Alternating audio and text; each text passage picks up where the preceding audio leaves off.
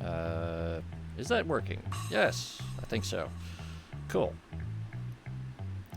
So I actually mostly, well, Hidden Boss, what you didn't hear was the several minutes of me talking with a microphone that was not working. Anyway.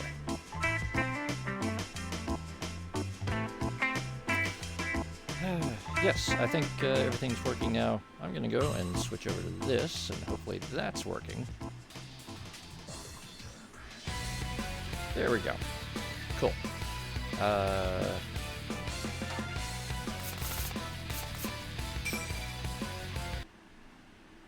Yes, objective, murder Teddy. That is always an excellent objective. Because fuck you, Teddy. You're annoying as shit.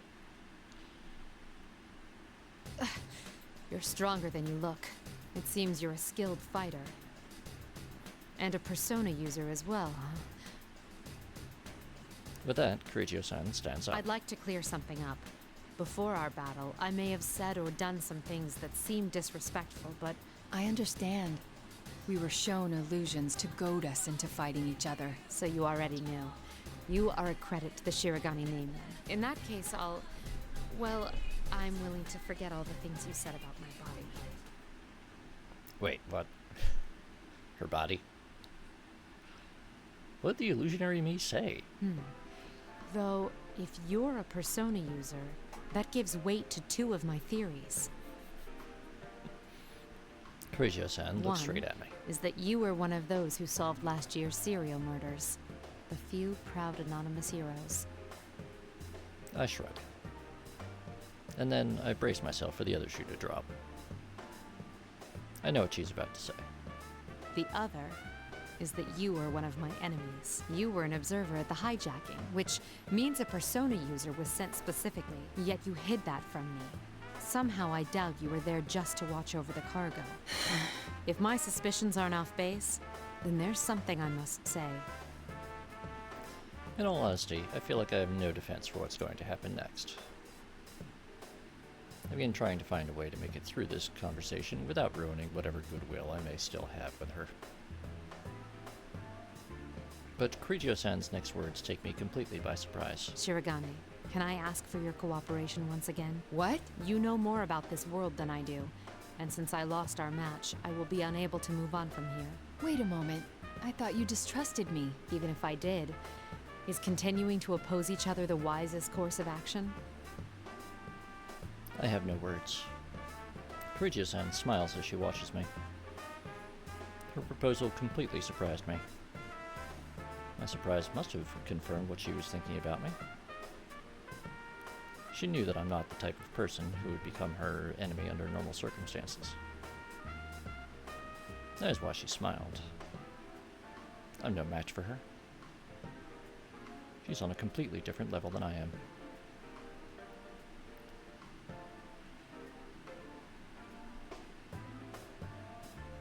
You know, it occurs to me, I just jumped right into the game without actually properly saying hello to everyone. So, scrolling back a bit. Hidden Boss, who managed to get here right on the dot. Then we have Lord Grimos.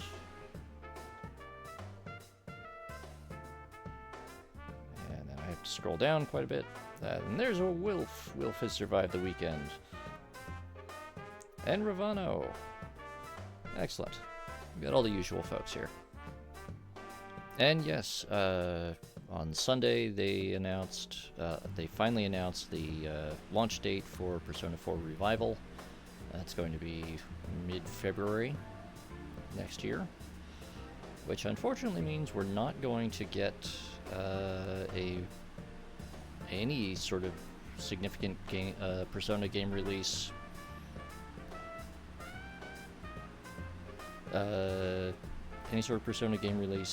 this year, which a little bit odd considering this year's the 30th anniversary of the franchise, but well, such is life. But at least we do actually have a launch date, and it is more or less it's in line with the window that they had set when they originally announced the project. And as of shortly before I started the stream, they have actually opened pre-sales on the Steam store. So base game is about $65 or so US, which is pretty much in line with their last several big releases. And actually, even with all the DLC, the like Ultra Premium Deluxe Digital Edition is still cheaper than some of their other releases. So that's that. And other than that, I'm honestly just tired of the discourse about pretty much every Atlus game being the exact same, like 4 identical complaints again and again and again, where people aren't even bothering to rephrase them despite the fact that they've been making the exact same complaints for 20 goddamn years. Anyway, moving on. We're fighting people as Naoto, because Naoto is really awesome in this game, and Naoto is also just cool. And so we're going to do that. And I'm going to try to not kill my voice by trying to keep up with the narration. Also, you may notice there are some new emotes. Thanks to all of you going a bit crazy a couple weeks ago, you actually unlocked some new emote slots, and with the start of the new game as well, I refreshed things a bit, and now you have some hopefully fun new emotes. I don't know. We'll see what people think of them. And actually, we're actually getting really close to hitting Twitch's target to let me have a few more emote slots. But there we go. Everyone's checking out the new stuff. I mean, we'll see, Grimos. It's kind of a weird thing where it's based on the number of concurrent subscriptions. But anyway, I'm not gonna grub for money and demand that, like, yes, you must buy exactly this many additional subscriptions to my channel, blah blah blah. Not gonna do that. Just gonna say thank you for all of you who are crazy enough to actually subscribe and keep subscribing, and even give stuff that's still strange and confusing to me that you're all willing to do that. But I definitely appreciate it, because it, well, for one thing, it helps me actually afford some of this stuff. Indeed, Ravano, we must. And hello, UNC Samurai. Already in there with the dancing Naoto. Well, Hidden Boss, if you have suggestions, you can always suggest things.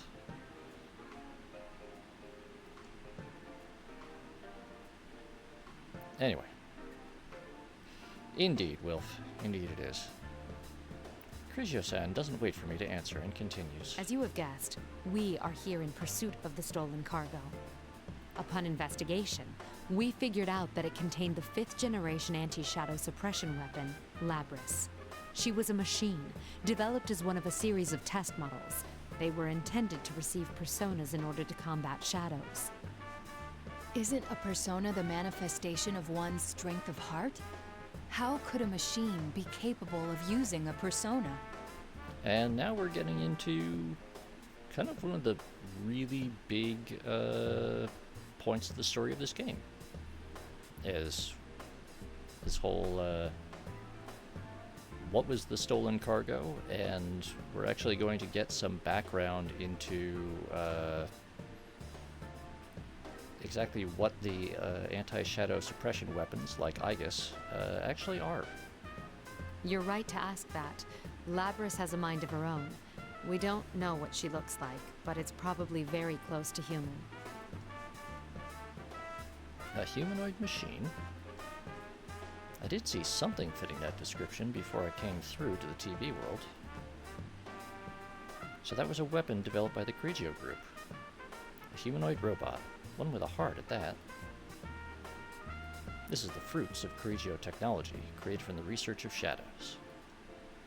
I cannot help but be surprised. However, if the culprits were specifically after this Labris weapon, there's a high probability that it has been removed from its case and is mobile. But I can't fathom how that would benefit the thieves. There is one thing I can deduce, though. Around the time of the robbery, we began to see activity in this world as well. I doubt this is a coincidence. I feel sure that your Labris is connected to this ridiculous tournament. I agree. Before I know what I'm doing, I reach out to shake hands with Correggio-san. I accept your earlier proposal, and I think I'd best hurry. Thank you. And I'm sorry. Your friends must be facing their own troubles. It's possible that they've met Labris without knowing it, too. They'll be all right, I'm sure. The record showed that Labris had some unknown experimental equipment. We don't know what she's capable of. Don't take her lightly. Oh, no, that isn't what I meant. She has a heart, yes? Then fighting her isn't our only option. She can be saved. I'm sure the others will reach the same conclusion. I see. When I say that, I can see a smile on her face. I can tell she believes in her friends as well. Oh, yes, I meant to ask. Have you been able to contact your friends? I shake my head. No. 2 of them have analysis-capable personas, but both of them have gone missing. I actually have a few powers in that area myself. Can you tell me what these friends of yours look like? I give her as detailed descriptions of Rise-san and Teddy as I can. Huh. A bear costume and a girl. Are they... Yes. They're the ones acting as hosts for this tournament, but they're not usually like this. I see. Well, anyway, knowing that will make searching for them easier. Let me see.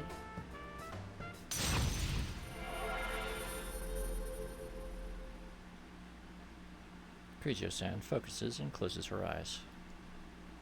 Her power must allow her to see an image as she searches. Maybe only a few powers, but it's still quite amazing. I'm getting a match some ways from here. It's not moving either. Aha! I found her. Can you hear me? Huh? Who is this? That voice. My name is Mitsuru Kirijo. I'm with one of your friends, Shirogane. Correggio-san looks at me and nods. She's communicating to me so that Rise-san can hear my voice as well. Rise-san! Naoto-kun, is it really you? Yes, though I could ask the same of you, Rise-san. I'm so glad. This weird fake Teddy kidnapped me and then everyone was fighting each other and... So Rise-san's voice on the PA system was a fake. If that's the case, then there's no reason to believe that the image of Teddy on the monitors is the real thing either. It's all right. Please calm down. Do you know where you are right now? It looks like an announcement room, but there are these invisible walls stopping me from leaving. Plus, the fake Teddy is watching me, so I can't use my persona.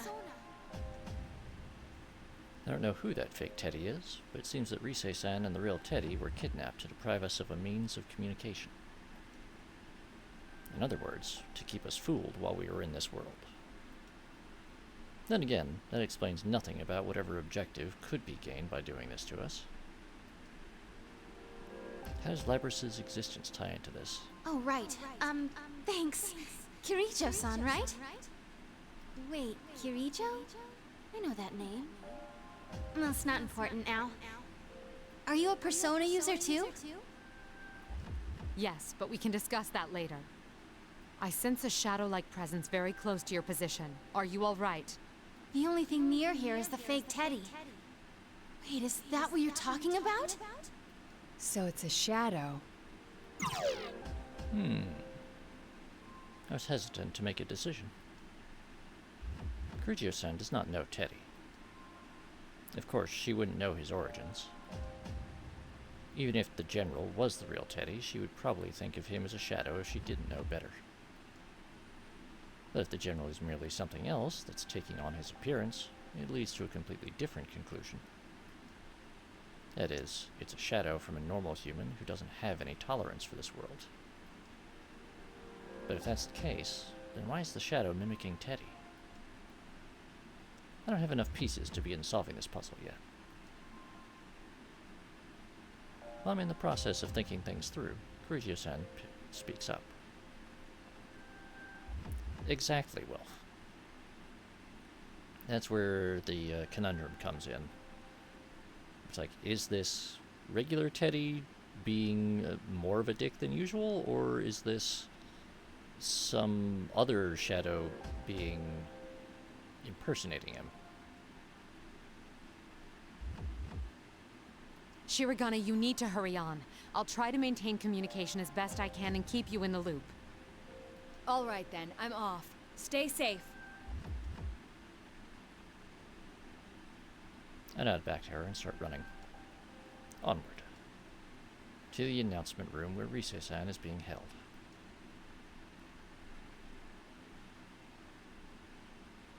That's also an important question, Hidden Boss.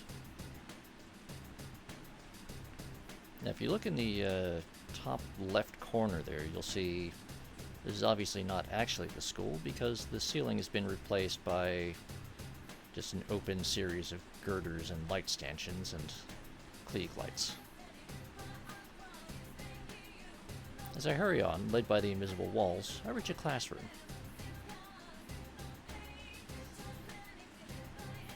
I'll be forced into another fight here too, no doubt. Looks like you're chugging right along! And now, another special guest for you! The gloves may be off putting you up against this one, so I want to see your best moves out there now, Chan! Now, bring out the next opponent!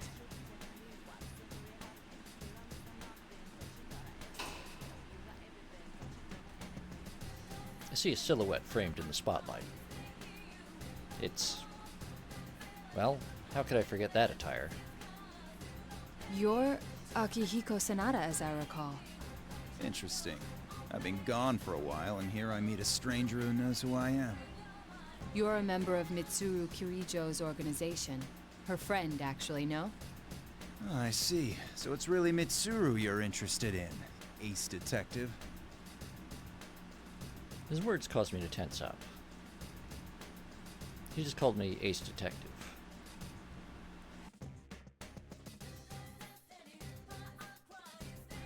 Perhaps that was just a guess from my family name, Shirogane, but he could know that I'm spying on them for the police. I carefully search his eyes for anything that might tell me how much he knows. He looks me over from head to toe, and immediately sneers mockingly. Jeez, look at you. You have the physique of a 12-year-old. What? A detective needs a strong body more than a strong brain. All-night research sessions, long stakeouts. You need stamina for that. But look at those twiggy arms and legs of yours. You've got an overdeveloped chest, but from the looks of it, I'd say it's all fat and no muscle. Seriously. What? What is wrong with him? That's the part of my self-image I'm most sensitive about. Let me teach you the secret to bodybuilding. First thing, protein. Second thing, protein. Third, fourth, and fifth, more protein. Don't you think that's rather unbalanced? The difficult thing here is, so we know that the like pre-fight interactions are heavily influenced by illusion. The trick is that, I don't know, this is an awful lot like exactly what the real Sanada would probably say anyway. Sanada-san flexes his muscles like a bodybuilder. And finally, you gotta spar. 1, 2, ha! He said sparring, but that punch was meant to do serious damage. This is absurd. However, putting his unhinged talk aside, his skill as a fighter isn't something I should take lightly. Shoot, I can't dodge them all. Stop it, Akihiko! Mitsuru?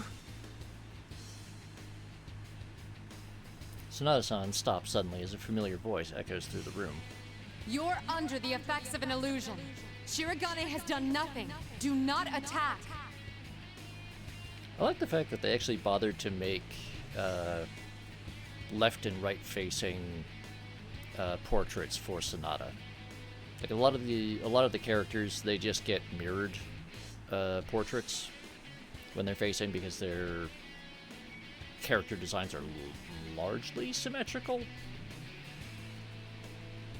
I mean, Mitsuru has the hair swoop going over one eye and over one shoulder, so it should be different either way, but it doesn't really affect her character design significantly.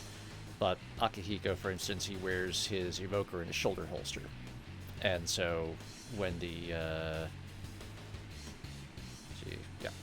So there, if I hide the text box, you can see when he's facing this way, he has one pattern of scars and his evoker on that side, and the scar on his hairline and the band-aid over one eye. When he's facing the other way, different pattern of scars on his torso. The scar on his hairline isn't there, the bandage isn't there, and his shoulder rig is has a couple of utility pouches under the arm. So it's actual separate portraits for left and right, which is a nice extra touch. So Grimos, this is what, like 2.5, 3 years after the end of Persona 3. We should have plenty of time to go and do Sonata's storyline, which explains exactly what he's been doing most of that time. But he has, as he mentioned in the intro, he has been traveling around the world, training and fighting.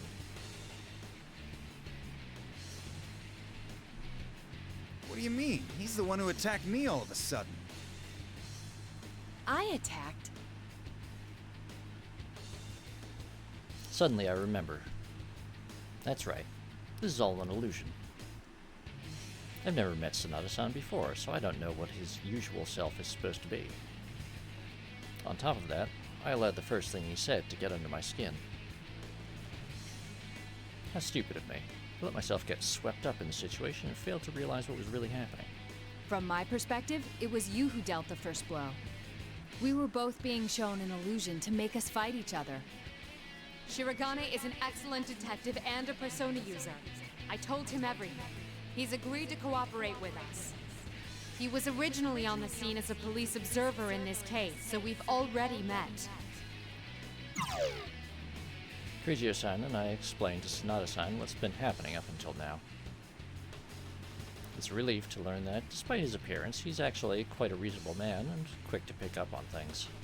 That noise-like phenomenon that fogs your senses is already gone. You should be able to communicate normally now. We reintroduce ourselves and shake hands. Looks like I fell for a cheap trick. Hey, there you go. Entirely non-symmetrical. Or almost. The cloak is still mirrored, I think, but... I'm sorry for forgetting myself too. I can't even claim to have been unaware of the deception. So you're a Persona user, huh? Well, since fate already brought us together, want to test your skills before you move on? Sonata-san slams his fists together. Akihiko, you're doing it again. Just cooperate with him. All right. Come on, Naoto, let's go. Oh, wait! The tournament rules say... As Sonata-san walks away, as I figured, he hit the wall. Are you alright? Are you alright? What's the matter? What happened? I don't know. There's some kind of invisible wall here. The rules dictate that only the winner of each match can advance. So, He was flustered mere seconds ago, but now Sonata-san has taken on a more lively expression. So we need to have a match, even though we've got nothing against each other. We're fighting after all then, huh? All right then, come at me. Please go easy on me. I could almost hear Grigio-san sigh in exasperation.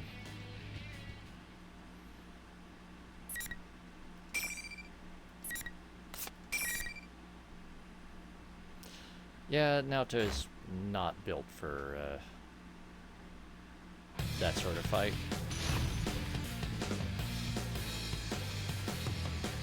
Also, Sonata-san has like 4 years on her. And quite a lot of, wait. I was hit! There! Gotcha! I was hit! Can they turn it into a victory? I was hit! Now is the time! Gotcha! The opponent cornered? There! First strike! Gotcha! I was hit! I was hit! No more holding. I was hit!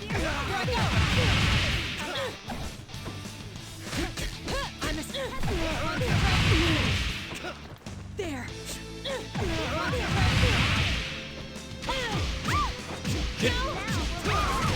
Fuck. There! KO. I was okay. A round of applause for both sides. Indeed, Silicon. And Wilf, yes. The ability to cast Gun, when someone attempts to cast Fist, does, That was a great balance bout. things quite a bit. You're good. About? What an annoying rule. Wait a second. That reminds me. I saw that guy calling himself General walking with a girl. If only one person can move on, that's against the rules. The fake Teddy and Rise-san were together all this time.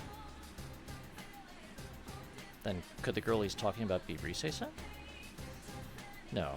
Do you remember the details of what this girl looked like? Sonata-san tells me about the girl he'd seen. What he said matches the description of the unknown girl Kanji-kun had talked about. Which means that there's a high probability that the person seen walking with her was not the general, but the real Teddy. At the very least, this is evidence against the argument that Teddy is the general. This creates another theory, though. If the general is not really Teddy, then he's someone else's shadow. And there's only one person that fits the bill. Well, not person per se, but If that girl was Labris, then... indeed, Wilf. Well, is it possible we're dealing with her shadow? That's right, Labris. If she had a heart capable of using a persona, then it stands to reason that she could create a shadow. In light of how the events of last year played out, it makes perfect sense. She was kidnapped by someone who threw her into the TV world, creating a reflection of her heart. None of the data I have shows any connection between Labris and Yasagami High. On top of which, I don't see how she'd know about you or your friends. I've been having doubts about that as well. But at least I have a feel for what's going on. What Labris's kidnapper hoped to gain from this remains unknown, however.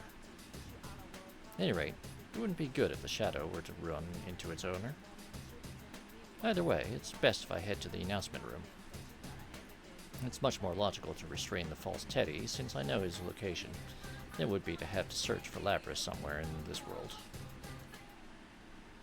Still, if that really is Teddy with Labris, why are they traveling together? Sheesh, what's that Teddy doing? I'm sorry I can't help much, Kirijo-san. You'll have to forgive me for my meager skills as well. My persona's communication powers are more for operational assistance. A friend of mine from school was much stronger than myself in that respect, but We all know who she's talking about there. Oh no, it's all that stupid bear's fault anyway. He's a real genius for making people worry. Man, it's strange running into so many Persona users I've never heard of all at once. I gotta say, brings back memories. For us, too. We were as surprised as you. Not to say that the possibility of other Persona users hadn't crossed our minds, but to actually meet them. What you said about a friend from school kinda reminds me of us, too. What was school like for you? I'd like to hear about it. Well, ignoring Akihiko's current appearance, he was a boxing champion in his student days. Hey, that dig was uncalled for. After that, I don't know what went through his brain, but he started saying he wanted to search for stronger opponents. He went on a journey to hone his skills?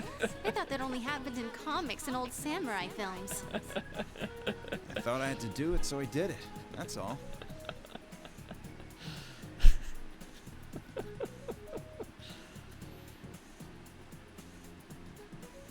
Yep. Kung Fu master wandering the world. Yep. This peaceful moment was shattered by Kirijo-san's voice. Wait, what's this I'm sensing? It's like a shadow, but bigger.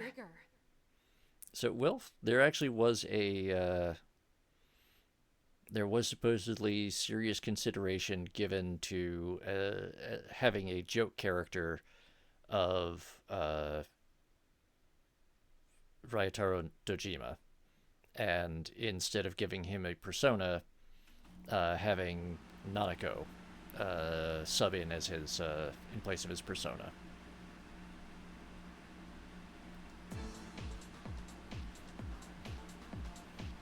Another shadow presence? And it isn't the false Teddy?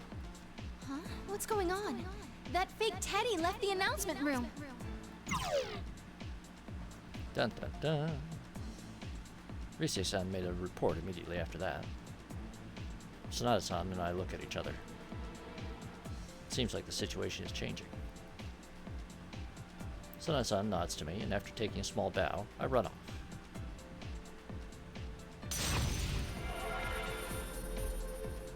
With no one watching over her anymore, Rise-san was able to summon her persona. The job of providing support moved from Kirijo-san, who not all of us knew, to Rise-san. Rise-san contacted the rest of us and let us talk to each other for a moment. Rise-chan? Oh, thank God you're safe! Don't worry, the others are here too. We'll rescue you in no time. Wait, why is Naoto here? I can't help but smile at this as I tell them about the others I had seen so far. It seems we're all safe for now. And now that we can communicate, we've greatly increased our awareness of the situation and our ability to share information. The General must have known that leaving Rise-san alone would result in this. If he did know, but left her anyway, there must have been something major happening. Either that, or he no longer has any reason to hide. I hurry on while we share what we know. The actual design of this place may differ from the real Yasugami High School, but the general layout appears to be the same. So if I climb the stairs and turn the corner, the announcement room should be right there. However, Rise-san calls out a warning before I can get there. Bad news, Naoto-kun! The fake Teddy's back! I'm too late. Huh? What the? Is that the real Teddy? Hey, the real Teddy's here too! He's got some girl with him. I don't know her. The fact that Rise's communication didn't get cut off once General Teddy reappeared is somewhat worrisome. But then again, General Teddy doesn't have the time to bother watching Rise-san. After all, if the real Teddy and Lapras are both right there as well, he has more important things to be concerned with. This confirms that General Teddy is a fake. It's only natural, then, to assume that he is Lapras' shadow in disguise. But that makes things dangerous. Lapras and her shadow are confronting each other. Rise-san should know the dangers of this situation, but she doesn't know Lapras. She might not realize what the relationship is between the girl and the shadow. I have to warn her. But before I can speak, it happened. No way! What's with that girl? The static gets worse. Rise-san? Rise-san! Why can't I communicate with her when we're so close? There's something happening in the announcement room. I run as fast as I can towards it. As I reach the door, I hear a loud scream from inside. I slammed the door open without a second thought, prepared for a fight. but the attack came from an unexpected assailant. Of anyone in that room, I wouldn't have thought it would be. Rise-san! Look out! I see something glimmer in front of me. Acting purely on instinct, I duck instantly. A low whizzing sound passes above my head. What was that? Did something get thrown my way? Naoto-kun! Rise-san turns towards me. Look at her from across the room. She's crouched down next to something on the ground. On closer inspection, the red and white lump she's near is Teddy. I see General Teddy in the back of the room, so the one with Rise-san has to be the real one. The girl is standing between Teddy and the General. I've never seen her before, but looking at her mechanical body, I can tell who she is. That's Labris. What should we do? That girl wasn't normal. She wasn't even human. I know it sounds hard to believe, but she's a robot or something. She defeated Teddy and, Calm down. Are you talking about Labris? Though Rise-san is quite shaken, she still nods. The riddle is solved then. You're not the real Teddy. You're only a shadow taking his form. The shadow of Labris here, to be precise. Aha! No wonder they call you the Detective Prince now, Chan. You cracked the case. Well now. But even if you figured it out, there's still nothing you can do.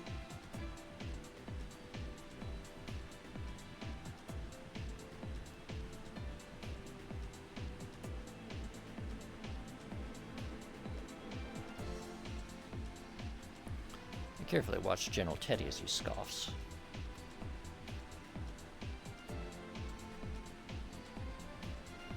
Whatever it was he threw at me, I was too busy dodging to see it clearly, but it must be dangerous. We do have gun agreements, yes. I'm sure he won't hurt his owner until he hears a certain phrase from her, but he has no reason to be gentle with the rest of us.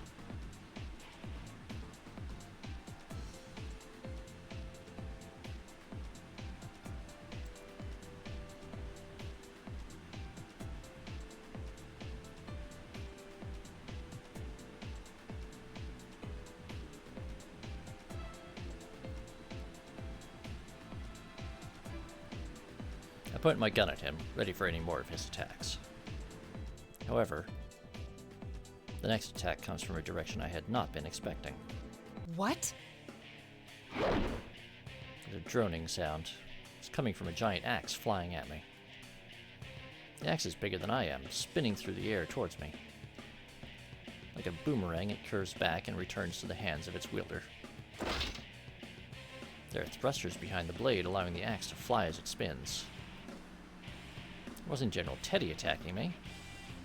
It was Labris. Not the shadow, but the real one.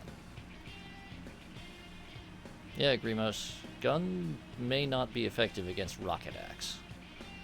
What's going on? Wait, did she attack me the first time too? That would explain why Rise-san is so shaken up. But the shadow's right in front of her. Why is she going after me? It's not true. I'm human. This is all just a bad dream. I gotta destroy everything. I'm human. I can't find any meaning in what she's saying. I want to convince her to stop, but I can't come up with the right words to do so. Labris takes a fighting stance without wasting a moment. Looks like the only way to bring Labris back to normal is to fight her. Rise-san, please stay back. Naoto-kun? Never really expected to be able to convince her in the first place. With the shadow here. I bite the bullet. I will stop her, no matter what. Yeah, unfortunately we have... Yeah, she's definitely gone crazy, Wilf.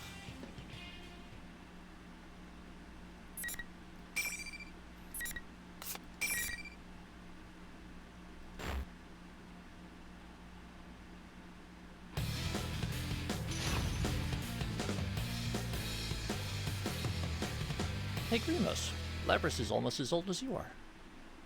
Finally! I'm a Persona! There! Volley! Assault! Okay, there!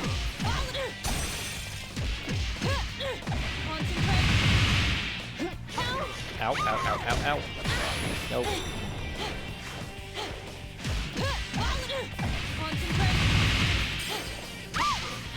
Ah! Nope. Ow. No way! Go! Please! There! Do it! What? Go! Assault! Now's the time! This should be enough. There! Here I go! Ow, ow, ow, ow, ow. Nope. Stop. Cease. No way! Ow. No way!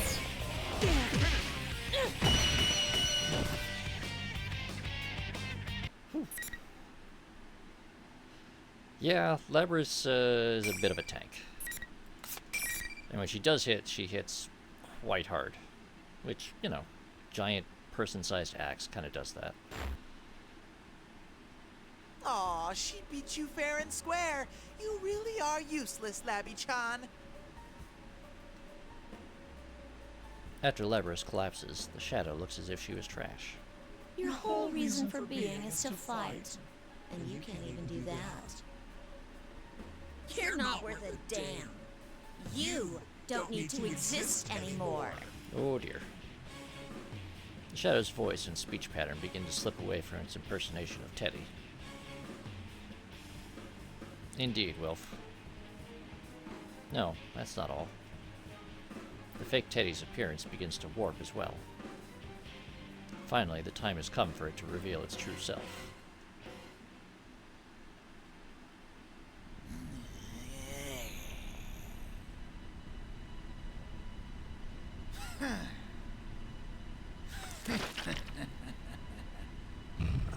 Oh dear.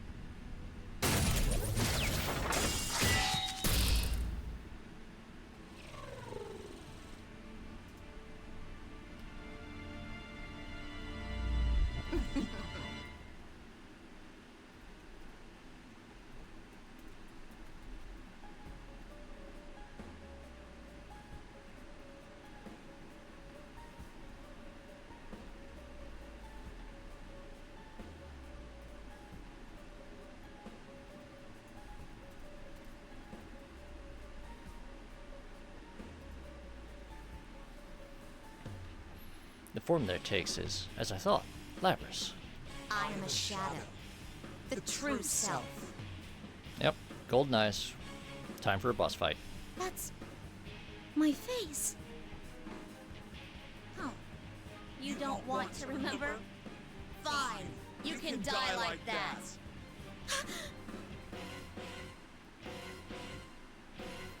What? She's attacking her owner now? Is it a threat to pressure her? No, this is a shadow we're dealing with, after all. There's no knowing what it will do. Stop it! What's this? Why are you protecting her? It's her fault you all had to fight each other, you know. With that, she turns to her other self and looks down at her with disdain in her eyes. I did, Rusky, yes. I mean, they had announced that they actually had a project team working on it a couple months ago. But the fact that they're far enough along to have a teaser trailer like that, and that they're at least giving a rough timeline, means that they've got a decent amount of progress on there, at least enough that they've established a You want the everyday boys and girls to a theme experience and what you had to go through. an aesthetic for it. And they're probably a decent way along through development. Right? That's why we're in a school having a fighting tournament. That ain't! My home was a horrible place. They made us fight and kill each other just to collect combat data. We hurt so much that no one understands. How can I make them see? I know. I'll force friends to fight each other. Maybe then they'll understand. No. I want to make them understand. That ain't true. That's not what I want. Oh, yeah? Then let me take over from here. I'll destroy everyone who pretends to understand, just like you did before. Yeah, it looks like they're kind of leaning into the supernatural horror elements, which they had been kind of moving away from with 4 and 5, which should be interesting. Stop! I've had I'm enough. definitely curious to see what they come up with. Labrys! No! You're not me! Yeah. No! You said it! You finally said it! The power, I can feel it building!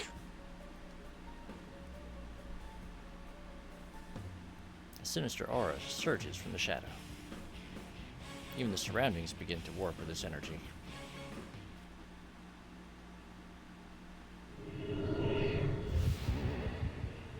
Uh-oh. Yes, They're doing the wiggly eyes.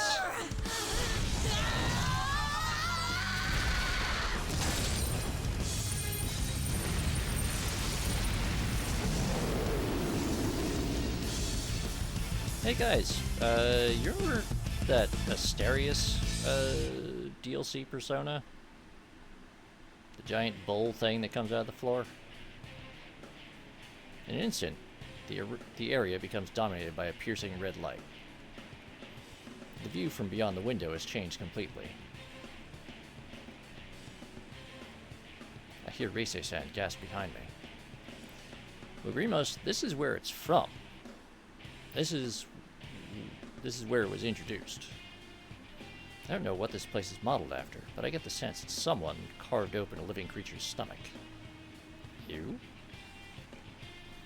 This is the reflection of Labrys' heart, the suffering she carries. The shadow's golden eyes stand out even more in the dusky redness, focusing on me. I changed my mindset. There's only one thing to do here. Just what my friends did for me.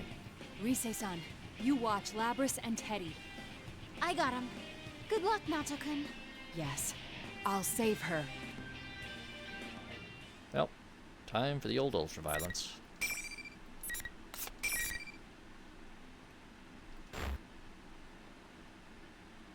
Ruski, unfortunately, all we have is a 38.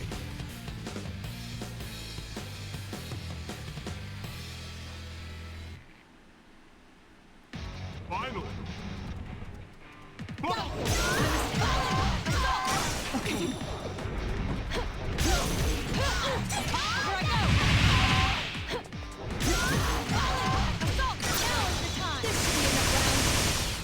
Can't let her get it.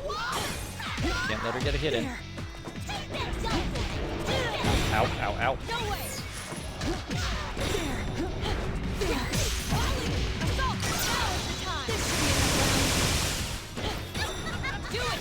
Please!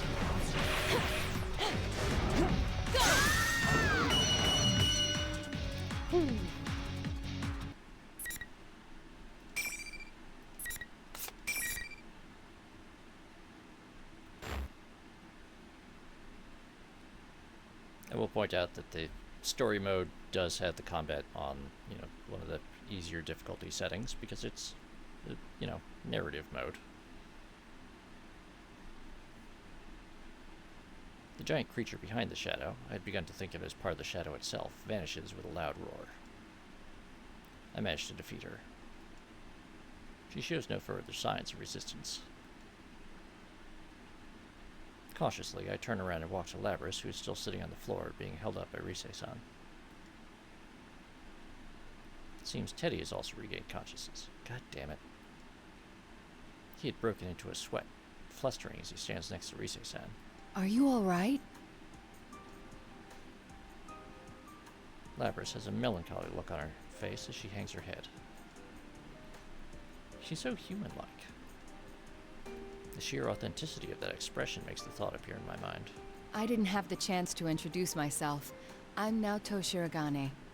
You're Labris, is that correct?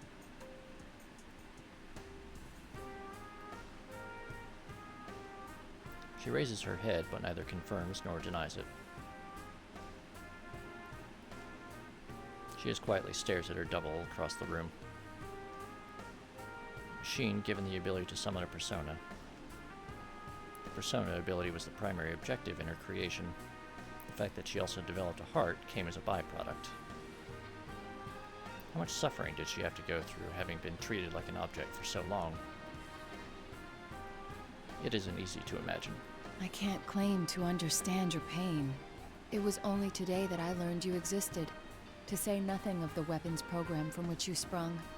But there is one thing I do understand.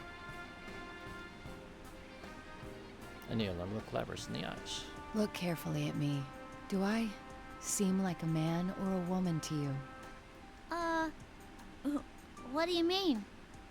You and I are alike.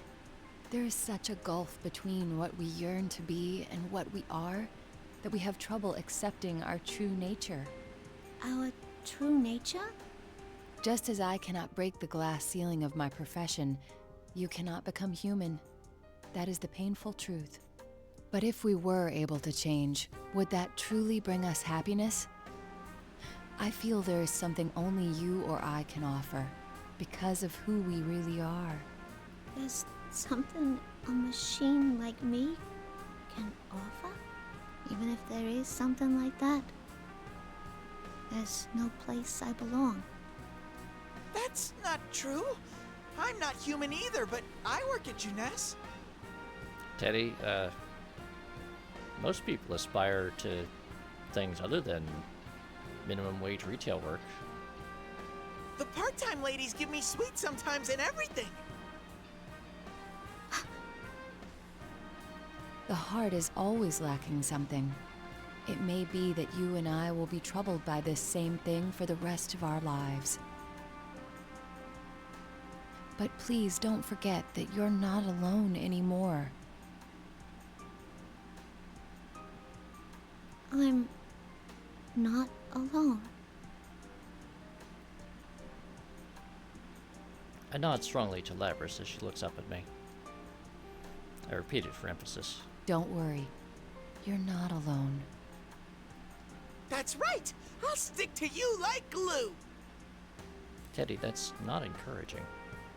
And it won't be just us. I'm sure you'll make lots of friends with everyone in town. Really? A machine? Like me? We nod. Labris stands up and approaches her shadow. They said it's okay to be me. Doesn't that make you happy too?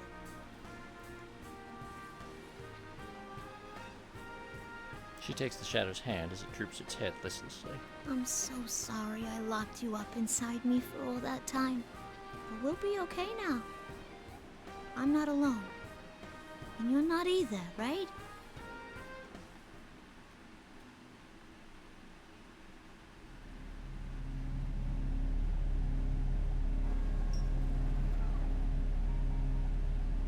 I'm sorry I ignored you all this time. I was the one who left you all alone.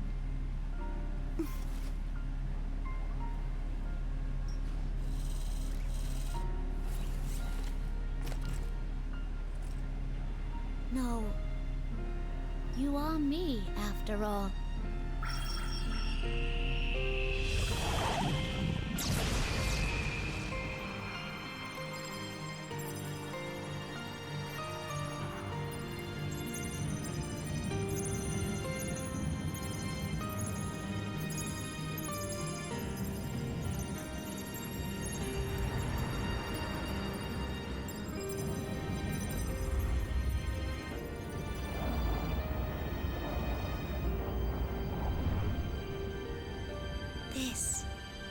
is my persona.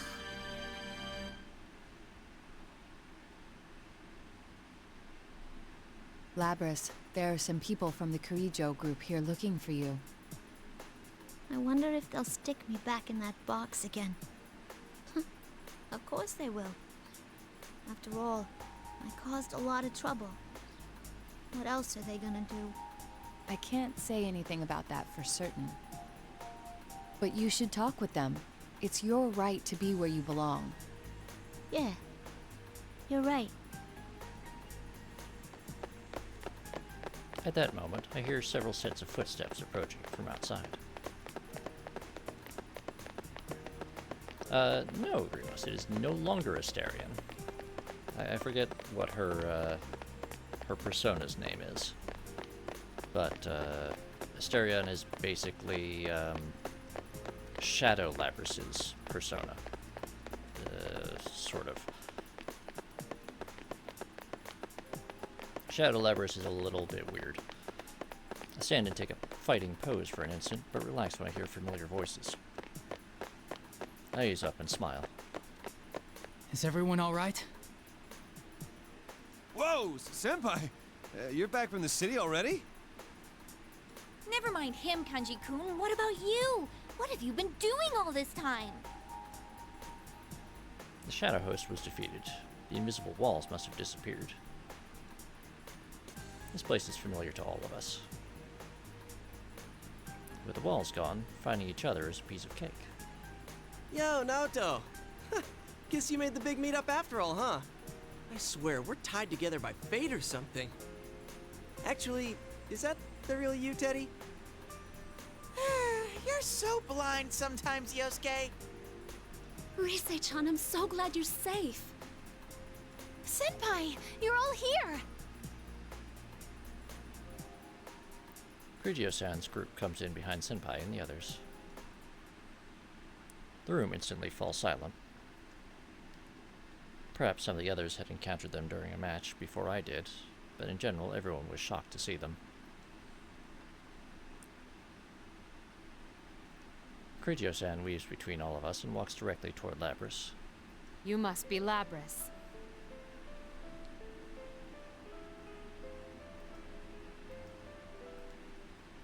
All of us hold our breath at Grigio-san's dignified voice. I'm Mitsuru Kirijo.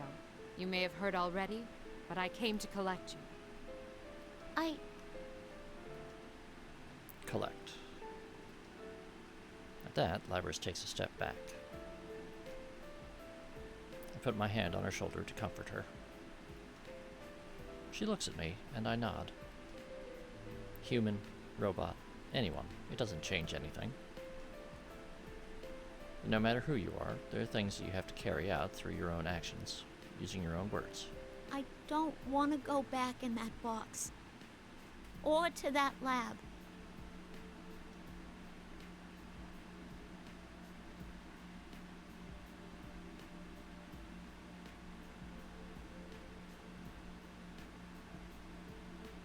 As Labris manages to say it, a voice speaks up from behind Kirijo-san. Mitsuru-san, I'd like to ask that you consider her request. Labris's, my sister's abilities, will surely be useful to us. Please, can't we enlist her on a trial basis and see what happens? Sister. Surprised by that unfamiliar appellation, Labris looks towards the speaker. You're a robot too. It's nice to meet you. I'm Aegis, the 7th generation anti-shadow suppression weapon. I'm your successor, sister. We're sisters? She answered Labris with a smile. Amazing. Her tone, her expressions, they're all so human. I'd like to third their request. I'm well aware that I'm in no place to make demands on you, but... Kirijo-san gave a wry smile after a third objection. I'm starting to feel like the bad guy. There's no need to worry. I wasn't thinking of sealing you away again. Really? You've awakened to your persona and gained control over it. True. I don't know for sure that the danger is past, but I don't feel that you need to be sealed off from humanity. Particularly since it's obvious that you have a heart. Kirijo-san. Labby-chan doesn't need to be all alone anywhere? Yay! Naoto, sorry to interrupt, but who are these people? They kinda look like a bunch of freaks. Yeah, I mean, one of them's not even human. I guess she's a robot? Huh? Wait a sec. Kirijo? As in the Kirijo group? Wait, what? What's going on here?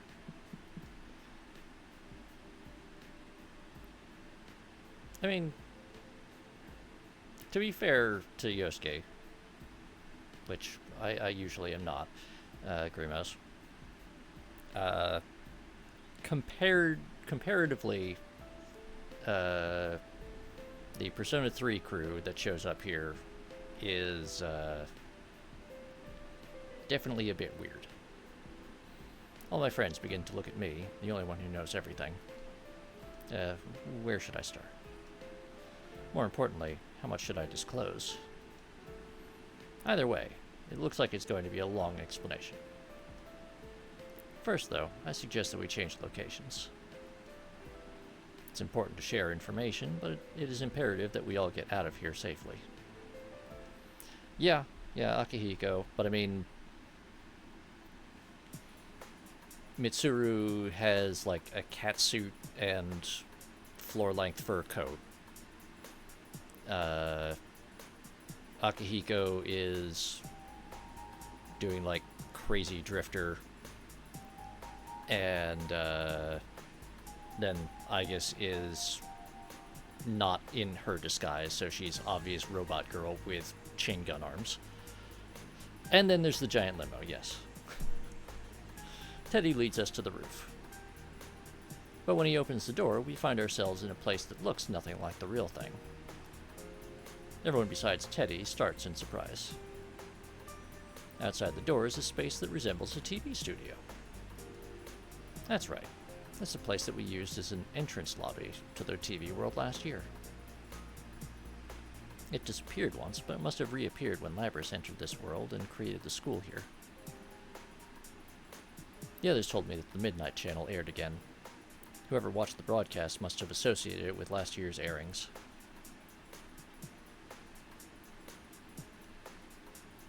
Hello, Persona Freak. I mean, the limo was just a limo.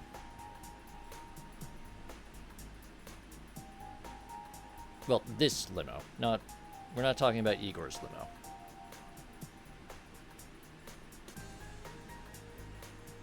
That explains why it looks exactly the same. At any rate, it looks like we'll be able to exit here in one piece. As I sigh in relief, Kirijo-san turns to us. I should introduce myself to the rest of you. I am Mitsuru Kirijo. I cannot tell you who I am affiliated with or my position, but I bear all responsibility for Labris. I mean, your name already kind of tells us everything we need to know there. This case, the whole disturbance was mainly due to us. I'm very sorry for putting you in such danger. Kirijo-san sums up the sequence of events. Labris's entry into this world was the cause of it all. She and the others came here after her. How do you know Mitsuru-san, Naoto-kun? That's, well... Shirogane was working with us. Since it was our first time in this world, he helped us safely reach Labris. So, the job you had was to bring Mitsuru-san and the others here? Huh? Well... That was basically it. I'm sorry, but there are some things he cannot disclose. I ask for your understanding in that regard. Sure, detective stuff. I getcha. That's pretty cool. Sonata-san and Aigis don't say a word even after Kirijo-san's explanation. It's not completely a lie, but still. I shrug and sigh softly.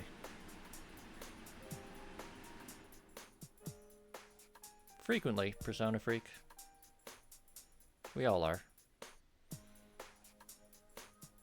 In the timeless words of Mongo, Mongo just pawn in game of life.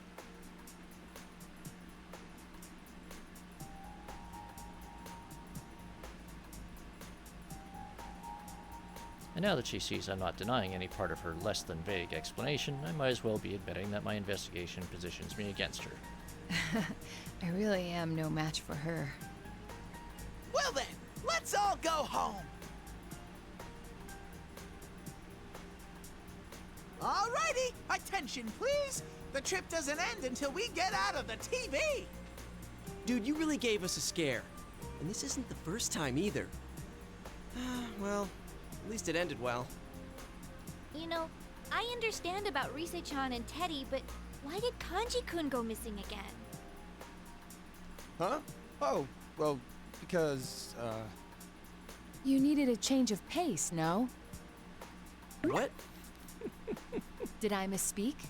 You said something like, sometimes a man just wants to be alone inside a TV. As if! Alto, you bastard! Why'd you have to tell him that? Labrys laughs at our small talk. Looking at her, I begin to feel like this episode wasn't so bad after all. But suddenly, Labrys' smile disappears and her body freezes in an unnatural position. Labrys? Uh-oh. Now the eyes are all gray. Labrys does not answer me. Sana-san shouts a warning. Get away from her! Everyone jumps back, confused. Kanji-kun wasn't even sure what he was supposed to be backing away from at first. Soon, though, we all stand around her in a ring. Labrys stands in the center, completely motionless. What's going on? I don't know. I can only tell that she's probably being controlled from outside. Controlled? As we all watch her, confused and nervous, Labrys' right hand slowly begins to move. It reaches around her back to her thrusters, or rather to the axe. Labrys' eyes were staring blankly into space, but suddenly glanced at me. Shirogane! The warning comes at the same instant as the attack. I can feel the wind of the axe's passage as I bend backwards to dodge the blow.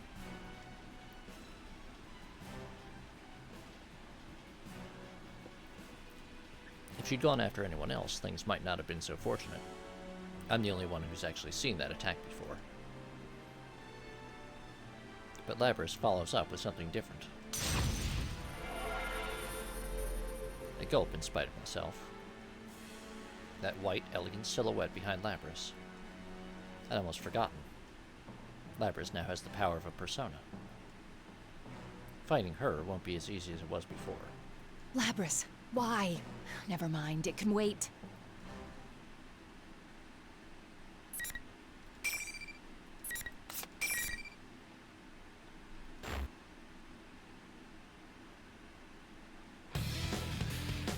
No.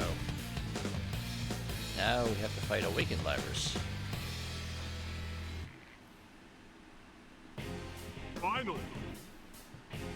Fight! Go! Do it! Ow. Ow, ow, ow.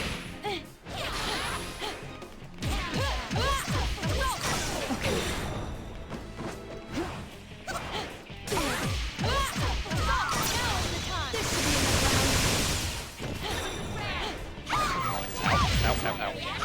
Stop.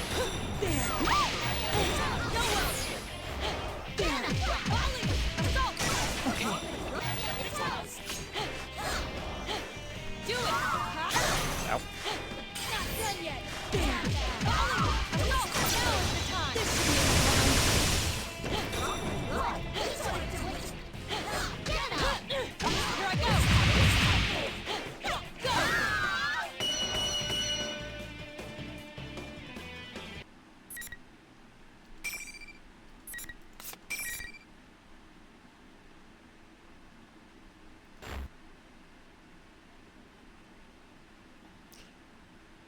Yeah, having a teammate would be handy, Grimos.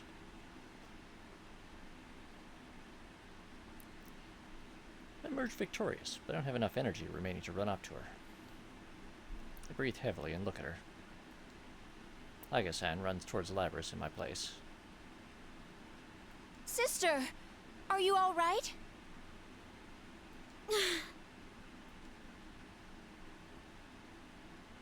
I mean, the combat system is adapted from the BlazBlue tag team games. And if they had that mechanic with the cast, instead of each person with their persona as their tag partner, you'd cut the roster in half and you'd have like 4 usable characters, which would be very limiting, especially when this was originally an arcade cabinet game, where you kind of need a pretty big roster. My, to think she'd fall so easily. Everyone glances around, trying to find where it came from. I hoped that she'd provide more entertainment. What a disappointment. Uh-oh. As soon as the sentence is complete, all eyes turn towards me. I cannot blame them. After all, this voice was mine. The darkness in the center of the ring twists and squirms like gel. A face forms on its surface and it hardens into limbs and a human-like body. It stands up. The thing standing before us was, again, me. No, just something taking my shape. Naoto-kun's shadow? Why? I thought you disappeared. I can't stop myself from being filled with anxiety. But I keep my voice calm as I ask it a question. Who are you? Once you've gained your persona, you're not supposed to see your shadow again. That's what you thought, isn't it? Did you really think I had gone away? Well, too bad. Man cannot let go so easily of his weakness. I'm always with you. Wow, that mouth animation is creepy. No, this can't be happening. My friends become even more disturbed. They certainly had cause to worry. Could the same thing happen to them? Will it? I, however, did not stir. Instead, I suddenly understood what had happened. This thing's objective was clearly to cause us panic. Enough farce. You are not my shadow. I walked towards this copy of me, the real enemy. I know that for 2 reasons. First, I was able to use my persona in the battle just now. One's persona and shadow are 2 sides of a coin. If you are my shadow, my persona should have been unusable. Second, you took control of Labrys just now. That's an unusual power far beyond the capabilities of a human like myself.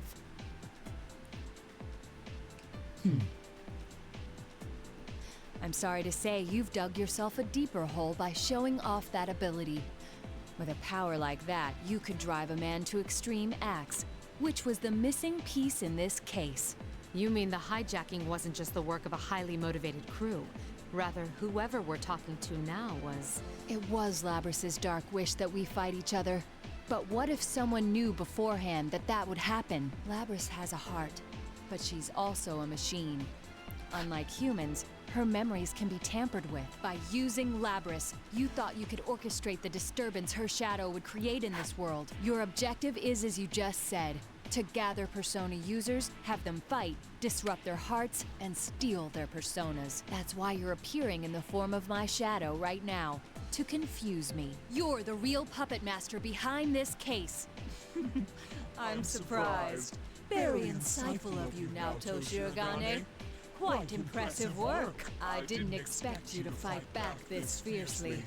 Sadly, it seems things won't be going according to plan this time. But I'll make use of what tools I have to the very end. This is my last chance. No, more like a marvelous entertainment. Now stand, my puppet. Labrys staggers to her feet. There's no doubt now, this is the person controlling Labrys. And she has yet to break free from the spell. Poor thing. It's all worn out because of you. It shouldn't have much strength left to fight. But unless you destroy it, it will keep rising up and attacking you all. What will you do?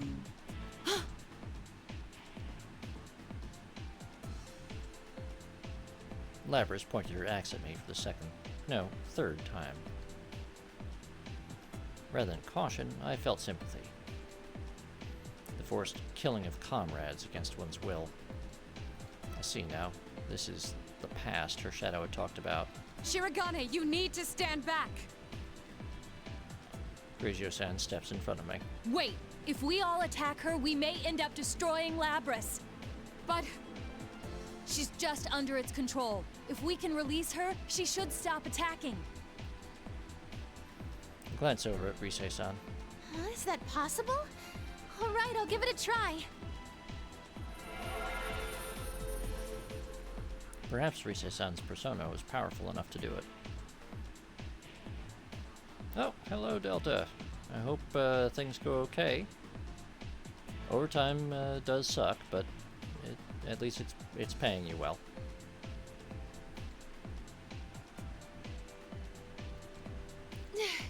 It's no use. What is that thing? It's not a shadow. It's way too strong.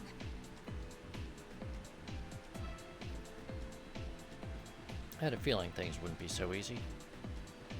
Out of options, Grigio-san signals Aiga-san with a troubled look on her face. Aigas, prepare for the worst. Aiga-san opens her eyes in shock. A look of astonishment, and not the good kind. But she quickly regains her composure and begins readying her weapons. She slowly aims them at Labris. Yes, Persona Freak, this is story mode. This is specifically the Persona 4 Arena story mode from Naoto's point of view. Because Naoto is one of the few characters I'm actually somewhat good at because I suck at fighting games. No, wait! Let me try again! But Aiga-san pays her no heed. Labris is in her sights. She looked calm, but it hurts just to see her expression. That's only natural. She called Labris her sister. Good. Now suffer. Relinquish your personas. At that very moment, Grigio-san suddenly looks up. She closes her eyes. She gathers her strength as she had when she tried to establish a line of communication with her own persona. But who is she trying to reach? I see. Now! Who is she talking to? Is there someone here besides us? As I stared at Grigio-san in bewilderment, it happens. Without warning, Labris freezes in place. The menacing aura that she had been giving off dissipates in an instant. What? For the first time, I can hear panic in the enemy's voice. Freed from the power of the enemy, Labris' body collapses to the ground. Aiga-san's weapons fold back into her body, and she runs to Labris as if all her pent-up emotions were exploding behind her like a rocket. What the heck was that? I don't know. I was getting desperate, too. It seemed like something far away stepped in. This can't be! It's just as we thought.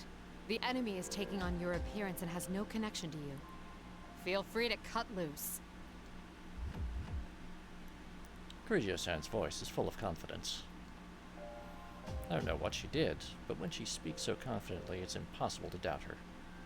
I look at the enemy again. My face, but with a different expression. There's something I want to ask before I fight. What now? Why did you choose me? Of all the Persona users here, why did you use my face? Is that all? Of course I chose you. You were the most unstable of the lot.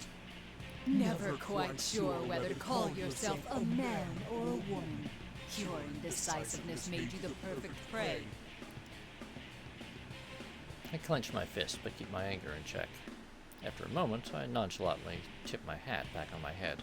There's actually something I've been curious to know all this time. Last year, when my real shadow went berserk, I was forced to the sidelines. It left me wondering whether I could have overcome that other me on my own. This is the perfect chance to find out. I won't hold back an inch.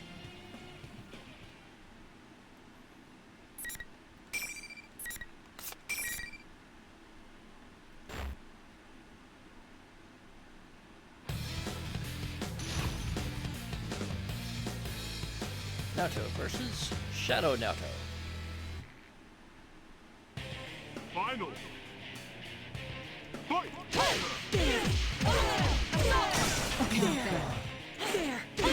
Ow, ow, ow, ow.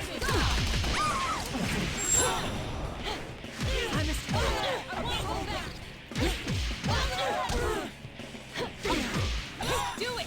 There!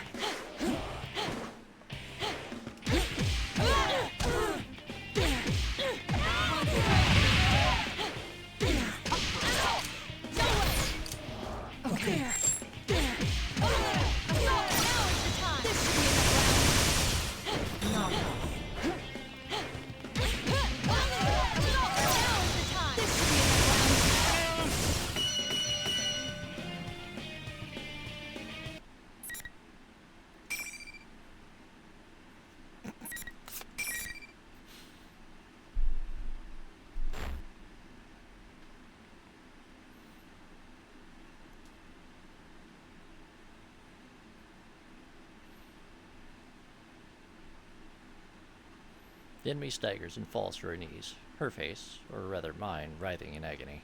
You did it! You're so cool now, Chan! Can't believe you could go that nuts on something that looked like you.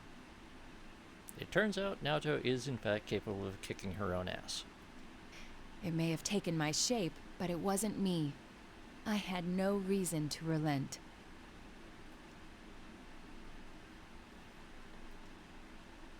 I fully believe what I said, but Kanji-kun doesn't seem satisfied for some reason. Kirijo-san looks down at the enemy. You'll be coming with us. There are some things we still want to ask you. This is fine with me. There were many twists and turns along the way, but I'm not displeased with the results. It was good enough for this time that I confirmed you have the power to meet my expectations. This time, This is only a temporary form. I doubted there'd be any meaning in changing my appearance, but sure enough, it made for a very enjoyable game. I will see you in another guise next time. Just wait until then.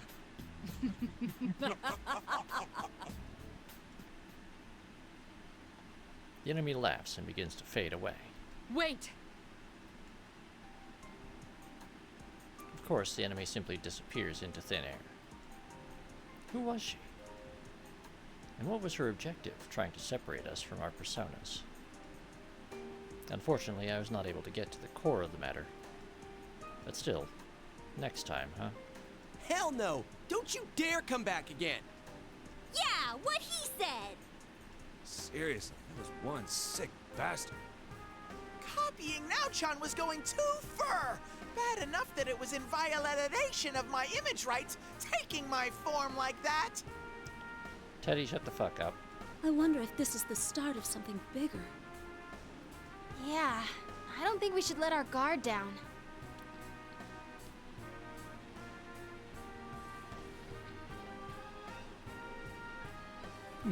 Sorry. Everyone's face clouds with anxiety.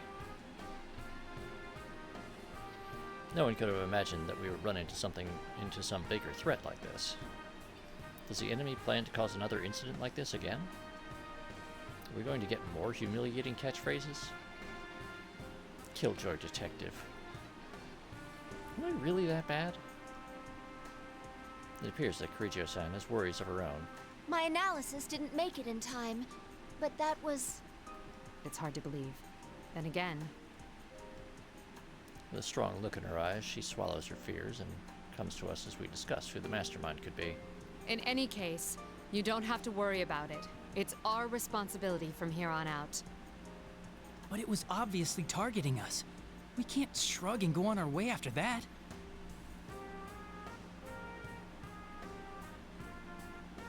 Yes, Naoto is a bit uptight, but Naoto also is in a position where maintaining a certain level of dignity and behaving like an adult is kind of necessary for her to maintain her social and professional position. He's correct. Given that it's taken an interest in us, we must arm ourselves against it. Of course, you should be aware that the enemy is out there, but there is no need to abandon your lives to pursue it. We will do our best to ensure that no harm comes to you. That is, after all, our duty. I can sense that she is completely sincere.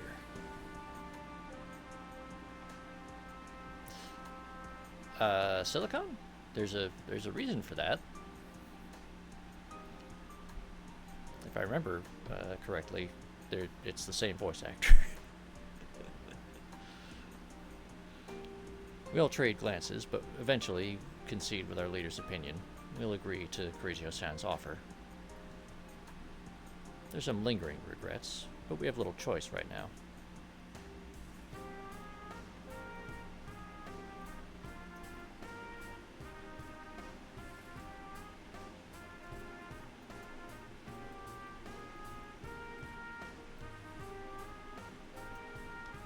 Seeing that everything is settled, Teddy butts in and strikes a strange pose.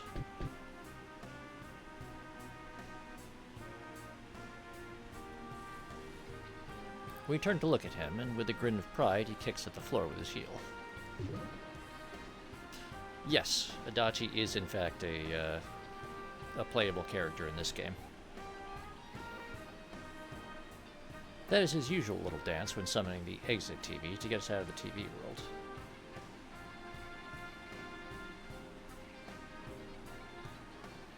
Kirijo-san's group is obviously surprised and look pointedly at the TV. What are you doing with this ancient TV? Hang on, where'd you even get this? It's a Teddy Vision! You can get out from here! This TV is our escape route? Can we really fit inside?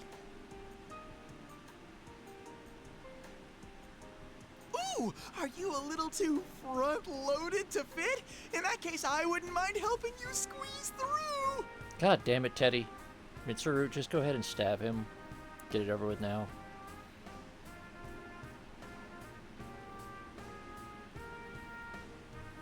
You're even worse than before, you know that?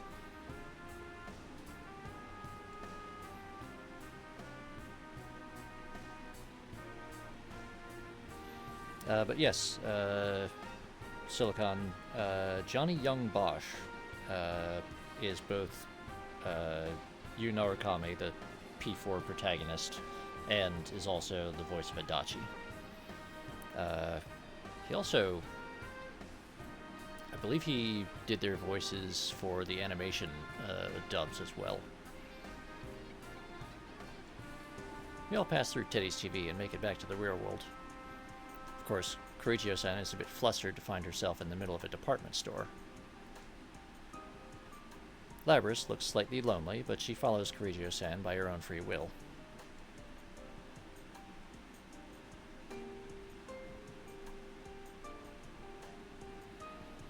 There shouldn't be anything to worry about.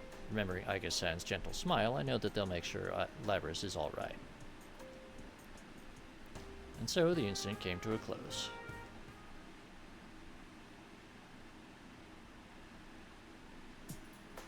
The following day, May 4th. Kirijo-san had stayed the night pursuing a follow-up investigation and is going back to the city today. We learned that from none other than Labris, who had called us all, wanting to say goodbye in person. That damned gas station. And of course we were obliged to see them off.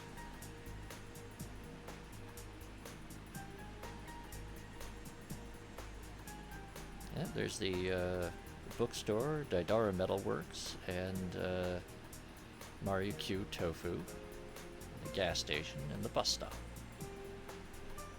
All very familiar. At an intersection just outside the shopping district, we gathered by that oh-so-familiar limousine to exchange parting words with Lapras. I'm really sorry for causing you guys so much trouble. What are you saying? I had a blast meeting you, Labby-chan. Likewise. Yeah, I mean, it's wild how it's been like a whole 4 days, I think. But I can't believe you didn't notice at all that Kirijo-san was searching high and low for you. You're so thick. That is mysterious. I wouldn't hesitate to answer the call of such a beautiful woman. Down, Teddy. It must have been because I was having so much fun talking with Labby-chan. God, Teddy. She never gives it a rest. So, what are you gonna do now, Labras? If you need help, we don't mind sheltering you. Yukiko's house is a great hideout. GA, stop volunteering people's homes and businesses. Thanks. But I'm planning on working with Mitsuru-san. We're gonna catch the scumbag who tried to use you guys. This time, it'll be me that's got your backs. Sounds promising. It sounds as though you found a place where you belong then. Sure enough. Come back anytime to hang out, okay? We'll be here for you. Oh yes, Labras's accent, which is yet another English dub attempt at it is, yeah. Yeah, it's a little bit of the old Brooklyn accent. Okay. Thanks, you guys.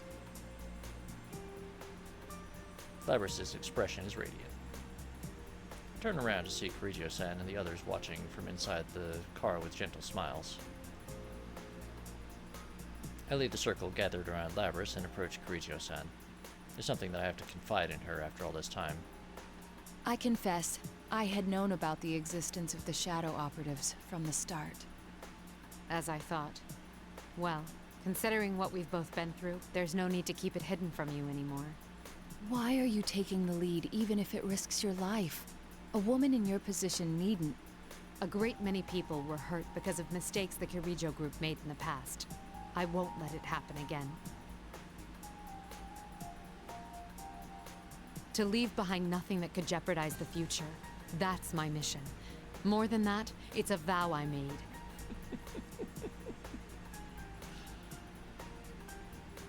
I feel like she's speaking to someone else. Someone who's not here to hear her. She then nods to me. The sincerity in her eyes is all the confirmation I need.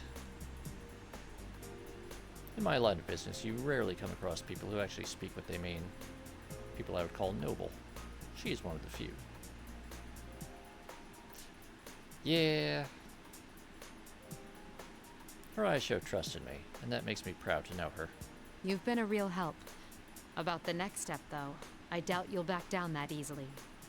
Who knows? It's not my decision to make. I give a casual reply, and Kirijo-san shakes her head with a smile. I understand that nothing I say can dissuade you, but I want you to be cautious. Her expression turns serious. This is likely to be a personal warning about the investigation I've been conducting on her. Of course, there are those within the Kirijo group who don't think as I do. There are no doubt a lot of dark secrets to be unearthed.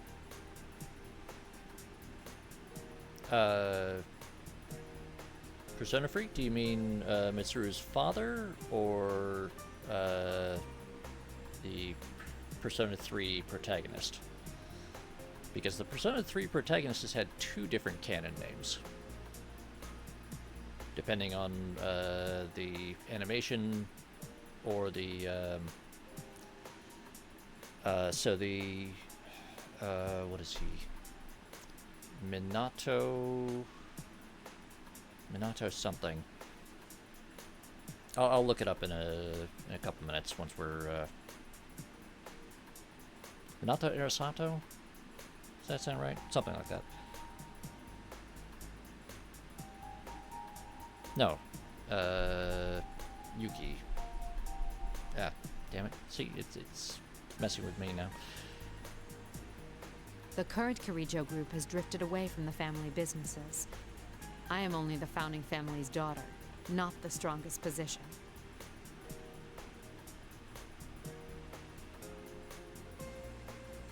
What an odd warning. It's as if you're showing compassion to your enemy.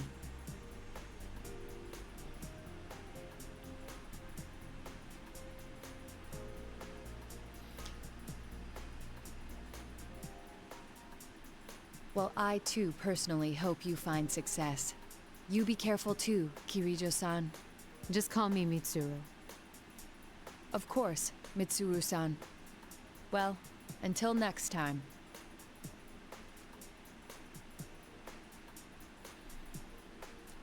So, Persona Freak. In the manga, it is Minato Erasanto. And then in the movie, dancing games, Persona 5X, and a couple of other properties where he's appeared with a name, it is Makoto Yuki. So Makoto Yuki's kind of the more official one at this point, even though the manga was the first of those. Anyway,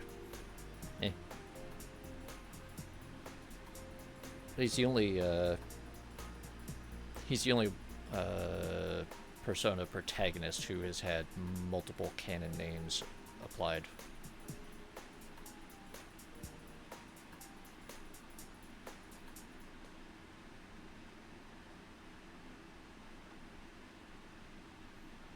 We watch as Labrys waves from the window, believing that one day we'll meet again. After seeing them off, we head to the food court at Junes. It's been a bit delayed, but it's time for you Senpai's welcome back party.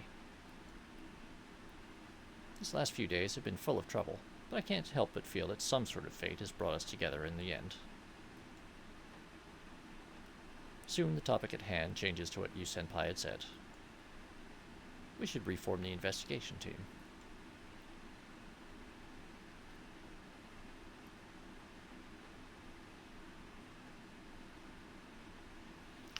Well, yes, there is that. Persona Freak. Particularly in medieval society, surnames tended to be really only applied to noble families, and everyone else, their family name tended to be a bit more loose or descriptive in a lot of cases. And then even the nobles, what we now use as a family name was frequently tied to whatever noble title or position they held.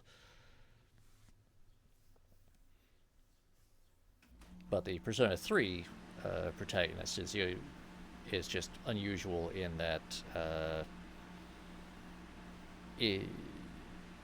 the protagonist in Persona, the first Persona game, and then the Persona 2 duology, they had either names established in-game, or they only ever appeared in one other adaptation media where they were given a name.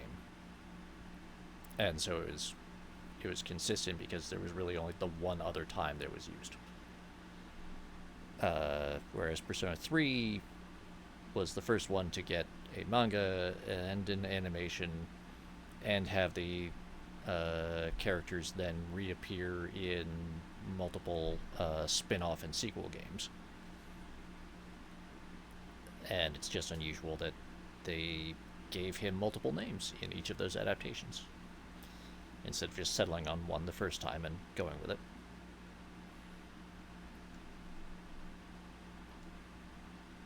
Not a single one of us objects to the idea, and we all talk about our plans to continue.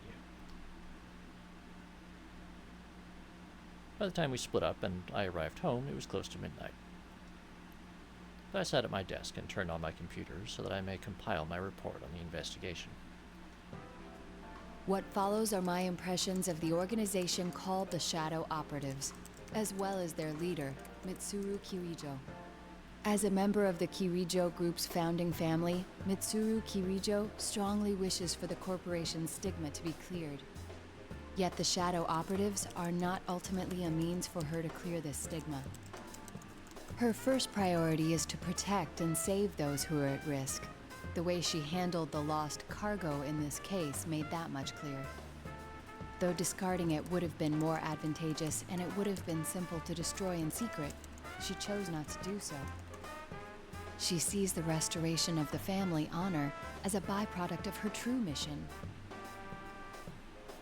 And there's a legally distinct, totally not Sony product right there. I will continue my secret investigation. It is apparent that the Kirijo Group still harbors many dark secrets. Yet I must note that no matter how their internal affairs are worth watching, we need not trouble ourselves overseeing shadow operatives. Mitsuru Kirijo does not shrink from the responsibilities she bears. We will never gain leverage over her based on her family's sins. Even if the true culprit behind this matter has ties to the Kirijo Group, she will... Stop typing and delete the last sentence. No, this report is no place for conjecture. I suspect this is only the beginning.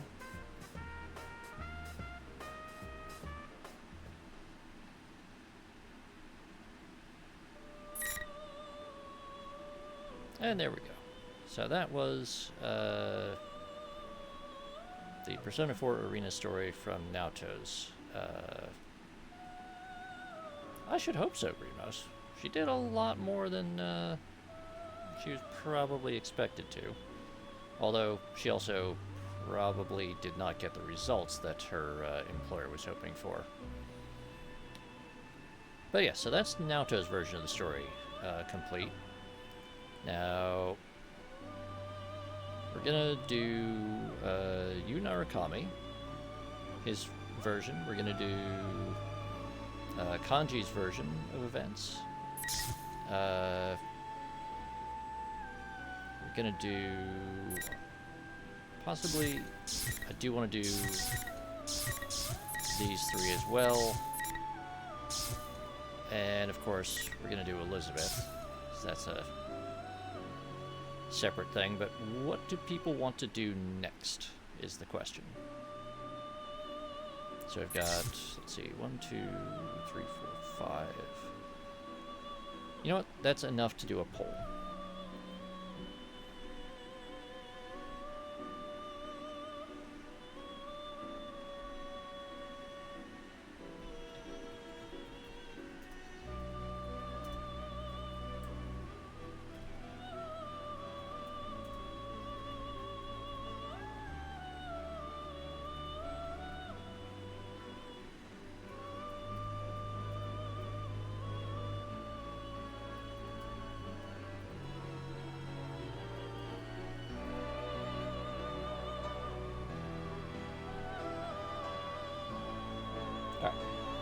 So, we've got,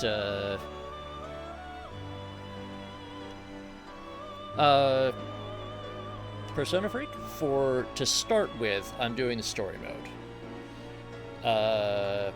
Because there is... So, while the poll is running, we'll go back to the main menu. So, there is, I think what you're thinking of, Persona Freak, is Golden Arena, which, Primos, what have you done?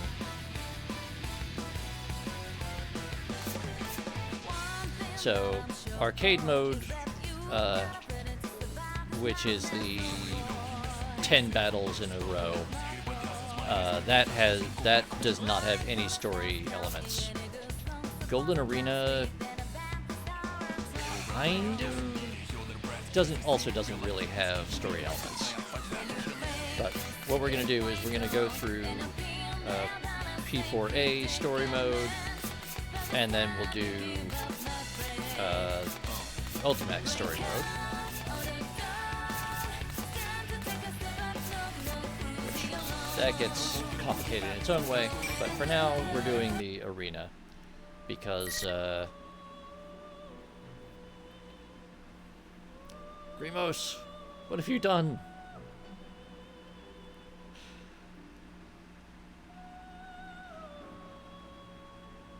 Ah, boy.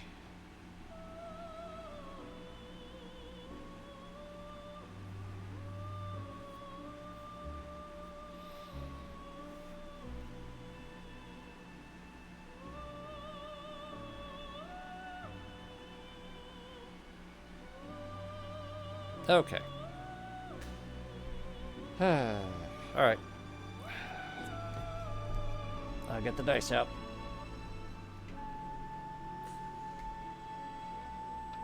Okay. 1, 2, and 3 are going to be Yu Narukami. 4, 5, and 6 will be Mitsuru, because you guys have to make everything into a tie. Well done. And that's a 4. That means we're going to play Mitsuru.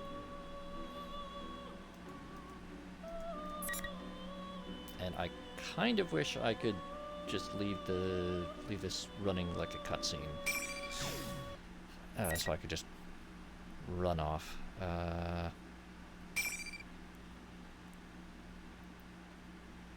Late November in the year 2010. Oh.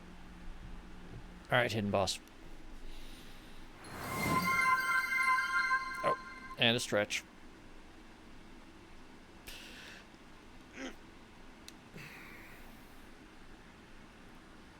And got some cola here.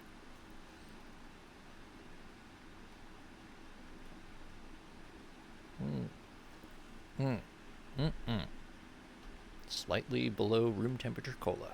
Refreshing. Thank you for that, hidden boss.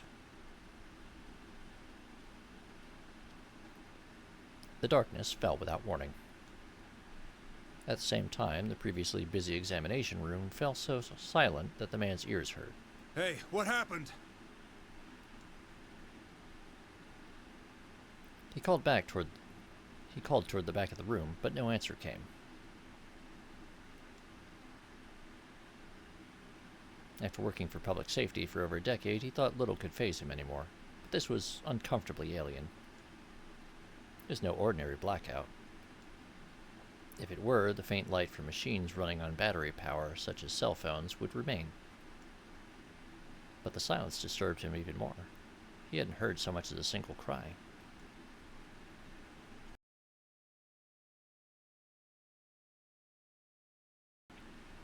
As he looked around, he saw a spot in the darkness. Something was giving off an eerie glow, as if painted in incandescent pigments.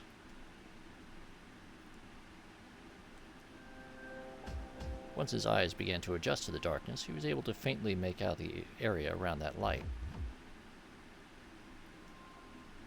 The shining spot was revealed as a small, strangely decorated box. One that the man had only just delivered to the forensics unit. Forensics team! What the hell is... He called out, still squinting at the shadow of a person he could see at the window before him. But as the shape resolved, he saw there was not a person's shadow at all. Huh? He had no words to describe it. At first glance, it seemed to be a coffin. Indeed, that is what it was shaped like. But he had never seen a coffin standing upright, tall as an adult, shining like a dark crystal. Yet that was clearly what the crystalline mass was, squatting in the spot where a window clerk normally stood. And upon closer examination, it wasn't the only one. At desks, in front of the evidence shelf, next to a reference computer, the objects towered everywhere as if they had taken the place of humans. What are these? A chill ran down the man's spine. Their people was the thought that instinctively came to mind. Was this the reason he couldn't hear anyone else's voice? Was it because everyone but him was... What's going on? Wilf's got it. Once the fear had set in, it wasn't easy to shake off. His familiar office was starting to look like a grotesque netherworld. He felt quite sure that he had to get out. Quickly, he turned and grabbed the knob to the door through which he had just entered. But... What the? It didn't budge.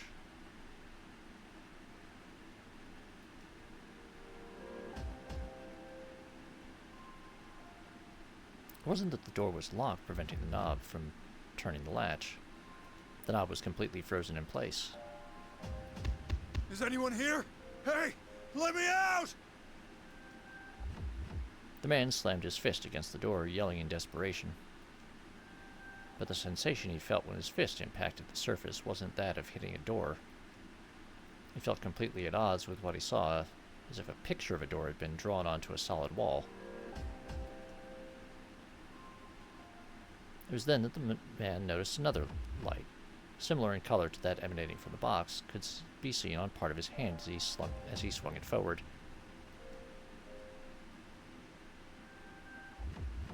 There was a ring, and suddenly he remembered. When he brought in the small box, he found several bizarre ring-shaped objects within it.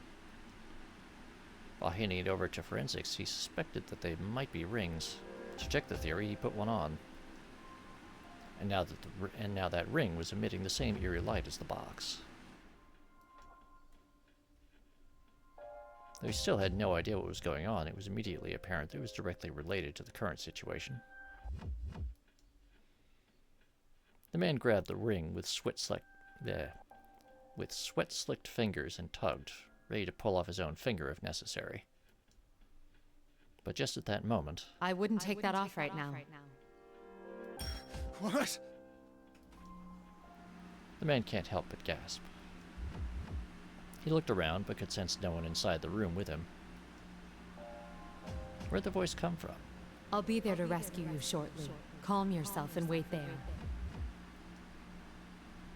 When the man calmed himself, he realized that it wasn't just a voice. The sensation was indescribable, but it was distinctly unlike hearing with one's ears. Who's there? Oh, pardon me. This is Mitsuru Kirijo. We met earlier. Kirijo.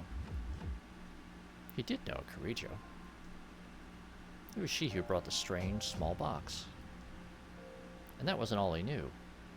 Kirijos were a wicked family who used their fortune and influence as a shield, a constant frustration to the police.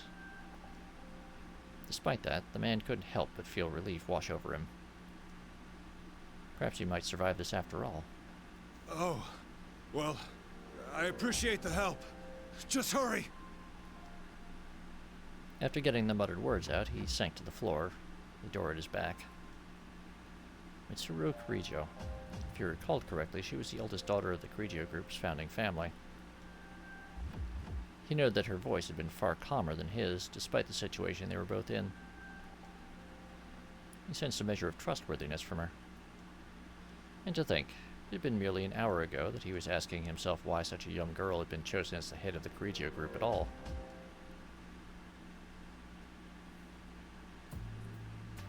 National Police Agency.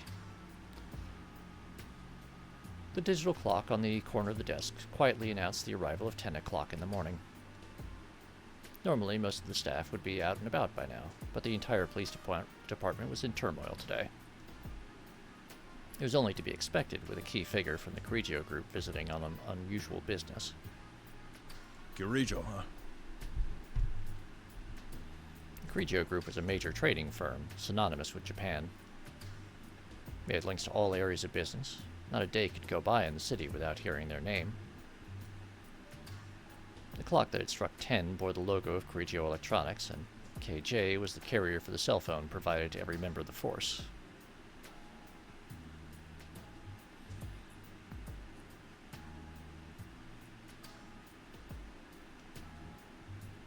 A few days ago, this same Kirijo group had made a seemingly insane proposal. The document was hundreds of pages, but a brief summary would read, "We wish to collaborate with the police on an unofficial department for eliminating monsters." Persona Free? That was not remotely a normal high school. That was the... Gekukan High is a private preparatory school owned by and run by the Correggio Group.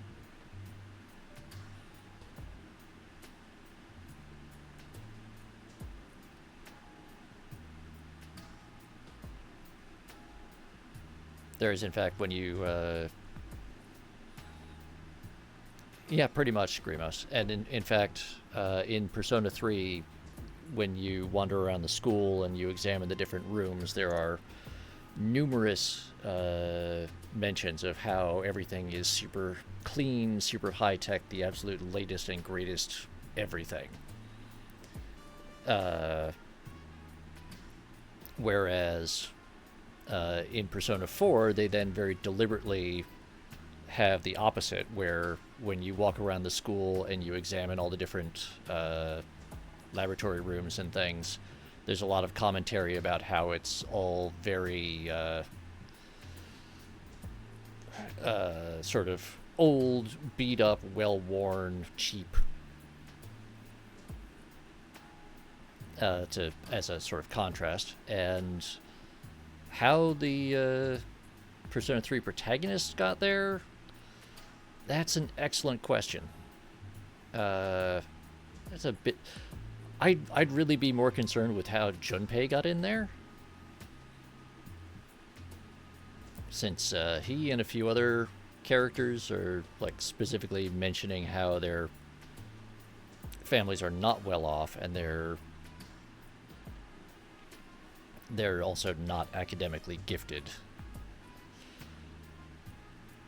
But Junpei isn't on any of the athletic teams. I mean, yeah. Like, Sonata being on a sports scholarship would make a certain amount of sense. Like, I guess. It's like, but until Sonata runs into Junpei, the first time he experiences the Dark Hour, just by dumb luck, is like the first time they discover that Junpei had the potential to summon a persona and everything. So, you know, it really is a question of how a lot of the Persona 3 cast ended up at that school, if it wasn't for a combination of like narrative causality and hand wavy, somehow the Correggio Group knows that they have the potential to, you know, cultivate a persona or something. It's kind of weird. Well, it does happen from time to time. Famous businessmen end up advocating cultish nonsense in pursuit of their ambitions. Upon consideration, it was decided that the Correggio Group should be invited in to give their pitch. Of course, there was no intention of spending tax money on the outlandish proposal. The police's interest in humoring the Correggio Group lay elsewhere. Well, yes, Hidden Boss, but none of them, the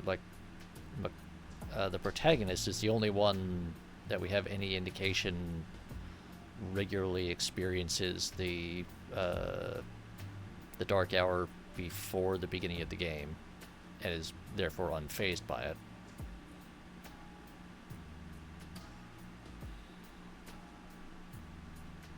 The Correggio Group had offered an incentive whereby if the police agreed to the meeting, they would provide a detailed list of the Ergonomic Research Lab's artifacts, as well as actual samples.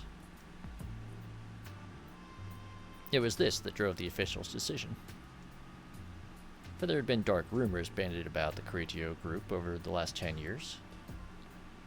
While still a family-run business, some said that old man Koetsu Kirijo had delved into paranormal research and was performing inhumane experiments.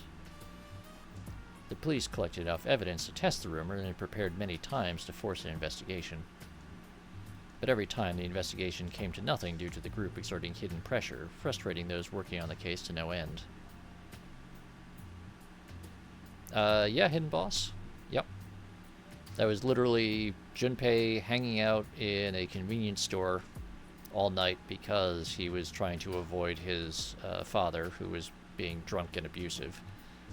And he suddenly experiences the Dark Hour for the first time and is sobbing on the ground when Akihiko happens to run across him while he's just patrolling the city.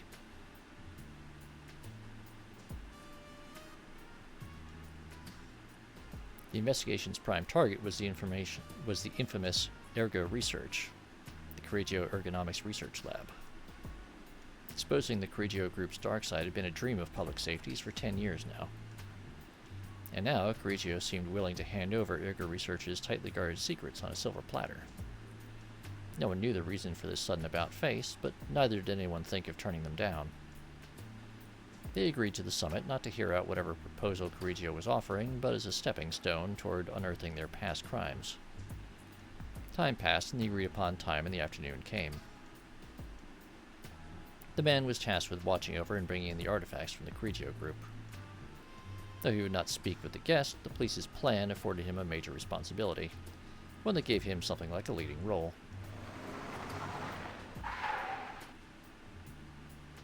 It wasn't long before the Kirijo car arrived in the underground Porte Cochere? I'm not sure why they're... I'm pretty sure that's Italian for some reason, but okay. I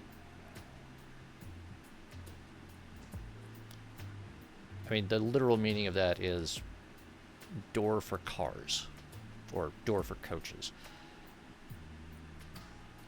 which I guess is an architectural term for this type of entryway in a parking garage, but okay. The staff there to receive the guests only shrugged at the long black limousine that would have turned heads on the main roads. One of the youngest recruits looked towards the man and asked a question. Chief, what's with that car? That was the least of the surprises in store.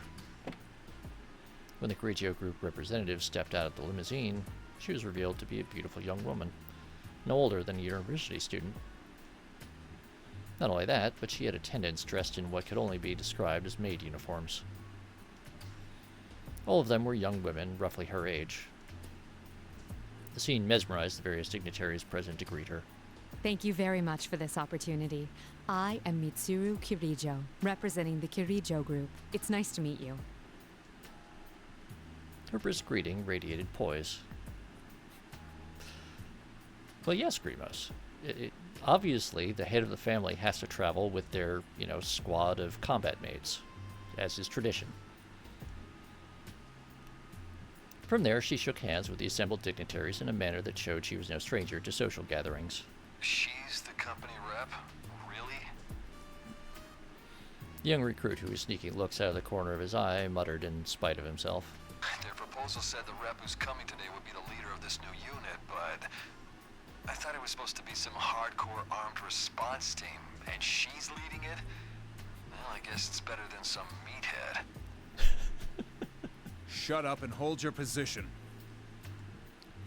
But in truth, the man felt the same way. Certainly, this monster extermination unit would never be incorporated, but even if it were, he was sure this wisp of a girl would never do such work. Eventually, the dignitaries entered the agency along with Miss Kirijo. All of them wore lopsided smiles due to the young beauty's unexpected appearance, but that would do for now. The dignitaries were only there to receive her. Their true objective was loaded in the truck behind the limousine. The documents and artifacts of Ergo Research.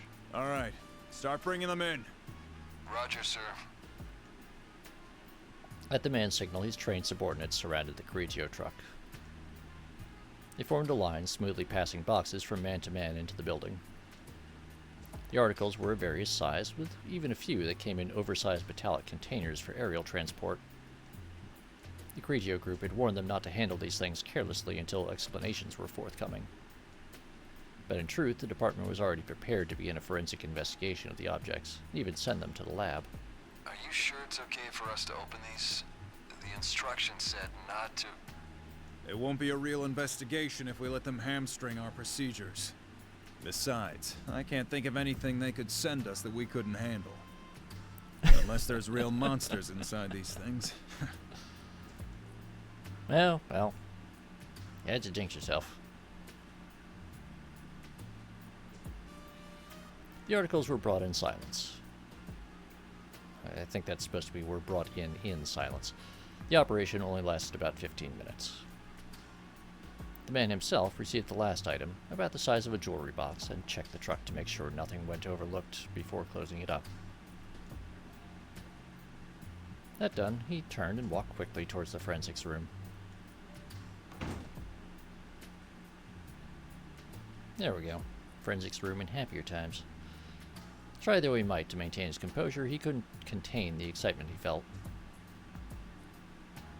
For 10 years, the darkness of the Correggio group had been a frustrating legend, like mist between the department's fingers. Their chance to investigate and expose them was here at last. If even the slightest evidence matched the DNA of those who had gone missing, or the victims of the unsolved cases, victory would be theirs. The man tried to tamp down his exhilaration and took another look at the small box he held. There was no upper lid on the box. The pedestal-like protrusion at its center held a number of small circular trinkets. Their usage was completely unknown. What kind of research produced these?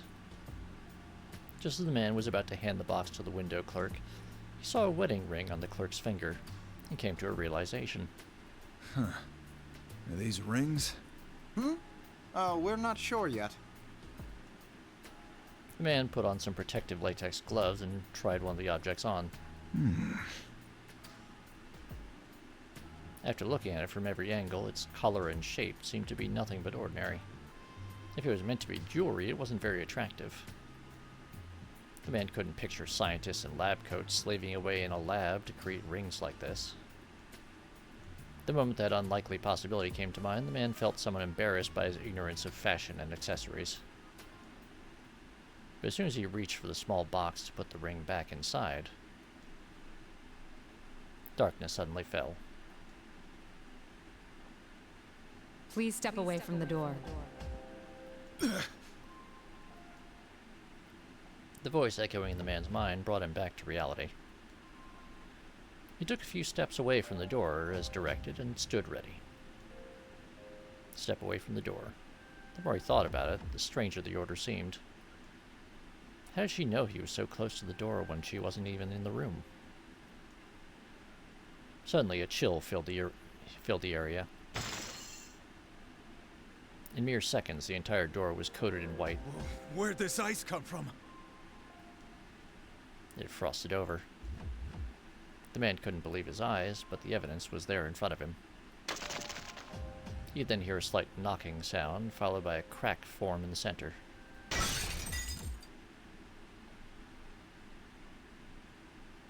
The door buckled under its own weight and crumpled with a sound that was like building blocks being pushed over.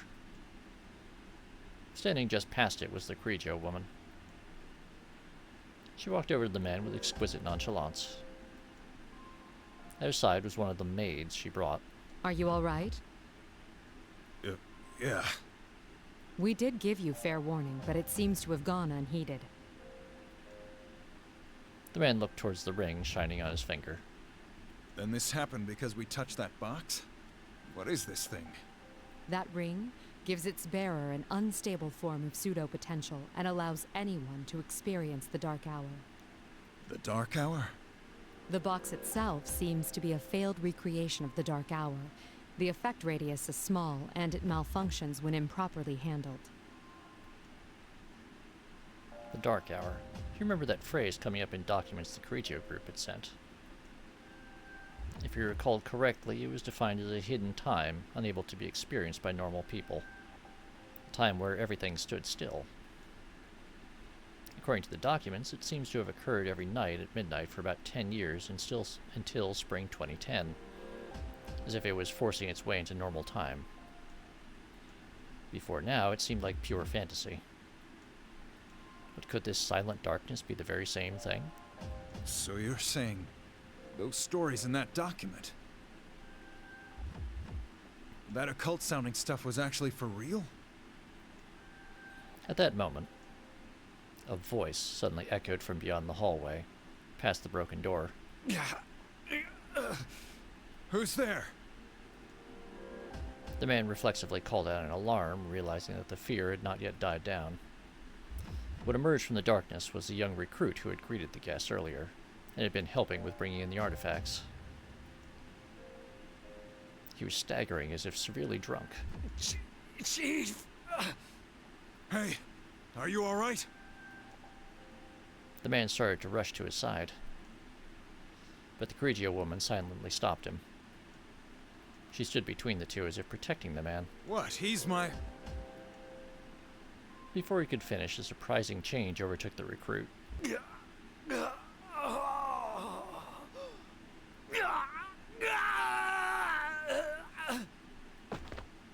The recruit fell to the ground with an agonized scream. Ew, I do not like that sound. A black tar-like substance began flowing from his every orifice. What? The ooze spread unnaturally across the ground and cohered into a glob. It rose up like a beast raising its head, and what looked like claws began to form. Its appearance showed clear signs that it possessed some malevolent will. The man thought again about the Correggio group's initial proposal. We wish to collaborate with the police on an unofficial department for eliminating monsters. Without a doubt, this was what they were referring to. And the name that came up again and again was... This is a shadow. That it is. It's a monster that dwells in every person's heart. They usually can't manifest themselves this way, but it's quite common to see it happen during the dark hour. So the research to make this happen artificially, that's what Correggio has been experimenting with. That did seem to be the extent of it, at the start. At the start. The man couldn't prevent himself from shuddering, imagining the implications of her statement. With the second roar, the half-liquefied shadow suddenly took the form of some fell beast. But where the face should have been was nothing but a mask, giving it the bizarre appearance of two creatures stitched together. The young woman, for her part, seemed not in the least perturbed. Kikuno, my things, please. The maid stooped to reach something. The man wasn't sure where she had been carrying it, but she placed a sword in her master's hand. The blade was specially shaped, similar in design to a fencing saber. You're going to fight it? Stay back. This will all be over soon. At that moment, as if understanding their conversation, the shadow squared itself and leapt towards the young woman. Its speed matched its beastly appearance. In the darkness of the room, the man found it difficult simply keeping his eye on it. The young woman did not move. Her sword remained lowered in the face of the shadow's advance. Of course, thought the man, an amateur like her could never react in time. Artemisia!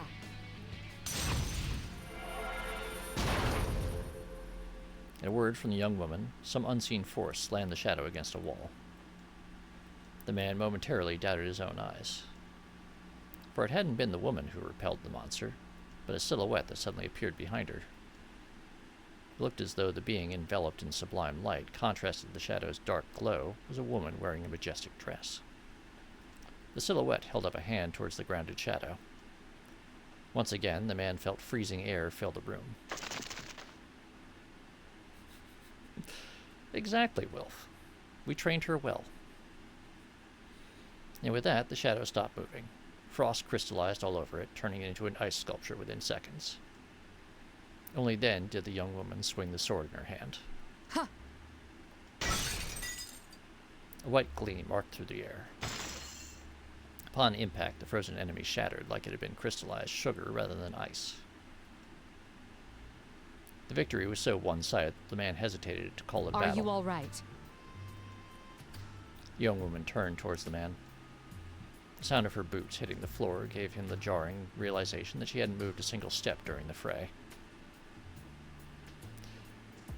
In Arena Persona Freak, the Persona 3 crew uses their awakened personas.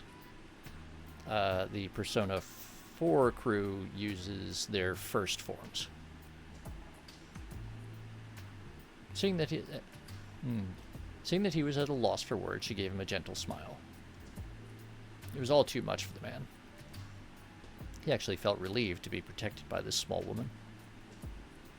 One thing was obvious. She had been through countless battles, much like the one he'd just witnessed. Your fallen employee's life is in no danger, but he'll be very weak. Make sure he gets to a hospital. Should I make the arrangements? No, I should at least handle that. It is a public security matter. With a nod, the young woman approached the small box and manipulated it in a way he couldn't quite catch. The eerie yellow-green light began to fade. Moments later, the silence and darkness faded too. The world had been restored. The man felt his body become suddenly lighter, causing him to breathe a sigh of relief.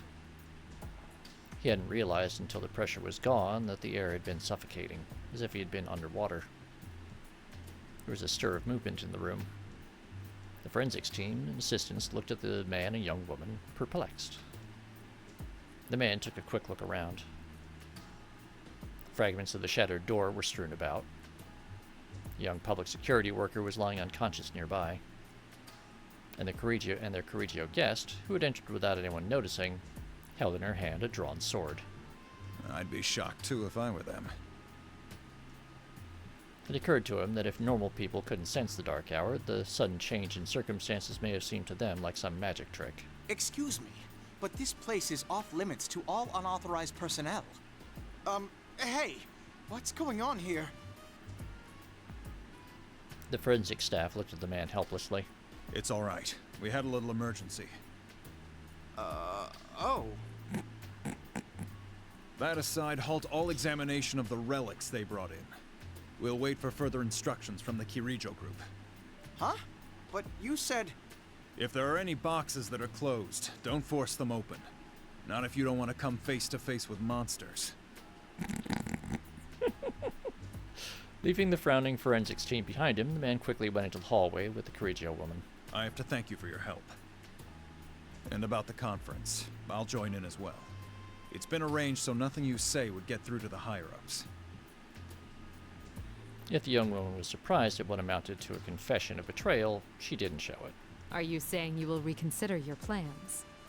I can't overlook anything as serious as this. I wouldn't be doing my job as public security if I did. But make no mistake, the things I saw today are proof of the sins the Kirijo group has committed. They can't be punished under the law, but now that they're known, atonement will be made in some shape or form. Indeed. I never intended anything less. You really put one over on us this time.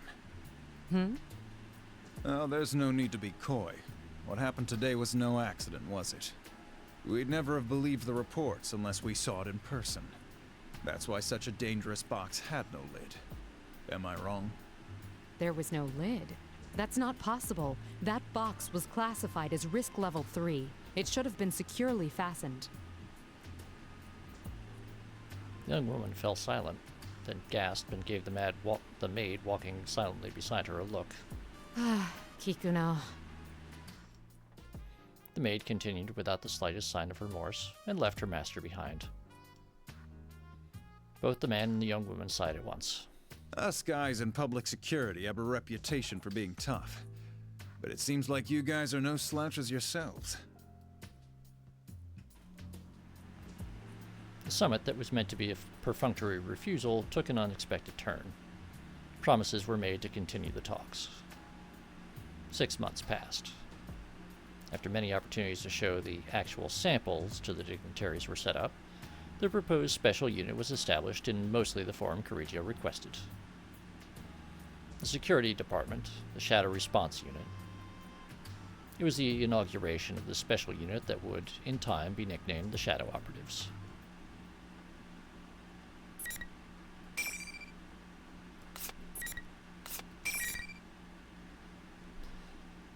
And there, since we've been going for about 2.5 hours, we're going to take a short break.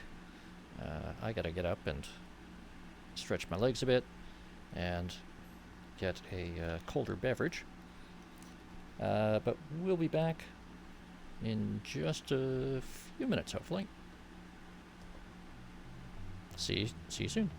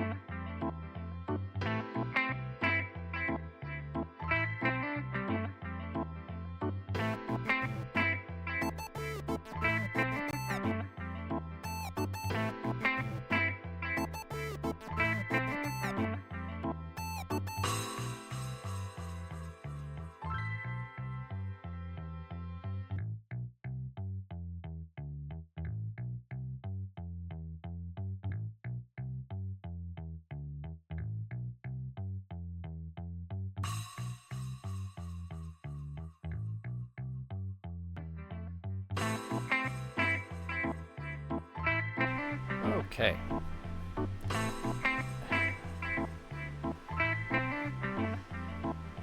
Right.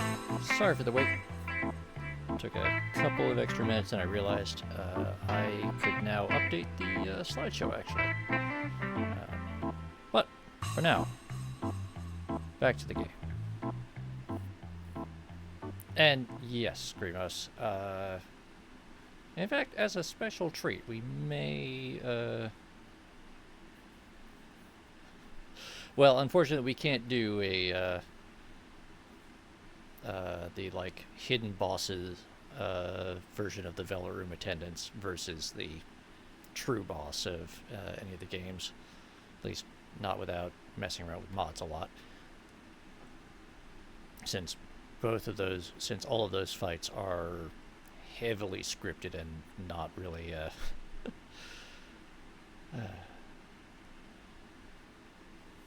but they are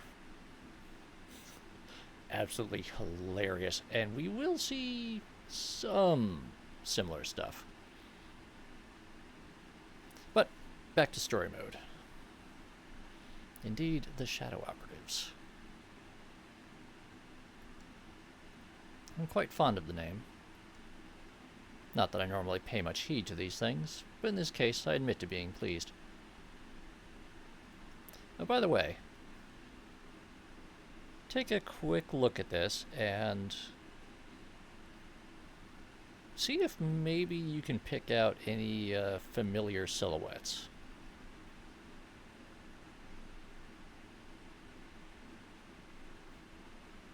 At least a couple in there. Most of them you probably won't know, but, you know, we may see them a bit later. Yeah, Junpei's little obvious. Pretty sure one of the ones on the left is supposed to be Ken. Junpei, I think, is the woman just to Mitsuru, just to the right of Mitsuru. Yeah, it's most of the... Well, in this one, Persona Freak, this is all either Persona 3 cast or characters that were introduced in like the drama CDs and some of the sort of ancillary media. So you've got one of Mitsuru's maids. You've got a bunch of other characters we don't really see in the main game. But these are all going to be Persona 3 people in this picture. Not that I know. Yeah, I already read that. It started as sarcasm on the part of the higher ranked personnel from the police. It could be taken to mean those who deal with shadows, but the real meaning is those who operate in the shadows.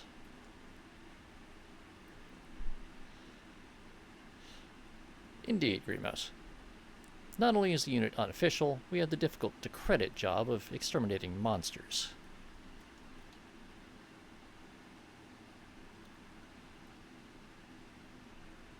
Mostly, I suspect it was a dig at a group that disturbed the expected peaceful years before the older personnel's retirement. But shadow operative could also mean one who does unrewarded, albeit crucial work for society.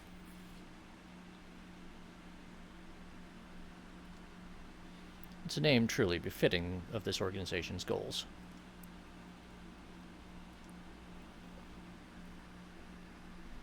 We're approaching the first anniversary of the Shadow Operative's establishment.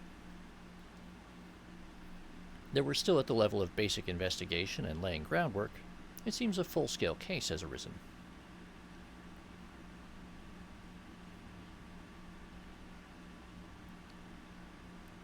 Indeed, Persona Freak.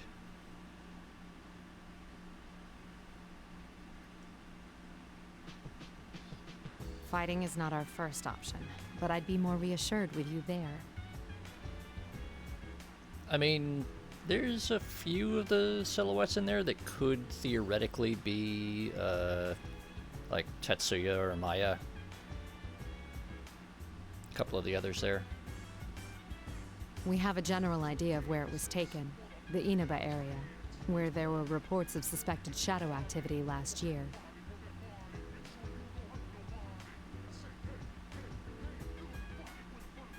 Good as it is to hear from an old reliable friend, I wanted to call to a quick exchange of information. I'll send you the precise location later. Sorry to call when you just returned from a trip, but I'm relying on your assistance. I close my cell and turns towards my colleague. He's only just returned and he's going directly to the location from the airport. Akihiko never changes. The man I was on the phone with just now was Akihiko Sanada. He's one of our non-permanent staff. Akihiko is an excellent Persona user, but beyond that, he's a skilled boxer. He's a friend of mine from high school who fought the shadows alongside me. I admire his strict determination to never neglect his training, but the extreme lengths he goes to can be rather inconvenient. After entering college, he accepted my invitation to be one of the founding shadow operatives, but it was his actions afterward that went above and beyond. Sure, I'll join, but if I'm going to use my strength professionally, I want to get my skills to a level I'm happy with first. Thus began his training expedition. He's not only wandering the country, he's traveling the entire world. I can't decide whether to be dumbfounded or impressed by his dedication to training. All of this is to say that he only just returned to Japan to take part in this operation. I gave a wry smile and leaned back in my chair. Seeing me relax, the girl watching nearby smiles. This is Aigis, known for her blonde hair and piercing blue eyes. She's a sweet girl on the outside, but she has what it takes to be an important member of our squad. Will we be able to find Labris? My sister? Hmm? When I look over at Aigis, her eyes are cast downward with a worried expression. Will we be able to save her? Isn't that what you really want to ask?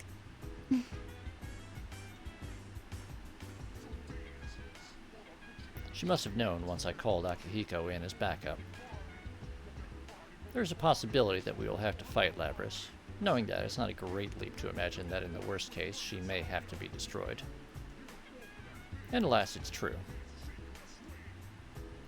If all else fails and our safety is at risk, with no other way to stop her, that option is on the table.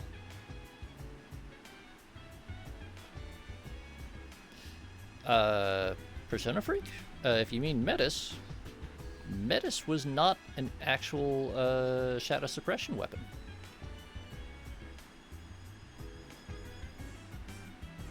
She was a construct of. She was essentially a metaverse construct built from Aigis' suppressed emotions. As part of that whole like pocket dimension that was created as part of that whole incident.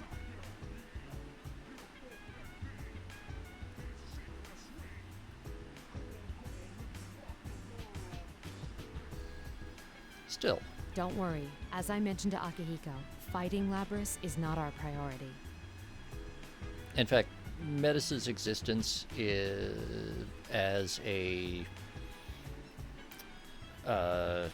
sort of a psychological construct given form is kind of a bridging point between the presentation of the Dark Hour and Tartarus and the world of shadows as presented in Persona 3 with the sort of collective unconsciousness metaverse kind of thing that is presented in Persona 4 and Persona 5. It's kind of the first time that we see in Persona 3 like actual psychological constructs, more concrete psychological constructs being created in the images of people or things given a personality, as opposed to the way the 12 major shadows were sort of more generalized metaphysical concepts. The reason I formed this shadow operative team is to save lives. We will find her, whatever it takes, and bring her back. We can do this. Yes. I'm sorry to be so pessimistic. Those feelings you have for Labris, you should tell her when you see her. I will. The monitor is showing certain data under multiple redundant encryptions. Correggio Ergonomics Research Lab, confidential matters. There is, in fact, a reason I'm reviewing these materials that are normally securely concealed. Because 2 days ago, on May 1st, I was unexpectedly dragged into a serious incident. The passenger plane I was taking to Kagoshima was hijacked. There hadn't been a domestic hijacking for 10 years. The top brass of the police, afraid to make any mistakes, sent in the shadow operatives. The case itself was resolved quickly and all the culprits arrested. None of the passengers were harmed either. But the hijackers' true motive wasn't terrorism or political demands as one would expect. I was surprised to find they were really after my cargo. It was a sealed box from the Ergonomics Research Lab. We were transporting it to Yakushima on that flight. No one thought that the risky hijacking could have been in pursuit of just the cargo, and as a result, one of the objects was stolen. The arrested subjects are all in police custody, but none of them have any memory of carrying out the crime. Someone was pulling their strings, and very probably using uncommon methods. Considering that Puppet Master was targeting shadow-related cargo, I doubt they'll be easy to deal with. As for what was stolen, Aigis mentioned its name a moment ago. The 5th generation anti-shadow suppression weapon, Labris, is an older model from 2 generations ago. Since shadow-related ergo research documents were lost in an accident, we know little about Labris. Indeed, Remus. She's an android, most likely a female version, just like Igus. But instead of a weapons loadout, she seems to have been fitted with some kind of experimental equipment. That's all we know. Still, thanks to our collaborators' quick wit, the escaping vehicle was traced with the N system. It wasn't easy, but we managed to pinpoint its location. It was headed for the city of Inaba, where there may have been shadow activity last year. Once the preparations to depart are complete, I'll head there myself. My mind wanders a bit. Though I was unaware of them, the shadow of the sins committed in the Correggio name is still so painful 10 years on, that I sometimes want to avert my eyes. Ah, good luck, Remus. Yeah, well, it does. Or I'd think so. Although, considering the weapons loadout that we see Igus have in here, where she pops, I mean, this version of Igus has multiple rocket launch systems, giant Gatling guns, and some sort of howitzer, I believe, that just all pop out of her back. Like some sort of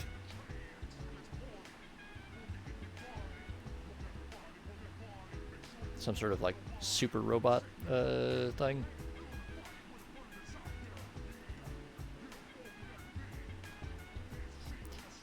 I mean, Teddy could always throw a Tomahawk cruise missile. That's nothing new. But now is not the time to be bound by the past. Now is the time to act. I suddenly notice that Igus has been staring at me worriedly. I give her a smile and stand up decisively.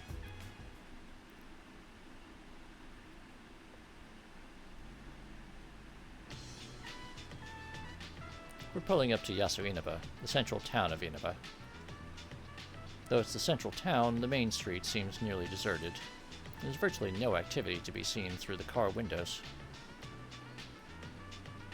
It was confirmed that the vehicle transporting Labrys was abandoned here. So our first move would be to confirm the situation. Or so I thought.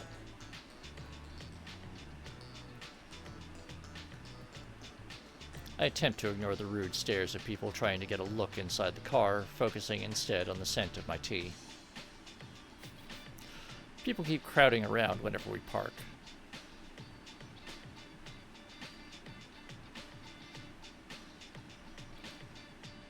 We've had to move it a number of times already. We didn't get a moment's peace until the car had reached the junkyard on the outskirts of town. As I try to keep from sighing, Igus speaks up from her seat in front of me. Mitsuru-san, our activities are supposed to be undercover, correct? Yes. For undercover missions, it will be necessary to keep all personnel and vehicles from being noticed. Right. Mitsuru-san, may I say something that I've been meaning to say for a while now? No. Understood. Igus's poker face is a perfect blank. Though I understand what she's getting at. I've actually wanted to say something along those lines to the people around me for a while. Still, it would be galling to hear it from someone else right now. All I told them was to give us a car with enough space. Our contact has arrived. The man approaching us is someone whose cooperation I specifically requested. His name is Detective Kurosawa. Before I welcome him, Igus speaks up. Bully Snake, do you mean Igus?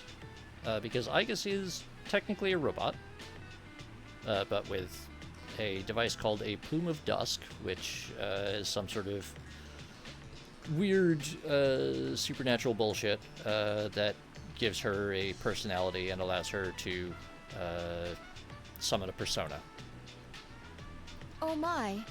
This was not our designated meeting area, yet he has discovered us. You want to know how I did it?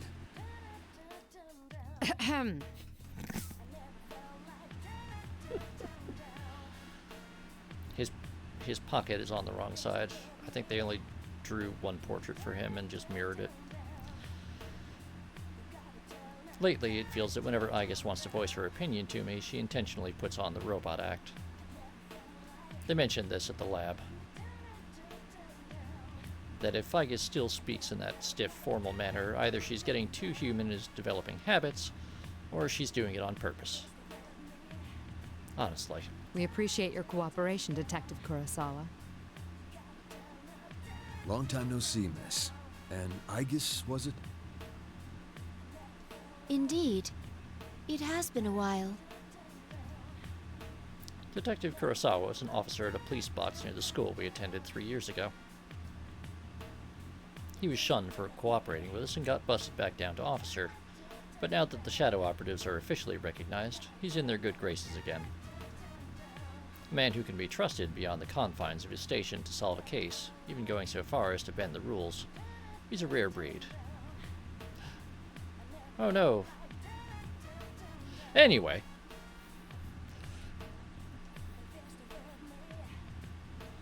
Detective Kurosawa's expression is softened while he makes small talk with Aigis. Which makes me realize that this may be the first time he's seen Aigis in her combat form.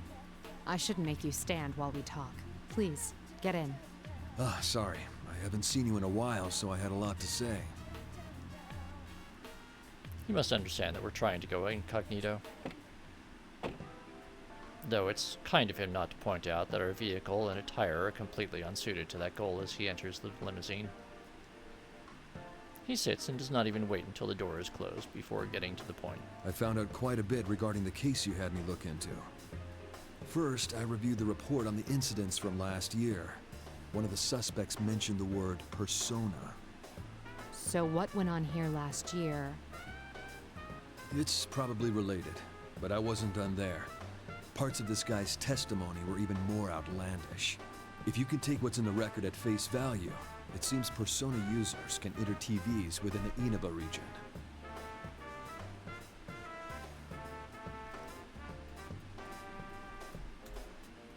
Enter TVs? What does that mean? Just what it sounds like. You physically stick your body into the screen and go inside. He claimed there was another world in the TV, and dropping people inside it was the method behind last year's murders. This all sounds rather absurd. I'm surprised it was included in the police report. I got in touch with the detective in charge at the time and said the same thing. Apparently the report was filed by a young partner of his at the time. He'd entertained the wildest testimonies like this one. He sounds like quite the oddball. If this was what really went on, the police would have had no chance cracking it. But that Detective Dojima is one shrewd guy. Even with all the supernatural hocus-pocus surrounding the case, he caught the culprit.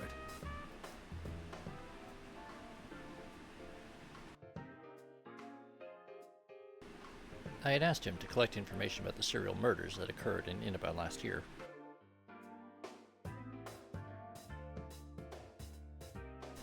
The shadow operatives aren't public knowledge, so I thought the local police would be more willing to speak with him, but the results surpassed my expectations. Though it is slightly frustrating to already run up against something I'm powerless to achieve myself. That's all I have for you right now. I should be going. I doubt either of us has time to reminisce over the old days. It's funny though. I thought the fighting was over, but you guys surprise me every time I see you. Thank you very much, Officer Kurosawa.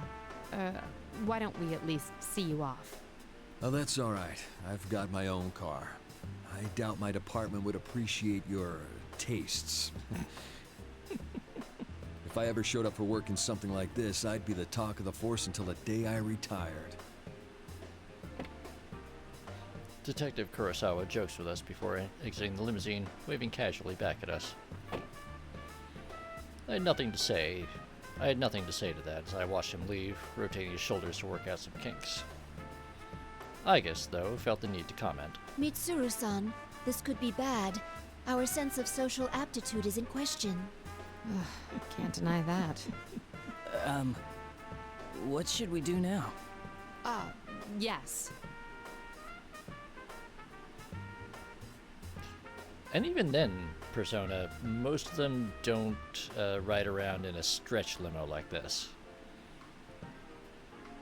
Just as a practical matter, they're harder to get around in Japan than most, like, heavy cargo vehicles.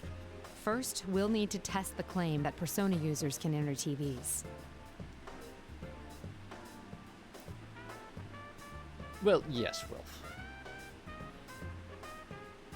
We are at a junkyard, after all, and I can see a number of consumer electronics that have been discarded illegally. Agus looks around and points at a certain pile as she gets out of the car. There is a discarded TV over there. If the environment does not matter, we can use it to test the phenomenon. Wait, Agus. Don't worry. I'm just going to touch it. That's not what I was worried about. Agus isn't wearing anything like a disguise, and... No, I'm overthinking this. You've already attracted enough attention. Even if we leave now without doing anything, our pictures could still end up on the internet. Let them gossip about the strange people in funny clothes. It'll become some urban legend. My mind made up, I step outside wearing my special equipment. Once Agus sees that I've followed her, she gives a small nod and stretches her hand toward the screen. Amazing! Her hand, it's inside the TV screen. But the screen itself seems undamaged. Agus's hand is swallowed up to her wrist as if she put it into a bucket of water. Interesting. It's exactly as the police report said. What's it like inside? Do you feel anything? Not particularly. No, wait a moment. It's the same as mine. It's hard to say definitively since this is my first encounter with it, but I believe this reading is from a personality module. Does that mean our retrieval target is inside the TV? Huh. Sounds like fun. That voice from above. It sounds very familiar. But all I see in the direction from where it came is a man in an outlandish red cape. I hesitate for a moment. Could it be? Is that Akihiko? The man leaps from the stacked tower of TVs like an acrobat. You didn't show up at the rendezvous point, so I went looking and found you here. This whole TV thing is pretty interesting. He does in fact do a superhero landing, though unfortunately visual novel mode, so... In spite of myself, I bury my face in my palm. Akihiko, what on earth are you wearing? Just what were you doing overseas? Didn't I tell you that I was on a training expedition? Don't tell me you came here from the airport like that. Does the concept of keeping a low profile mean nothing to you? Mitsuru-san, I believe we have lost the right to complain about that. That's it. I'm never mentioning the subject of our appearance again. Anyway, we can go inside from that TV, right? What are we waiting for? Still the same Akihiko. We don't know the situation inside yet, and we'll need a secure means of getting out. So what? If we want to get this Labrys back, someone has to go inside, right? Well, that's... Our target hijacked a plane to throw her into a TV in this town. If we sit on our hands, it's possible we'll be put in serious danger. Akihiko's right. That's exactly why we've been trying to act as quickly as possible since this case We're different began. from how we used to be. We made the choice to fight shadows as professionals. That's why I traveled around the world and trained harder than ever. And now that something's actually come up, you're hesitating? We agreed to do this. I'm ready to stake my life on the mission. Recklessly unafraid to state his honest opinion. Classic Akihiko. You must understand that it is his role. Certainly, there are times when I need such opinions. It's been a while since he went abroad.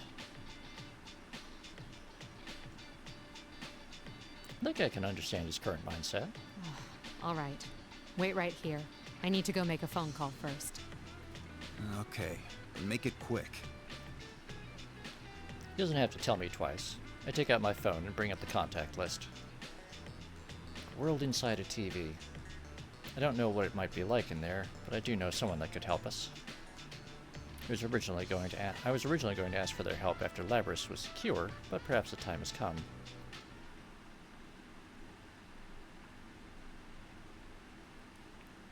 Now I've taken all possible precautions.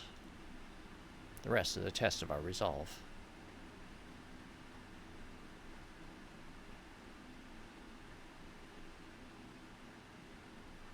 I mean, even just taking out a couple of the lower level ones, Persona Freak, is still usually at least enough for a cheap takeout or something. Or at least, you know, okay, it depends. You can probably get like a cheap beef bowl or ramen in Inaba, or you can get like 1 cup of coffee or a pastry at the Chagall Cafe in Paulownia Mall. But, you know, big city prices versus small town.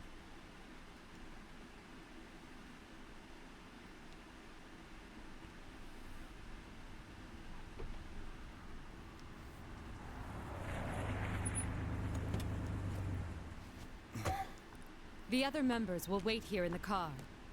Yeah. If we all barge in and something happens, we'll be devastated. Now that you mention it, at least one of us should be staying behind as well. I am not staying.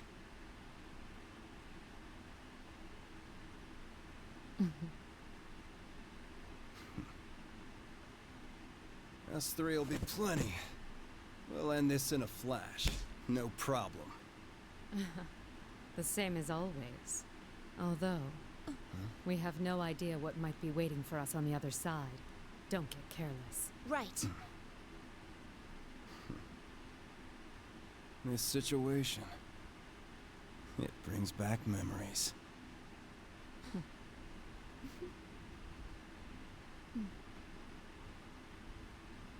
Ready!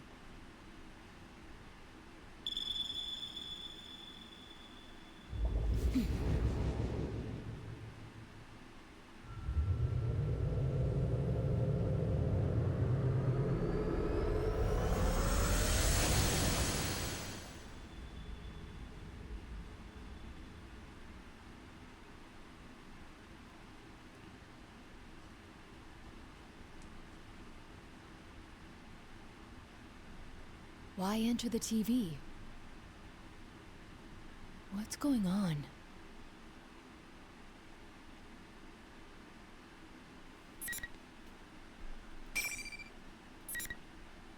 But that pile of TVs in the junkyard was also supposedly a early concept for how the Persona 4 crew would get in and out of the dungeons. But it was eventually instead changed to the electronics section of the of Where GS. am I? Is this inside the TV? I remember being enveloped in a white light, but what came afterwards is unclear. Is this the world inside the TV? Oddly enough, the sight before me seems to be the main gate of a school. The name engraved on the entrance plate is... Yasagami High School. I do recall that name from our map of Inaba. An existing high school has been completely recreated inside the TV? I then came to a realization. I've encountered something much like this before. It doesn't appear to be much different from reality as far as appearances, but it has that same distinctive, sticky atmosphere. The Labyrinth Tartarus, our battleground 3 years ago. It bears a lot of similarity to this place. Wait, where are the others? Akihiko! Aigis! Being separated won't do anything to further our mission. Perhaps I can use my communication power to get in touch with them?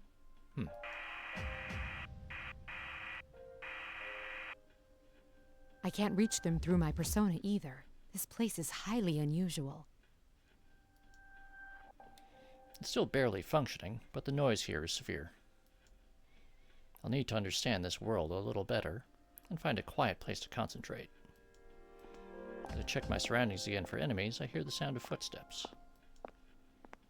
I tense, getting myself ready. When I turn around, a uniformed girl stops, looking at me in bewilderment. Huh? Oh shit. I didn't expect to meet someone else here, let alone a seemingly ordinary schoolgirl. Could her age and outfit belie a connection to the theft of Labris? Once the girl's surprise faded, she still seemed confused by my appearance. It seems that even here in another dimension, people are startled by my attire. At least her reaction allayed my suspicions. People reveal something of themselves when they're caught off guard. Anyone in the act of committing a crime couldn't fake being perplexed so naturally. Did I surprise you? I suppose my outfit is somewhat unusual. Oh, no.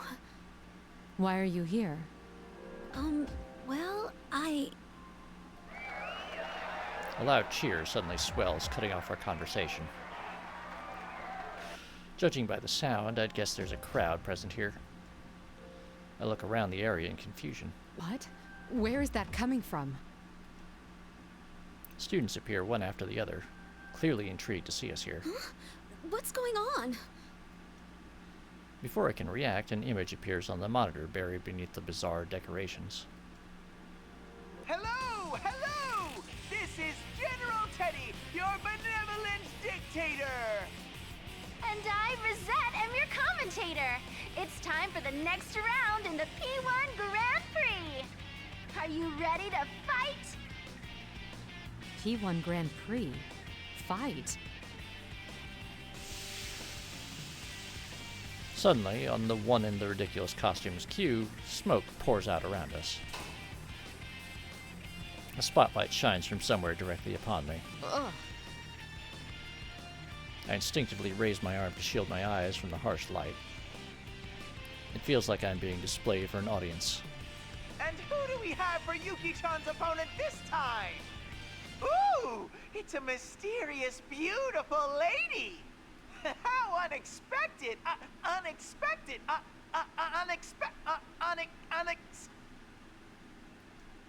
Teddy? What's wrong? Do you know that bear? The monitor showing the costume General Teddy suddenly fuzzes over with static. The static gets worse and worse, until an eerily expressionless bear costume, one that looks as though it forgot how to make facial expressions, appears on screen. The voice is the same as before, but his tone is harsh and mechanical now. Case 04, unintended intruder. Entering elimination process. What is that supposed to mean? Ugh. What's going on? As soon as the abnormality registers, I feel a bizarre noise, like something scratching against my whole body. Was that some kind of an attack? It didn't seem to have any effect on me, but the girl standing beside me underwent quite a change. You. Who do you think you are, showing up alone like this? What? It's no use trying to talk your way out of it. There's nothing to discuss. You don't even try to understand anyone anyway. If you want to wall yourself off from everyone, I'll be happy to end your lonely life here. Okay. The girl's face distorts with hatred as she spits her words at me. It's a far cry from her earlier demeanor. As if she's a completely different person. And that's not all. Understandably, she seemed not to know me before, but now she speaks as if she does. Welcome back, Remos. You arrived just in time for the first match. What is this? Could it be the effect of the noise I sensed? You won't be so smug for long. Come, Konohana Sakuya! A persona?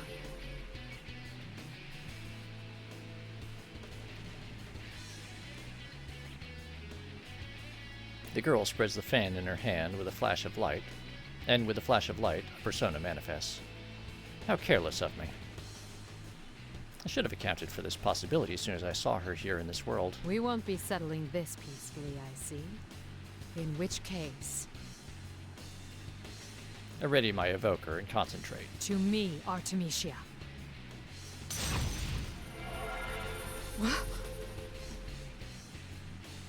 Power rises from within me, and the sensation in my limbs tells me that my persona has emerged. But my hand holding the evoker is still at my side. My persona, did it just appear without the use of my evoker to trigger it? Did I summon it only by thinking? Theoretically, one doesn't need an evoker to summon one's persona. I didn't have one the day my persona first manifested, and I've done without one several other times as well. But never before have I summoned it so easily, and without any special concentration. It's as if my consciousness is reaching far beyond the boundaries of my body. By way of analogy, it feels like being able to control the wind with my fingertips. Yes, Grievous, this is the first time the P3 crew are able to summon their personas without any sort of aids. In Persona 3, the only time we see someone able to do that reliably is Takaya, when he's showing off his ha ha ha I'm an evil villain thing. Could it be because this world is special? The girl's voice brings me back to the situation at hand. I mean, that entire section of dialogue is basically just an attempt by the writers of this game to reconcile the difference in the way Persona summoning is presented in two very different games. Which reminds me, the girl doesn't seem to use any special implements to summon either. A persona user. Fine. I still won't lose. Sorry, but I won't be defeated either.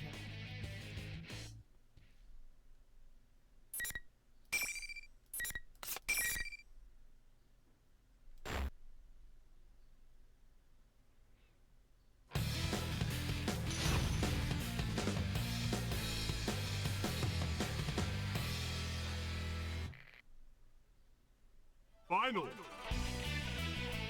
Fight!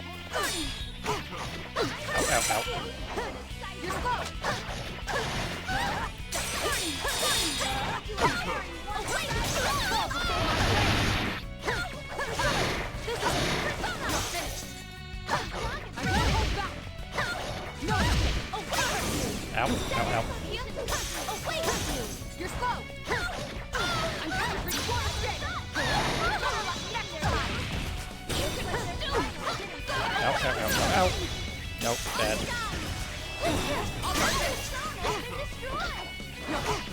Ow. Stop it.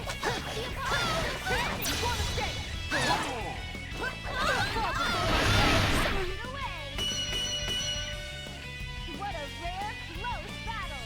You both fought well.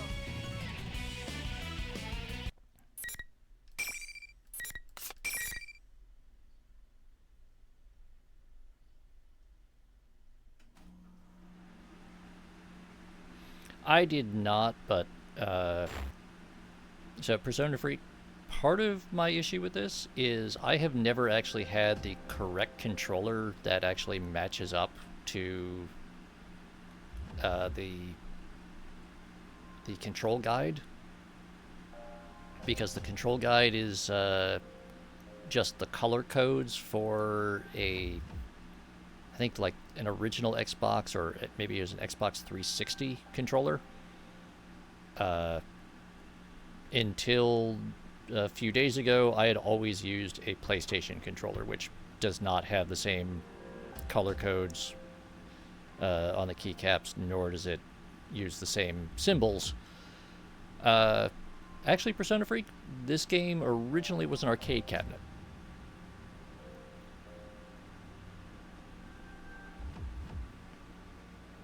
And while it did come out on PlayStation 4, I don't think PlayStation 4 was its original console release either.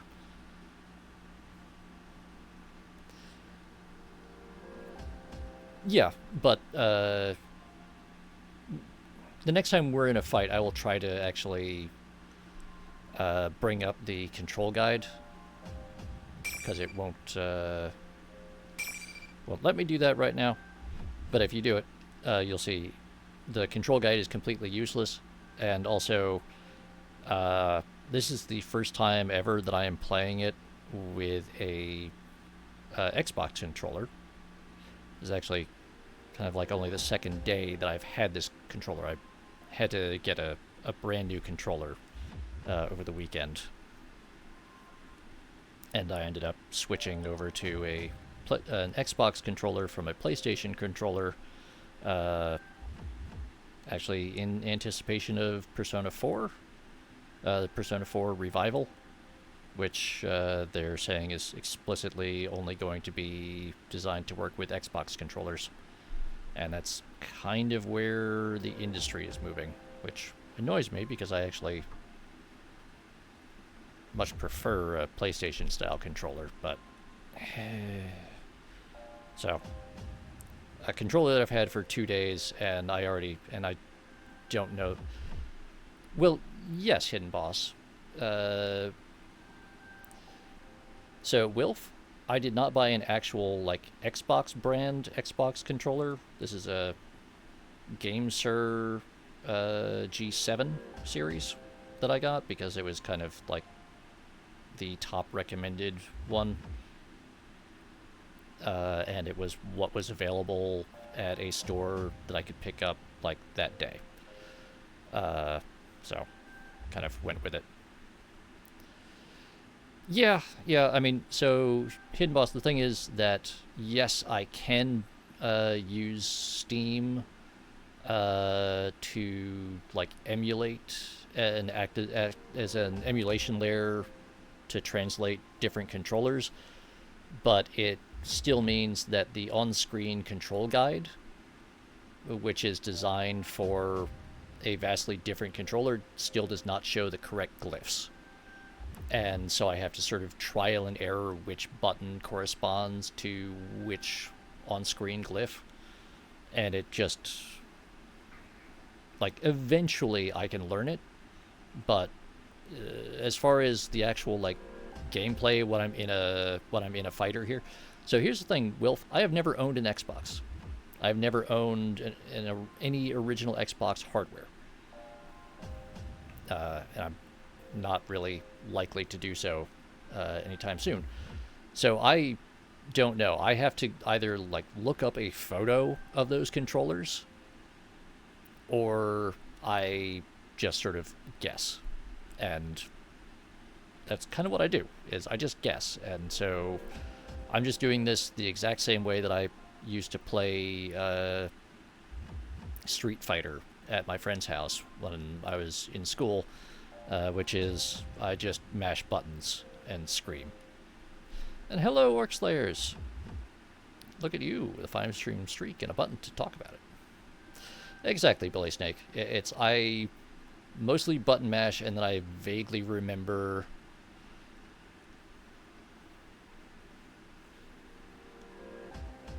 It's... Okay, I mean, yes. There are a lot of things I can blame Windows on. This game being a kind of shoddy platform port is not Windows' fault. As much as I'd like to blame a lot of things on Windows. Arc System Labs doing a lousy job on the platform port that's on Arc Labs. Arc System Labs does not really needs to needs to get someone else to do their platform ports, because they have not done well. An irregularity has occurred. Multiple intruders detected. Emergency. Intruders are Persona users. Due to difficulties in elimination, they will be acknowledged as valid targets. He obviously refers to myself and the others. Does he mean that he's going to adjust his tactics for dealing with us due to how much of a threat we are? The way he said that seems like a bad omen. Valid targets. Yeah, Bully Snake. But then, you're paying stupid amounts of money to buy game-specific controllers. Which, once in a while, that makes a bit of sense. There's, what was the... I think it was Mech Assault was the Mech Warrior game for Xbox that had the, like, massive console thing. Or maybe it was Steel Battalion, I forget. But yeah, like, sure, a light gun or the, like, simulator controllers with, like, the wheels and joysticks and a giant array of buttons and switches. Like, yes, okay, sure, I absolutely understand that. I will totally, if I actually like the game enough, I will totally, I will at least understand, if not be willing to shell out a stupid amount of money for a special controller just for that. The rest of the time, I want to just be able to use the same controller that I'm comfortable with, that fits my hand, that doesn't have stupid amounts of button travels and switches and doodads that just annoy me, and where I have to keep relearning the ergonomics of the thing. And you know what? First and most of all, why the asymmetrical thumbsticks? Why? It makes no goddamn sense. Give me symmetrical thumbsticks. What?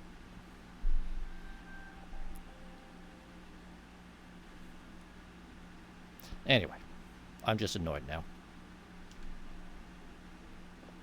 I understand that we're considered to be intruders, but what did he mean by that?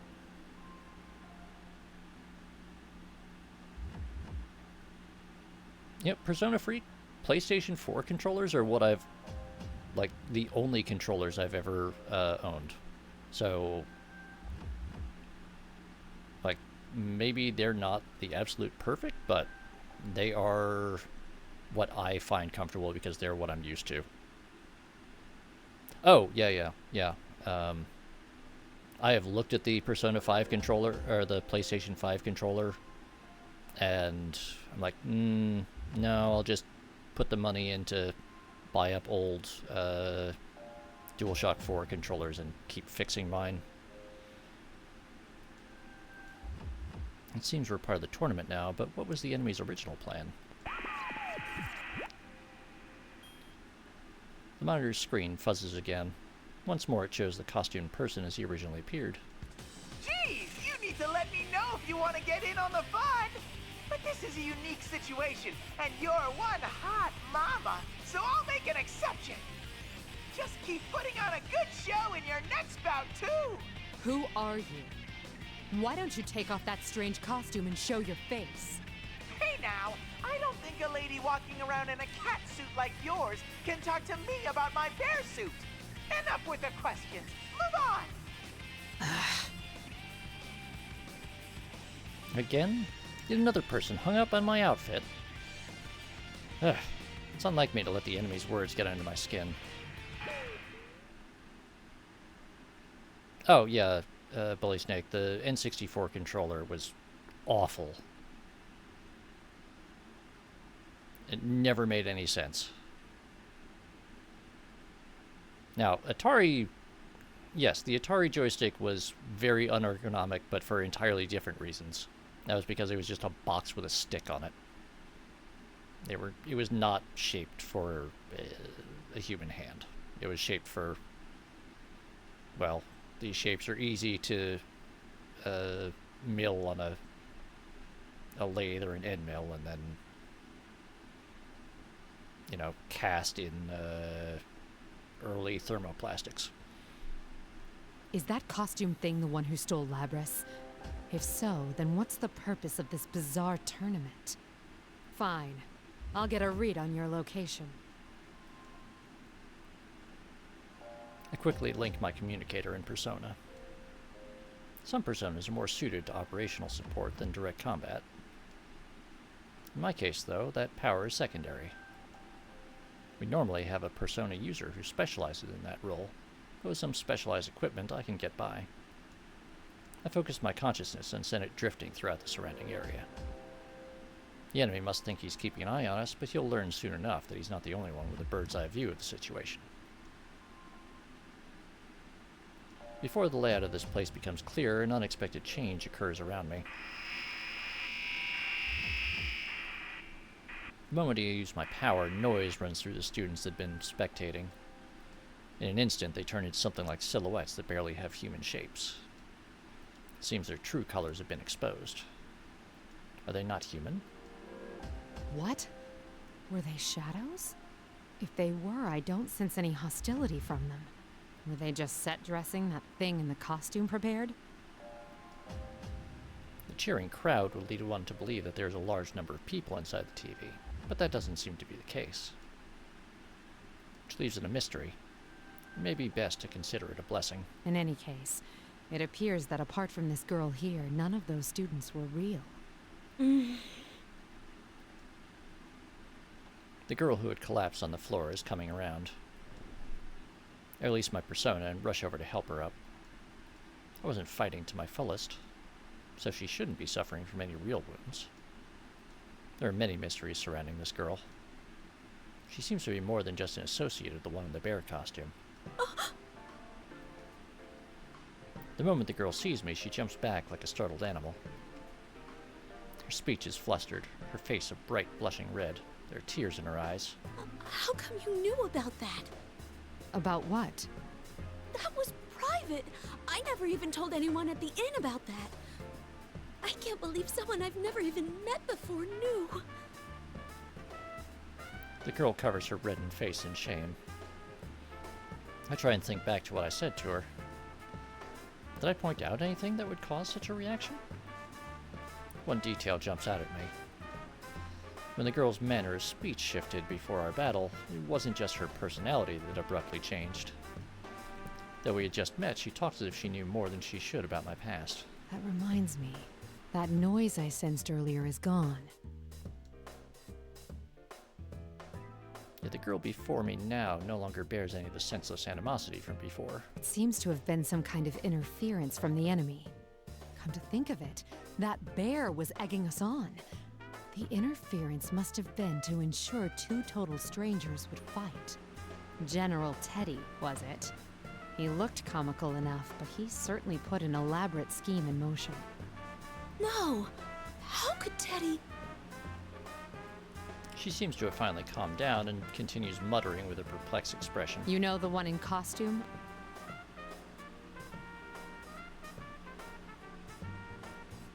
At first glance, she looks like... Ah, crap.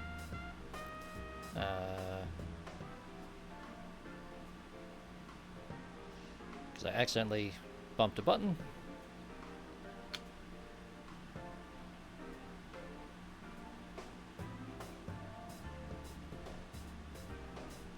She seems to have finally calmed down and continues muttering with a perplexed expression.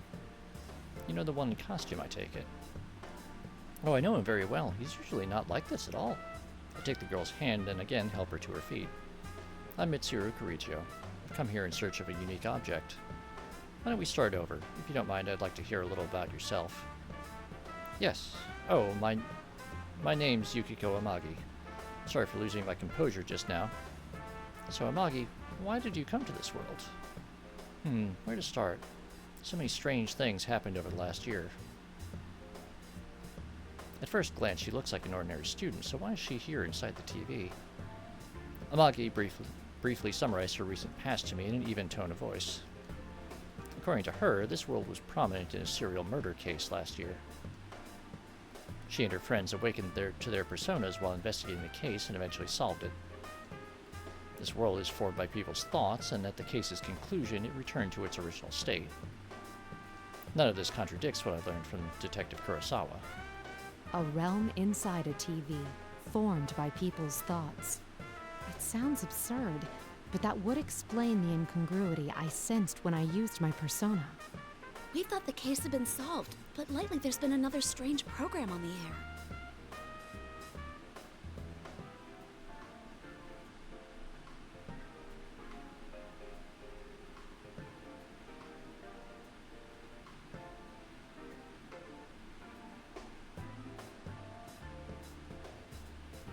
My friends and I couldn't ignore that, so we came back here.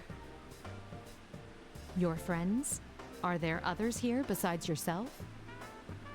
Yes, I was with 3 other people, but we got separated when we entered. The one in costume and the girl who called herself Rosette are friends of ours too. But they're acting so strangely.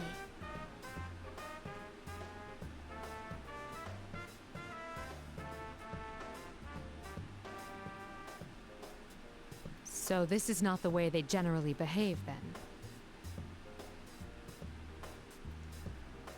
I can tell from Amagi's reactions that normally she trusts these two implicitly. Considering what the enemy did to her earlier, could they be under its control as well?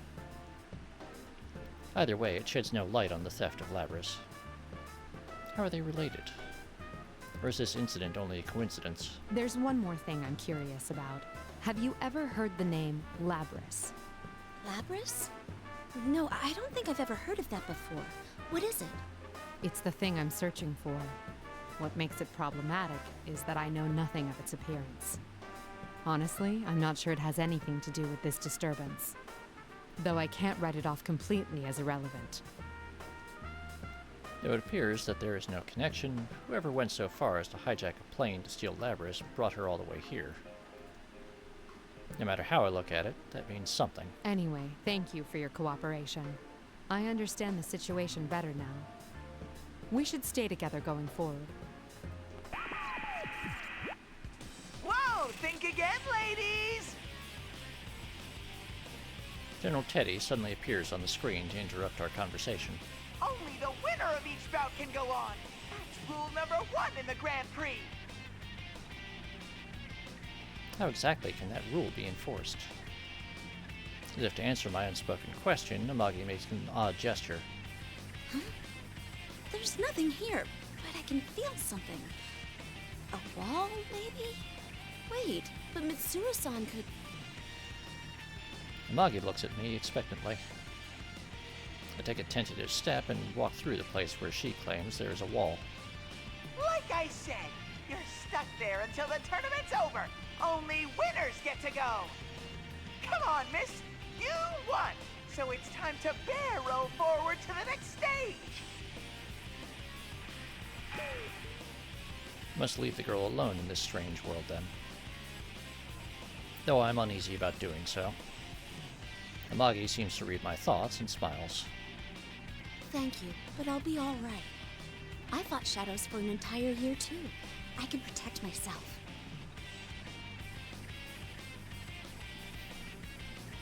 I hope that wasn't directed at me, Persona Freak.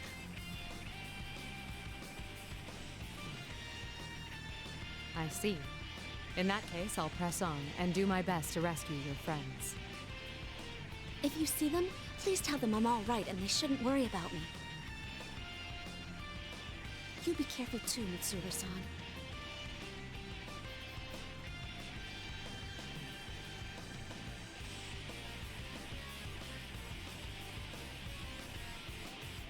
Amagi smiles resolutely. She's a very strong girl. All right, I'll pass that along. I nod, acknowledging her wishes, and turn my back to walk away. Not only do they tamper with our minds, they prevent us from leaving until the tournament is settled. It may not necessarily ruin friendships, but there's no way forward than to fight one another. What a loathsome trick.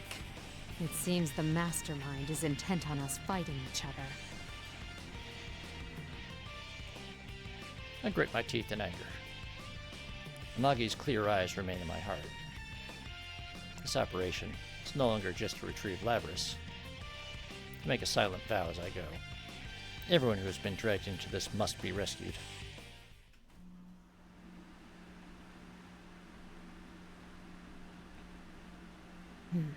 Another dead end. As I step into the school, I realize that these invisible walls are everywhere, blocking off routes that seem open to the naked eye. Why is the thief who stole Labris gathering Persona users in this world? Not having a clear idea of their motivations is compounding my anxiety. Aigis and Akihiko may have been dragged into this Grand Prix as well. If so, we need to compare notes. If all goes well, we may figure out the location of the mastermind behind this that I failed to grasp earlier. Indeed, Persona Freak. After quickly confirming that there are no shadows nearby, I link my communicator with my persona. I mean, yeah, the stage walls thing is given an in-universe explanation a little more clearly in the Ultimax stages, but we'll get there eventually. I focus my consciousness and send it drifting throughout the surrounding area. So lonely. What was that? The presence is faint and I can't tell where it is. I can definitely hear a voice.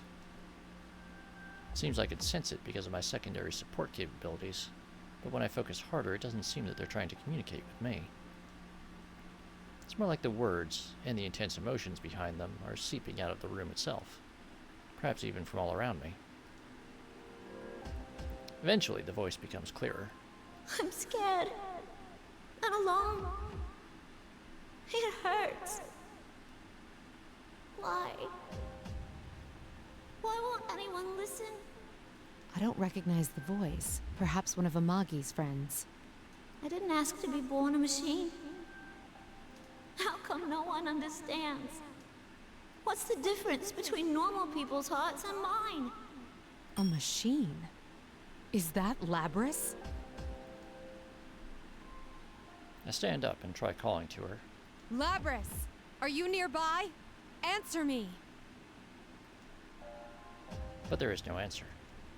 It seems that it's not because the voice's owner is nearby that I can hear her.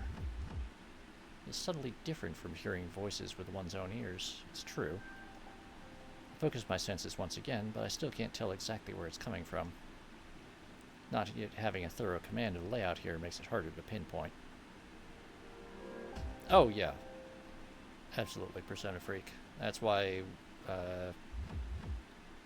I'm saving hers kind of for last. Well, not last. We're gonna do hers, then we'll do some of the more comedic ones. Just to sort of, you know, end it on a happier note before we then move on. Going by what she said, that had to have been Labris. That's the word I was looking for, yeah. Going by what she said, that had to, I mean... Sounds as if her heart has developed further than we thought.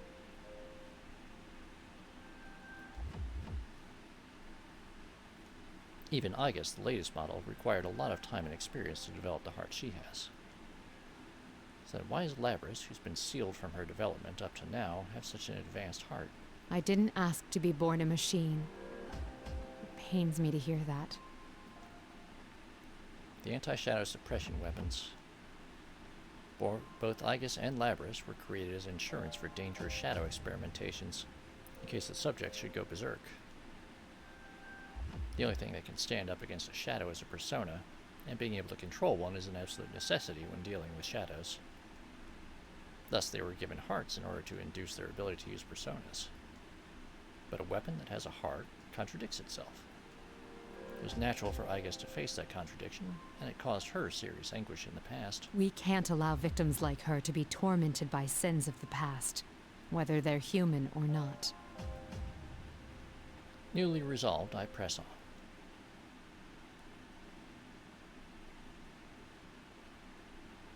I continue through the school, still unable to contact Igus or Akihiko. The invisible walls seem to be leading me towards a gym.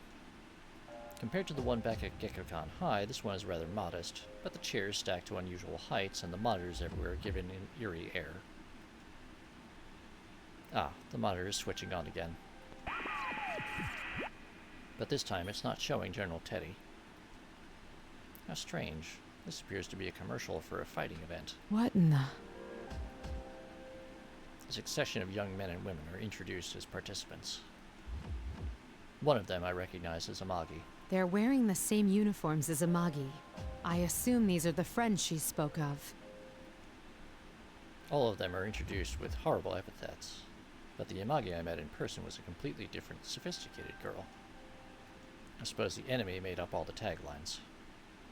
Just as Amagi's introduction ends, the video suddenly turns off and General Teddy's face appears on screen. I had to completely rejigger the bracket to accommodate 3 new contestants. Sheesh. 3 new contestants. Myself, Akihiko, and Aigis?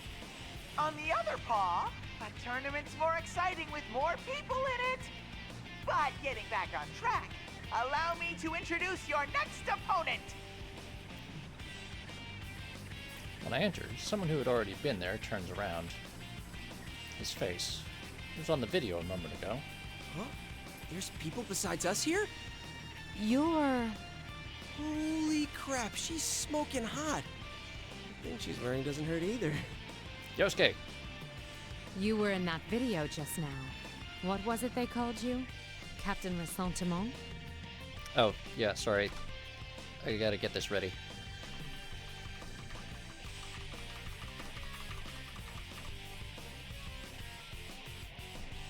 How come you remember that stupid title and not my real name? Figures I meet a knockout like this and she already knows about that. God, I wish I was dead. Yee-hoo! Apparently, the epithets from the video hit a sore point with the people featured. The nickname left more of an impression than his real name, so it just slipped out. I mean, that is one of his major problems, Wilf. At that moment, General Teddy appears again on one of the larger monitors inside the gym. How do you like your opponent? Why are you making us fight? What benefit do you derive from this nonsense? So many questions. I just want you all to suffer. Isn't that exciting? Isn't that fun? That's what this is about? No. If Labris is involved, there's more to it, isn't there? Enough jibba-jabba. Hurry and start the fight. Look at your opponent. He's ready, see?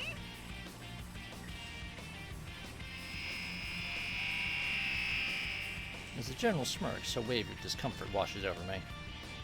It's the same as that time with Amagi. When I glare at the monitor, thinking that more interference is at work here, I hear unexpectedly bitter words. Yeah, Teddy's right. I mean, you're the one who barged in here. Man, who'd come to such a dangerous place without hesitating? You really are an ice queen. I bet you don't have many friends, huh?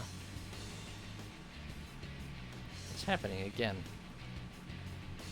The moment that noise kicks in, not only does my opponent's personality change, they begin speaking of things they shouldn't know about. It's exactly like what happened with Amagi. You talk as if you know me. Stop acting so calm and changing the subject. You seem like you don't know much about this world, so how do you plan to get out? Don't tell me you rushed in here with no escape plan. Oh man, seriously? You're nuts. People like you who obsess over responsibility and put all the burden on yourselves, you annoy the hell out of me. It doesn't matter how others perceive me. Yeah, that's what I'm talking about. Isn't that because you don't trust anyone? We clearly can't have a normal conversation with the enemy's interference, but even knowing that, I catch myself trying to argue the point. The heavy responsibility I suffer is mine alone. If I share it with someone, that means that suffering will also be shared. That's why I try to be self-sufficient. The more I care about someone, the less I'm willing to rely on them. But isn't that no better than not believing in them? I've been caught in that trap before.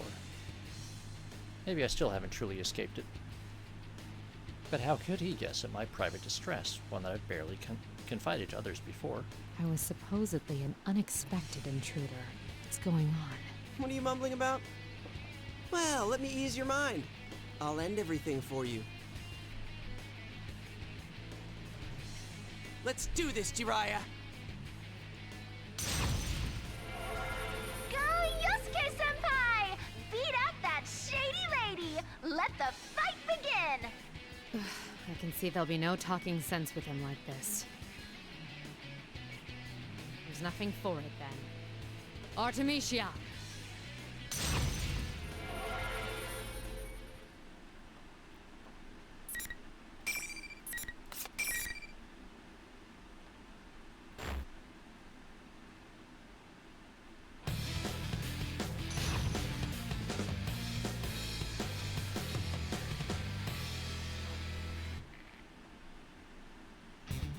Final! Fight! I'm coming for you! One mistake! Next time! Now I'm pissed! Bad! Nothing bad! I'm coming for you! Bad!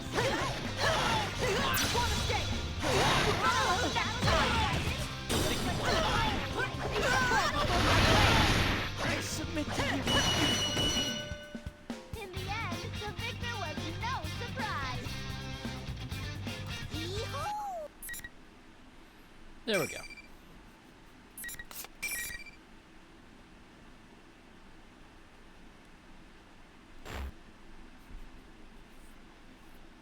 Aw, you're so useless, Yosuke-senpai. Unfortunately, the party crasher wins. The girl on the PA system is rather casual with her insults.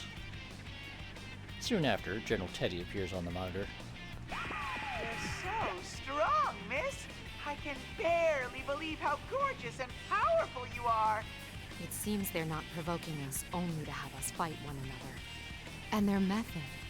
Is it more like an illusion they're casting over us, rather than some sort of mind control? Still trying to figure everything out? Switch your brain off and enjoy the Grand Prix already. Sorry, but I'm not some savage who enjoys the suffering of others. And don't call me Miss. My name is Mitsuru Kirijo. Kirijo? You've toyed with us, and I don't take that lightly. I'll make you pay for what you've done. You better be prepared for that. Kirijo. The moment he hears my voice, the face on the bear costume distorts into a mask of hate. You're the one who should be prepared. I'll never let you stop me.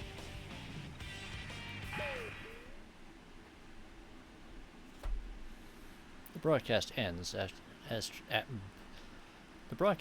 after he flings those words at me. I mentioned my name on purpose. He reacted as strongly to the name Kirijo as I thought he would.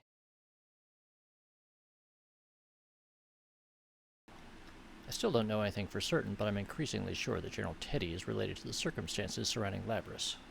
At first, I thought I'd stumbled into an irrelevant side incident, but evidently not. We were meant to come here.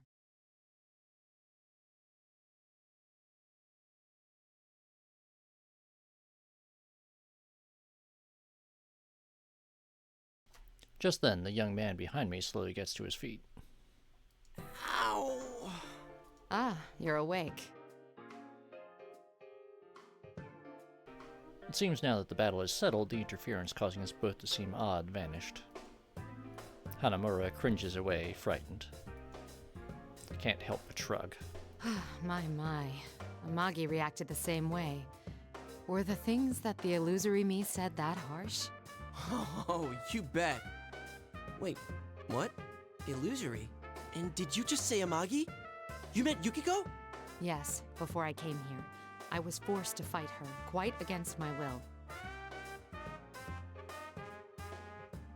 I explained the situation to him. I also add that she shared information with me on last year's case. That should help prove that I did encounter Amagi. Just on the off chance, I asked Hanamura about Labris, but he seems not to even know the name. Once we finish speaking, he stands up and places his hand in the air as if touching something. Only the winner can move on, huh? I'm the only one who can feel this invisible wall thing, so I guess it's true. I'm glad you understand. I was worried you'd doubt me since I'm a complete stranger. Well, you didn't seem like someone who'd try and trick me. I mean, what's the point? I've lost now, so I can't go anywhere. Indeed. You're very pragmatic. The young man waves away my compliment. Nah, after what I went through last year, I just got used to coming smack up against insane stuff in this world. And Yukiko, my friend you met, she believed in you. So I don't mind trusting you too. I see. I can't help myself from smiling. Their bond seems to be real. I do somewhat envy the way they trust each other without a doubt. That could never have happened unless they had overcome the same trials together. I'd like your opinion on something. What do you think is the objective of this tournament? That General Teddy said it was all in fun. but I doubt it's anything so simple. I've been wondering the same thing, but I don't know. But you know, it might not just be Teddy behind it. I met this weird girl earlier. A weird girl? She was about my age, and she said she was the student council president. It was like she had no idea that she was inside the TV world. That doesn't seem very likely, does it? No, I doubt one could be unaware of such things. It's possible that she didn't come here of her own will. This may be a school now, but it doesn't always look like this. When normal people who don't have personas come in here, the world changes to reflect what they're thinking of. It happened every time a victim was dumped into a TV last year. Maybe this time she's the victim. Even if she means well, she still could have a lot to do with the tournament. Girl, huh? Judging from the state of affairs, I'm beginning to think that the girl in question is Labrys. Since Hanamura doesn't know the details of my mission, it wouldn't occur to him that what I'm searching for is a humanoid weapon with a heart. What did this girl look like? Did anything about her stand out? Huh? No, not really. She wore the same uniform as the rest of us. A uniform? Considering how Aigis looks, it's possible that Labrys' appearance is quite close to human.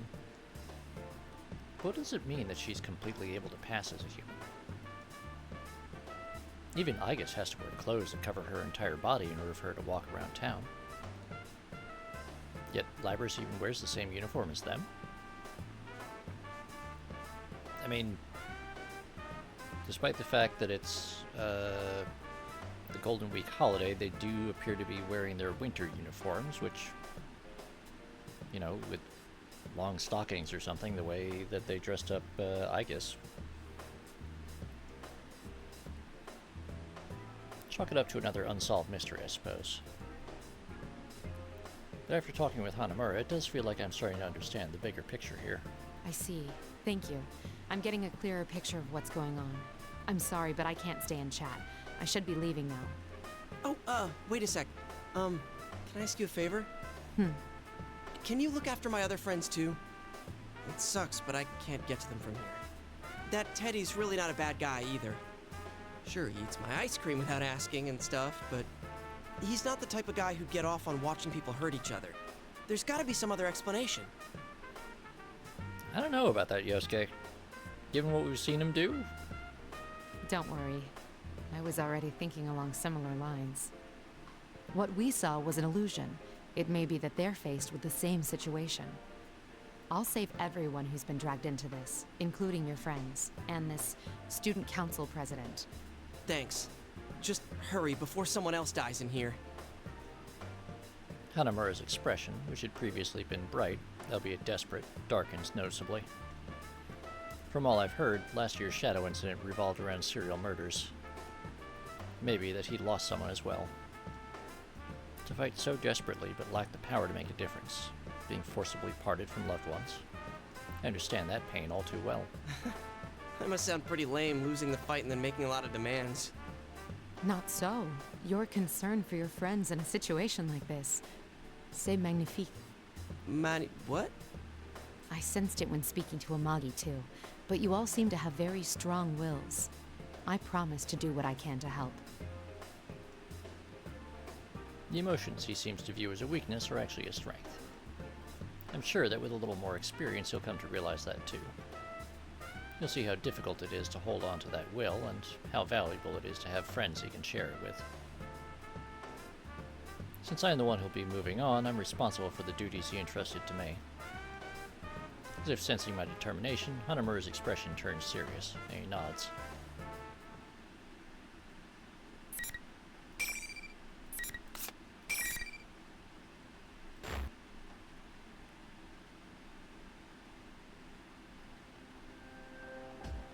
After parting with Hanamura, I once again proceed through the school. The invisible walls continue to bar my path. Undoubtedly, the enemy is leading me exactly where he wants me. Is there no end to this? The rules of the P1 Grand Prix are powerfully enforced. I tried to see if I could destroy one of these walls, but it doesn't seem as though I can. Maybe if I used all my strength. But if I do, I'll be locked into a fight if I happen to run into anyone. Either way, it didn't seem worth the trouble. I stray from the suggested route on purpose and then open one of the classroom doors. I sense no enemies. It doesn't look likely that I'll run into my next opponent here either. It should be safe. Once again, I link my communicator with my persona. This time, unlike before, my senses cleanly and smoothly spread outward. I sense one, no, two familiar signals. Akihiko and Aigis. They both seem to be okay. First, I focus my senses to contact Aigis, who's closer by. Can you hear me, Aigis? Mitsuru-san, I am relieved to finally hear from you. Is Akihiko-san with you? No, we were separated, but I've confirmed his safety. I'm sure he won't be defeated that easily.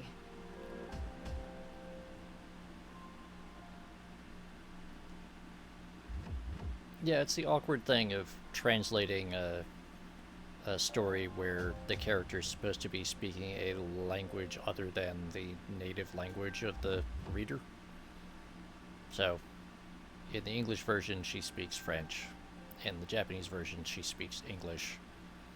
I forget what they do for the other translations, but she's always speaking some language other than the language the story is translated in.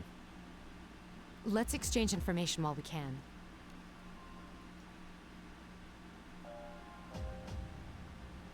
I give her a simple outline of the current situation. I mention the students that were drawn here. My suspicions that this Grand Prix mastermind is almost certainly related to Labrys. And what I've heard of a girl whom I'm assuming to be Labrys. I saw that girl a moment ago, though I lost sight of her when the invisible walls blocked my path. I've been told she looks more human than you. Is that possible? Not only that, she was almost indistinguishable from a normal person. I couldn't believe it either. Yet I definitely sensed a personality module. I don't believe there's any mistake that she is Labrys. I see. There's no doubt that General Teddy has strong ties to Labrys and the Correggio group. But this girl, whom we believe to be Labrys, is apparently walking around unconstrained. If he can set up this many walls, it should be easy for him to capture her, too. Don't worry about meeting up for now. Under the present conditions, we'd only end up fighting amongst ourselves. Understood. I don't know how Labrys ties into this situation yet, but be careful.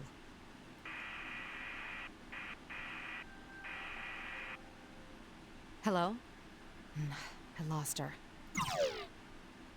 Agis's voice trails off as my connection to her dies out again. I wonder if the enemy noticed our conversation and took preventive measures. The voice I'm hearing now definitely isn't General Teddy's. Ain't there some other way? If there was, then... That's the same voice from before. Labrys, is that you? It's happening again. The voice reaches me through my persona ability, but I have the strangest sensation about it. I get the impression that the voice is seeping out of this place itself. Why are you laughing? What about this is funny? Who is she addressing? I don't want to fight him anymore! That reminds me.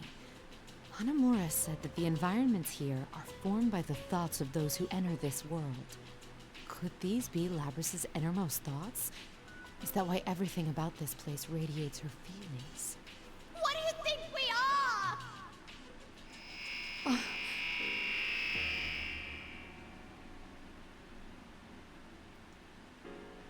For a moment I experienced not just the voice, but a powerful wave of emotions. They bombard me through my persona's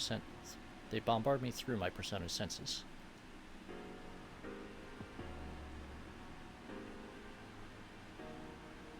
Strong sadness, confusion, despair. I can't help but fall to my knees, though nothing is assaulting me directly. How can I describe this weight? One possible explanation crosses my mind. She's not addressing anyone. These are her memories. I see. So that's what's going on. I think back to what General Teddy said. That making people suffer is fun. I dismissed it as a barbaric desire not worth thinking about too deeply. But in truth, what kind of horrors would someone have to go through to emerge with such a stunted perspective? I'm finally beginning to see the relationship between this tournament and Labris. In any case, I must proceed on to learn anything. I redouble my resolve and begin walking again.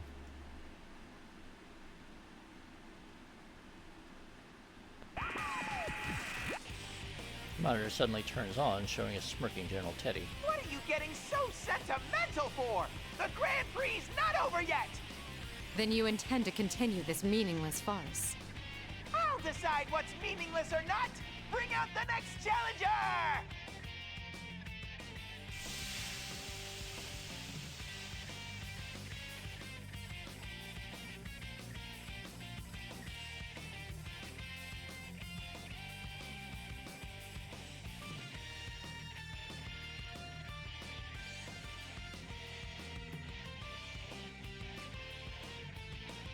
You?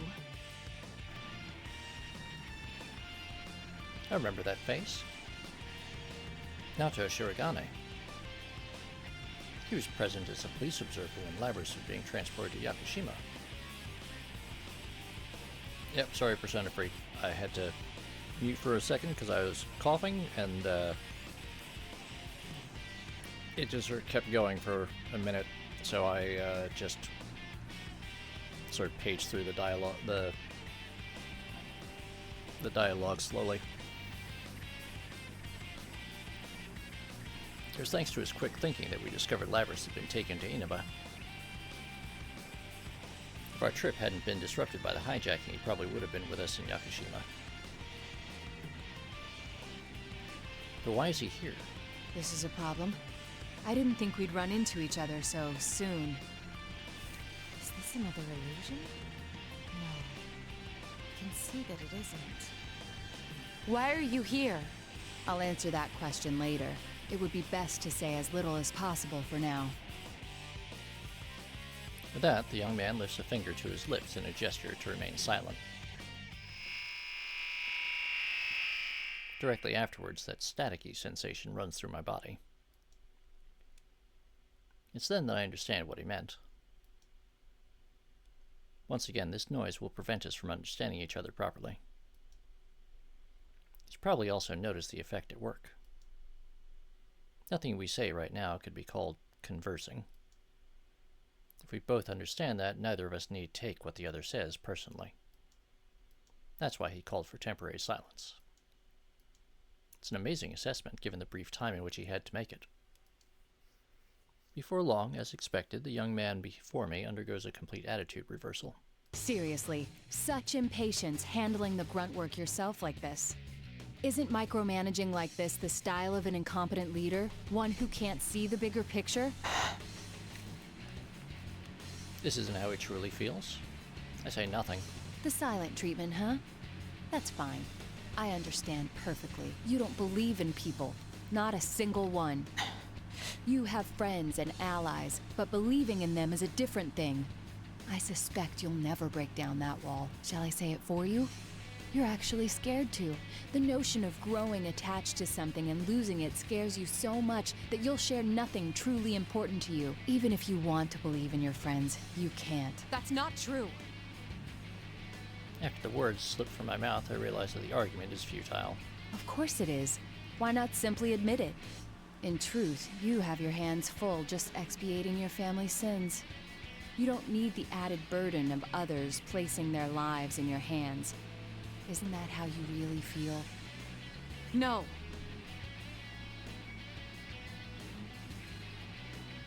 The young man smirks as if ridiculing my inability to stop myself from responding to his allegations, despite knowing the futility of doing so.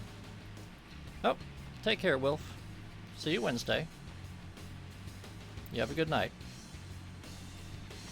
But the smirk only helps me to regain my composure. The real Shirogane would never make that face. This is only an illusion. There's no use continuing this. Not until I eliminate this irritating mirage.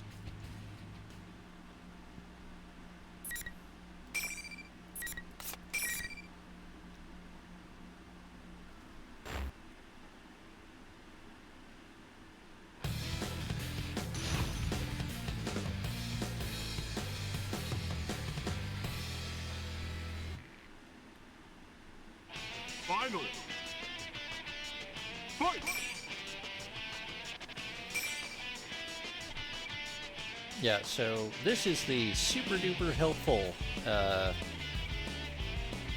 control chart.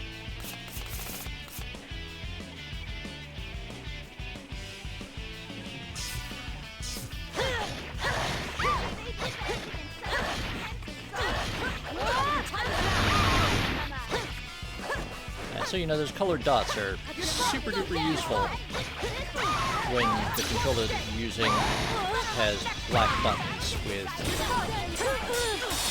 dark gray glyphs on them. That ended quickly. Did they lose their focus?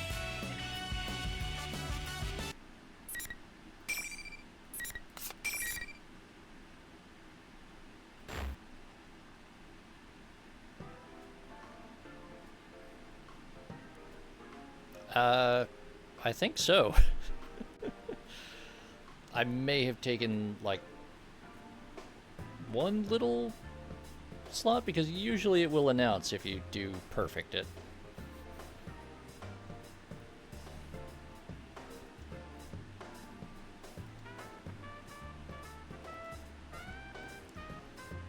I turn towards the monitor on the assumption that General Teddy will appear to mock us, but for some reason this time he doesn't. I'm not sure why, but it at least allows us time to calmly talk things over. I look towards the young man once again. Am I getting through to you now? Yes. The same goes for me, I presume. It seems we were spellbound until the fight began, as we both suspected.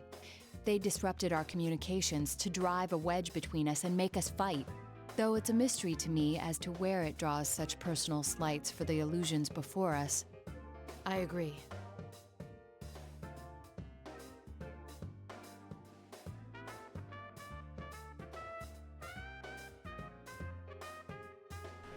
He seems to bear no animosity and is willing to discuss things. But to be honest, I'm not sure where we stand. Why is he here? I can think of several possible explanations, but if he secretly followed us in, his canniness may prove dangerous.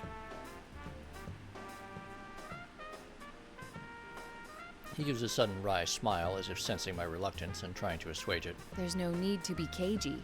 I don't intend to dodge whatever questions you have. You were probably wondering 3 things when you saw me here. First, how did I enter this world? Second, what am I doing in Inaba? And third, if I came here looking for you, what are my true intentions? No wonder you've made a name for yourself as a detective. You're correct on all counts. The first answer is easy. You know now that I can use a persona, allowing me access to the TV world. Actually, I don't think I saw you use a persona in that fight. As for the second, there's no great mystery why I would come to Inaba. I live here. You wouldn't happen to be acquainted with Amagi and Hanamura? You've met my senpai? Your friends. I gather that you're comrades who fought alongside each other during the serial murder case last year. I assume you entered the TV together for the same reason they did, and found yourself dragged into this mess as well. Whatever doubts I may have about them, it seems they're here because we dragged them into this. Because we dragged them into this. I'm not very comfortable with that. Yeah, Persona Freak. I was kind of trying to just pile quick attacks on to keep her from pulling off any major attacks. So, I must apologize to you. No doubt you already know, but the object we seek has been brought to this world. It's most likely the cause of this disturbance. Whoever learned of this world's existence must have thought it would be useful in whatever they're scheming. You apologizing to me?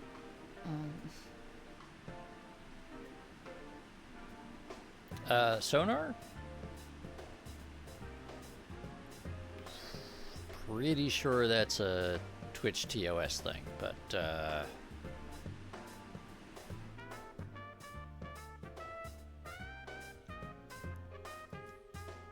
yes, Bully Snake, button mash turbo murder does work. Are you so sure you can trust me? You have no guarantee that I'm telling the truth. And there's still the answer to your third question to consider. I haven't yet told you my true motives.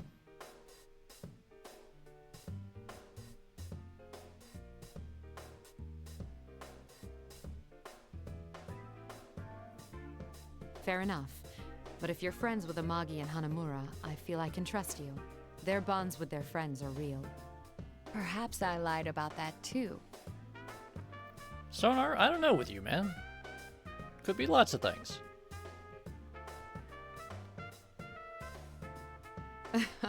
But then why would you bring it up? No, you're no villain. That's what my intuition tells me. You aren't at all the person I thought you'd be. I'll take that as a compliment. Sonar, that...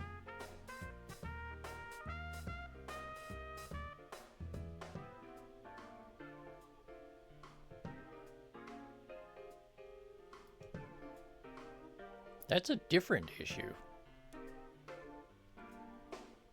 His smile suggests it was meant as one.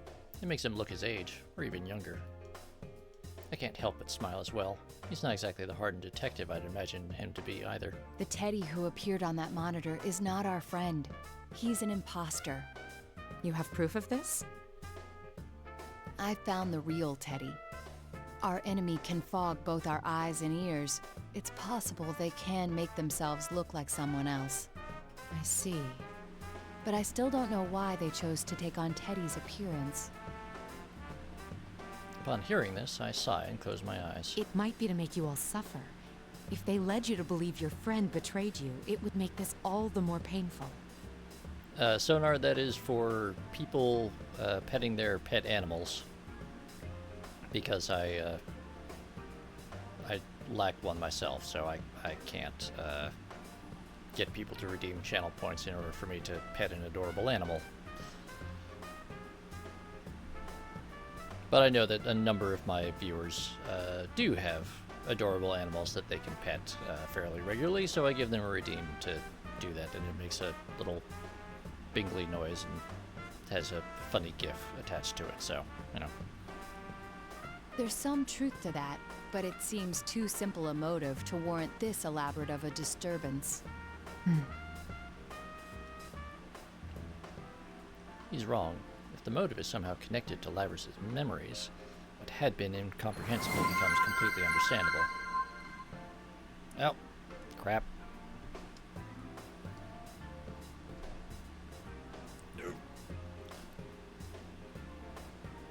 My conclusion must have shown through on my face, since Shirogane trails off in understanding. I would like to, Bully Snake, I just don't have a environment that is particularly safe for an adorable fluky thing. Oh dear.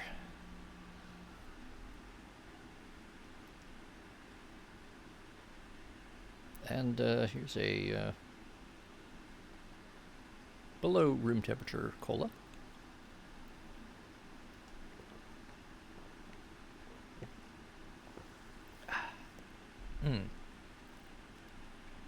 Refreshing.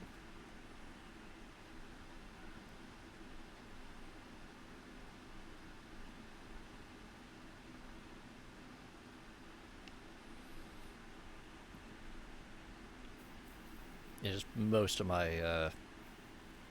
space is machine tools, unfortunately, so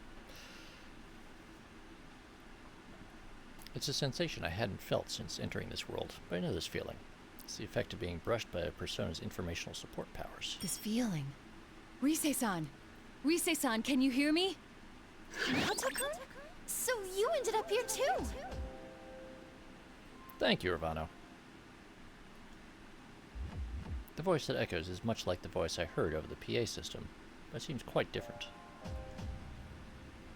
The announcements must have been part of the culprit's tricks. This Risei's voice immediately turns quavery. I'm so glad. Ever since this weird fake Teddy kidnapped me, I've been all alone. The others are fighting each other too. It's all right. Just calm down and tell me where you are. I think it's the announcement room. It's kind of off though.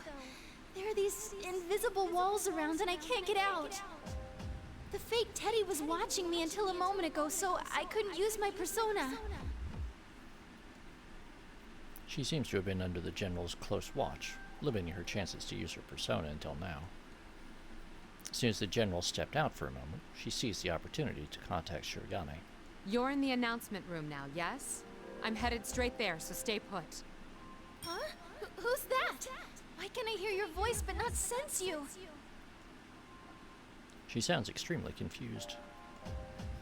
I had temporarily forgotten that my equipment prevents me from being detected by persona abilities, to an extent. I prepared it after facing an enemy with similar powers once before. It works by making my presence difficult to detect unless they know me well and recognize my signature. Shirogane senses her confusion as well and introduces me to her.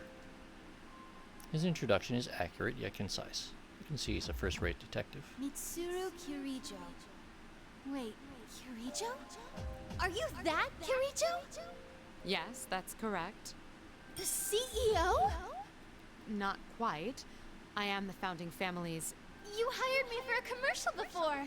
Oh, crud. Thank you very much for your patronage. A commercial? Oh, yes! I'm Risei Kuchikawa. I'm a classmate of the others you met, but I'm also kind of a starlet, and, it's hard to explain. Risei-san, that can wait. There's no knowing when our adversary will return. Oh, all right. Kujikawa said that she was captured, but why would they treat her differently? I suspect it was to block communication. If we could speak freely as we just did, their whole scheme would collapse. Ah, so that's why Teddy and Risei-san were the hosts. What do you mean? The real Teddy has a similar power. That's why those two were taken separately. Not only that, but by acting as the two who had disappeared, the enemy thought it could portray them as traitors. Though it appears that Teddy managed to escape on his own somehow. How come I'm the only one fake Teddy is watching over personally? Sheesh. You have the most powerful investigative persona. They must have had to take greater pains with you. I think we're keeping this going too long. We've exchanged what we know already, so I'm gonna shut down the comms link. Be careful, you guys. I face Shirogane once again. We are responsible for this case. Rescuing the ones who've been dragged into it is part of our mission. Besides... Ah.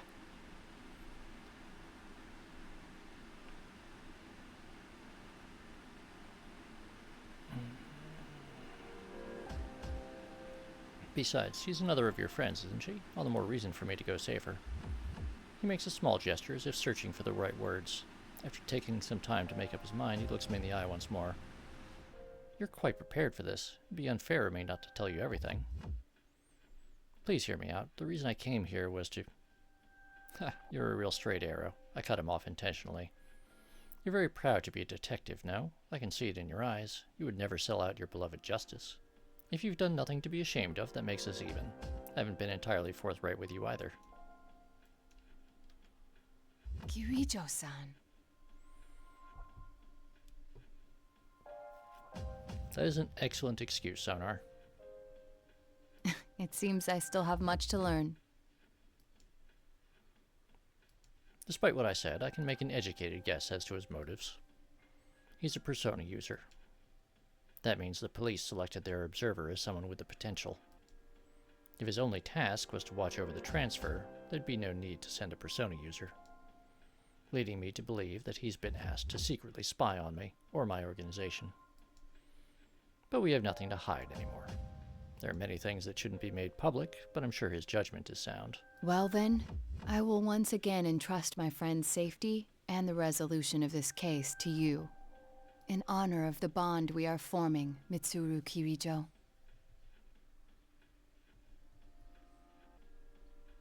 I promise that I will not let you down.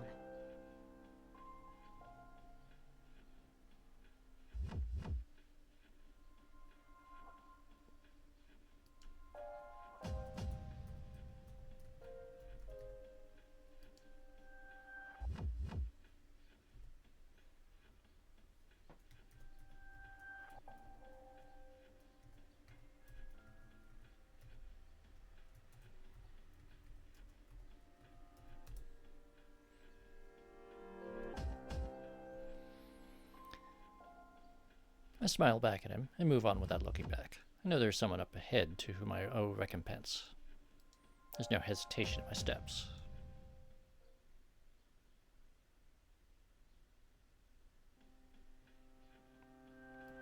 I reach the 3rd floor. After turning a corner and going on for a while, it finally comes into view. That is Naoto Shirogane, and no, she is not a dude. She does, however, tend to dress in a androgynous or even masculine manner, and wear the boys' uniform at school. However, because the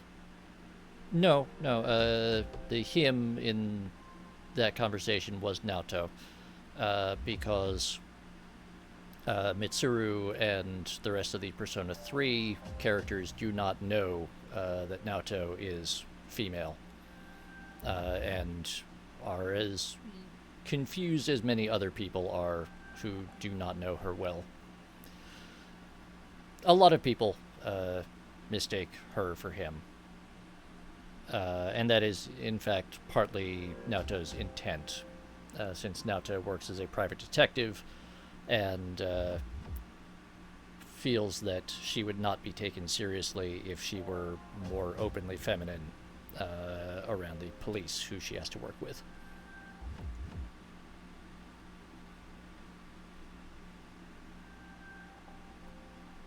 It's a whole thing, and it's kind of the center of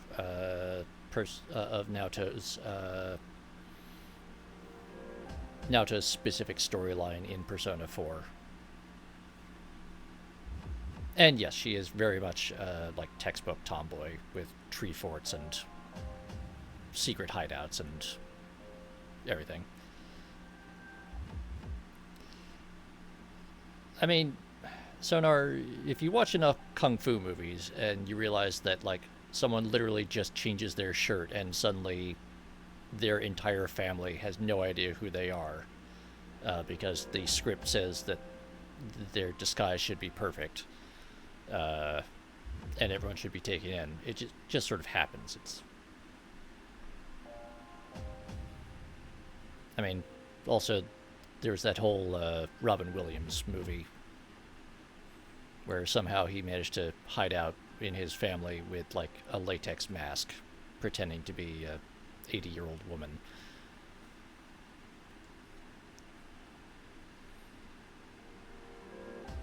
This is where Kuchikawa is supposed to be.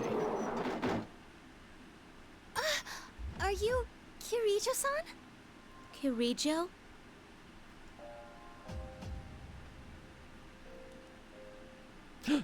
My god! Grimos! You had us completely fooled. As I open the door, 2 students greet me. Wait a second. I thought Grimos was 2 labradoodles in a trench coat this whole time. Now I'm greatly confused. One of them is the voice I heard through my persona. Kuchikawa, I presume. The other is a girl I didn't see on the video. Hang tight, Miss President. We'll be okay now that help's arrived. Wow. Everyone is secretly someone else. I see. Well, now I'm extremely confused.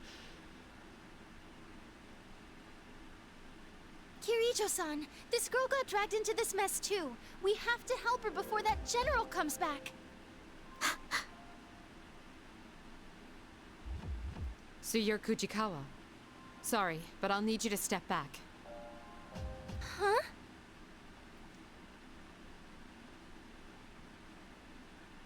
turn to face Miss President. We meet at last. Astounding. You really do look human. But you're not, are you, Labrys?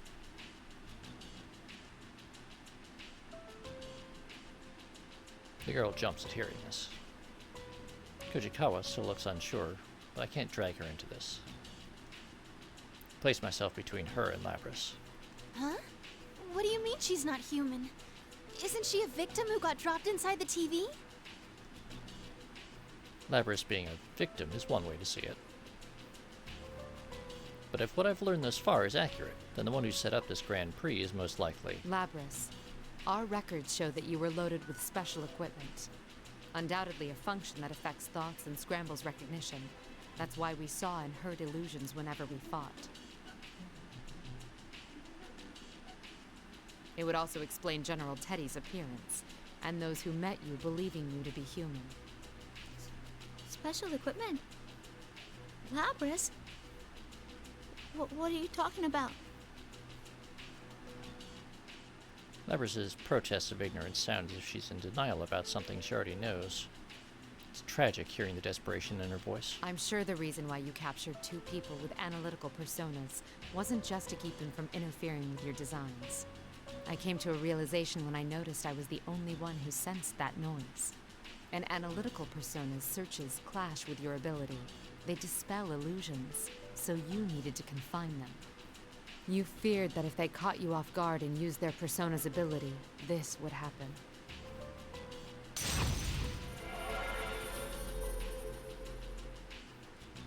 With that, I summon my persona, Artemisia. Just as expected, noise immediately runs across Labrys' body. It's exactly the sensation I felt before each round in the tournament. Well, here we go. Artemisia cancels out the force scrambling our senses, and the illusion begins to wear off. Little by little, the facade fades away, and her true appearance emerges. No! What's going on? This can't be. What was your motive, Labrys? Was it revenge in the end? I can understand why you'd hold a grudge. I caught glimpses of it on my way here. But your hatred should be centered on the Kirijo group. Why drag innocent students into your vendetta? Kirijo group? No. I don't want to remember. Never again. Miss President! Kirijo-san! She seems to be in a lot of pain. I don't know exactly what's going on here, but you can't push her any further. At that moment, Labrys grabs the equipment on her back that I had mistaken for wings. It suddenly separates and transforms into a giant battle axe that's larger than she is. Miss President? Get back! Well. Hurry! Labrys approaches one step at a time, her axe at the ready. Her steps seem uncertain, but she's moving with battle clearly in mind. The injunction against harming humans has been removed? I see. No wonder she was sealed away. Behind me, I hear Kujikawa pleading. Is there no other choice but to fight? I won't let you do any more damage, Labrys. It's me you want. Shut up! Shut up!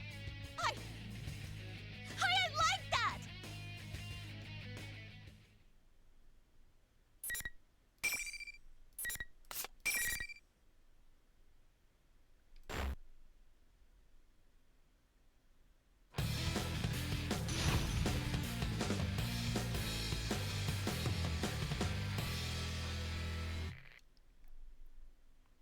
Final. Fight!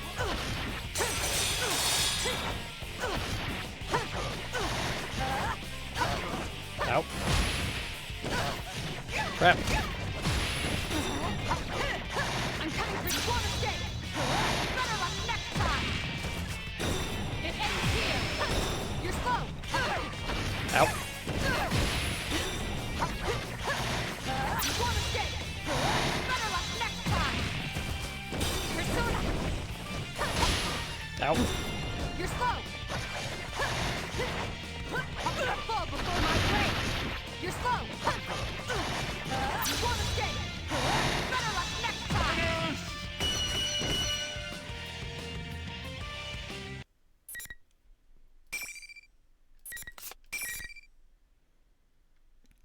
Yeah, Mitsuru is a very stabby character.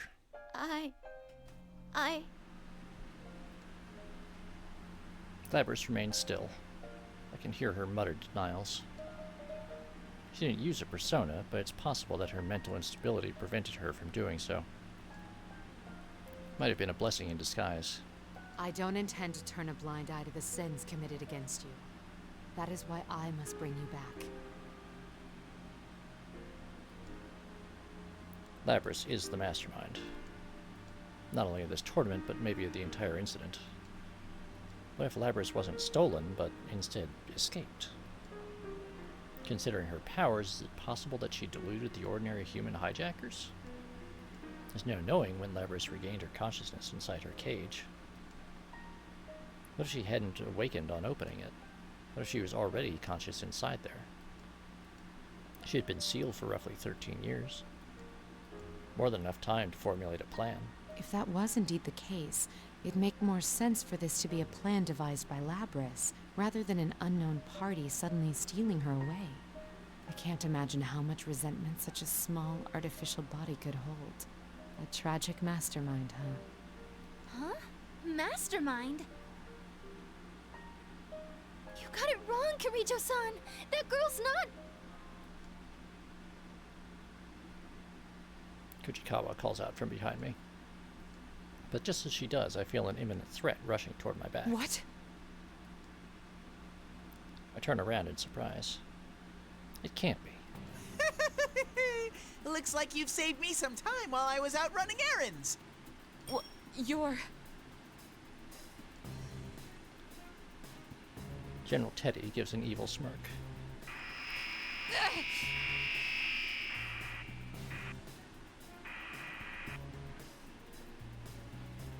An extremely powerful version of the noise, far worse than before, is everywhere around us. Kuchikawa squats down while covering both her ears. It's all I can do to keep from falling on to my own knees. What's going on? This is Labrys' interference pattern. Mm-hmm. That's right. As thanks for cornering the real one, I'll show you something.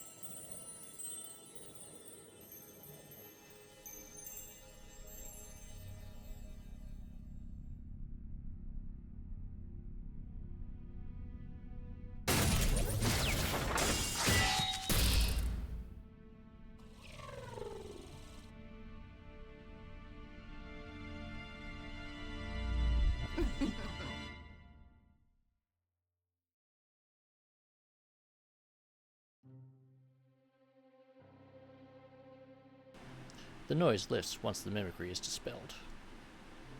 But what it reveals is something I hadn't expected. Another Labrys?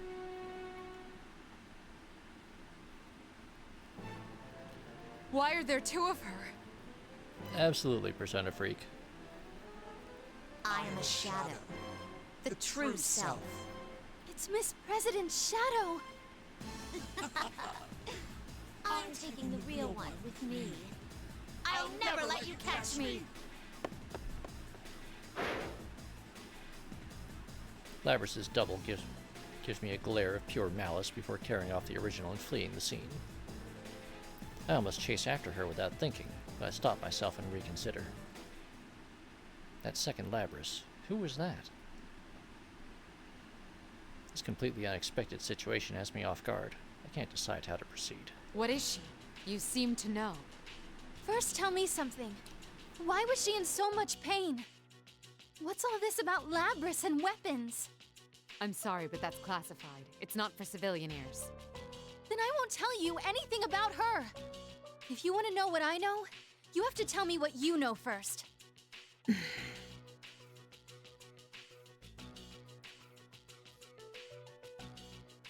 That may have sounded too much like I don't care if she's in pain. It'd be unreasonable to demand that she tells me everything she knows without offering something in return. And she's already seen Labrys's true form, so... maybe a small sigh. Well, I suppose you're involved now. All right, her official name is 5th Generation Anti-Shadow Suppression Weapon, codenamed Labrys. She is an android weapon created by the Kirijo group years ago. In order to use persona abilities, she was given a heart. She's a machine. Kojikawa's shocked expression conveys her thoughts as perfectly as if she'd spoken aloud. We couldn't let her run free. Just look at the trouble she's caused. We came to retrieve her and minimize any damages. I hold back no details in telling her the cruel experiment she must have underwent during her development. Kojikawa takes it all in and quietly sighs. So when she said she didn't want to remember, that's what that was about. Hey, why didn't you listen to what she was trying to say? She said that she didn't want to remember, but you kept pushing your demands on her and making her feel bad. That's... I pause, considering her accusation. She may be right. Indeed, I was so desperate to put an end to this case that I didn't listen to what Labrys had to say. Yeah. You gave her a heart because you needed her to have one, and then kept treating her like that. No wonder she's in pain. Tears stream from the girl's eyes. As angry as she is, she's crying for Labrys. Not particularly persona-free, because she... well, it depends on the type of room. She's raised and trained to read people in a boardroom setting. Not so much in the whole, like, interpersonal, emotional stuff sense. Even after seeing her true mechanical form and learning that she's a weapon, Kujikawa has nothing but compassion for Labrys. Why are you siding with Labrys so much? I heard her voice a few times. It sounded like it was from her past. She said she was forced to fight when she didn't want to, that she was hurt and afraid. I see. Kujikawa had also heard the voice, just as I did when she used her persona. Kujikawa slowly tells me about what happened last year, the reasons why she came to Inaba. Due to her career as an idol, she was cut off from those who knew her for who she was, leaving her isolated. But just when she had lost faith in everything, she met people who believed in her, saving her life. Someone to believe in, huh? Hearing that brought up again is a sore point for me. She's Miss President's shadow. Kujikawa tells me the details that she previously said she wouldn't reveal. Kujikawa? The repressed desires you don't want to admit? Here, they take on a life of their own. So that's why. Then what's her ultimate goal? Why did she take Labrys? Shadows, they try to become real. It confronts the original with weaknesses to make them deny that the shadow's part of them.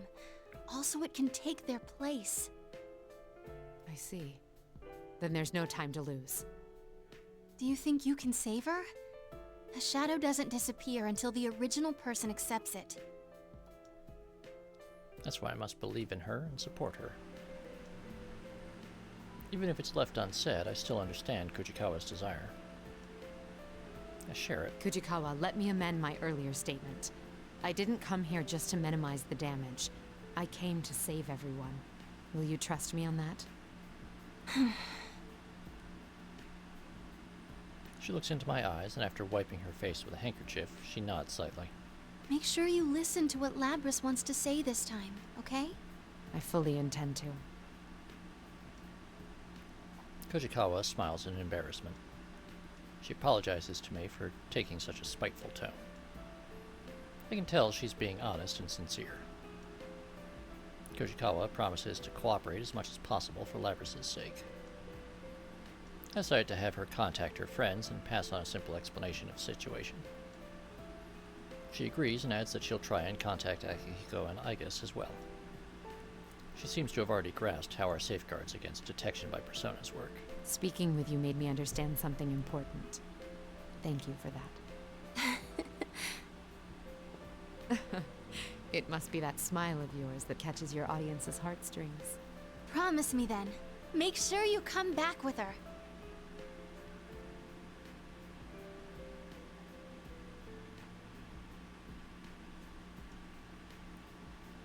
Spurred on by her words, I begin running to where I detect Labrys ought to be.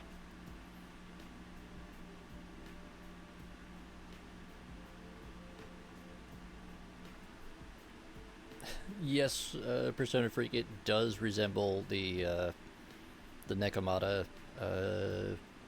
creature design, but a catsuit is a form-fitting body glove style, usually leather or latex suit, particularly worn by women. It's kind of classically associated with Emma Peel from the Avengers, and a few other sort of female action heroines from movies and TV. The combat suit that Mitsuru wears in this game is quite literally a cat suit, and she's got a big fur coat over it. If I find her again and listen this time, will that truly be enough to save Labrys?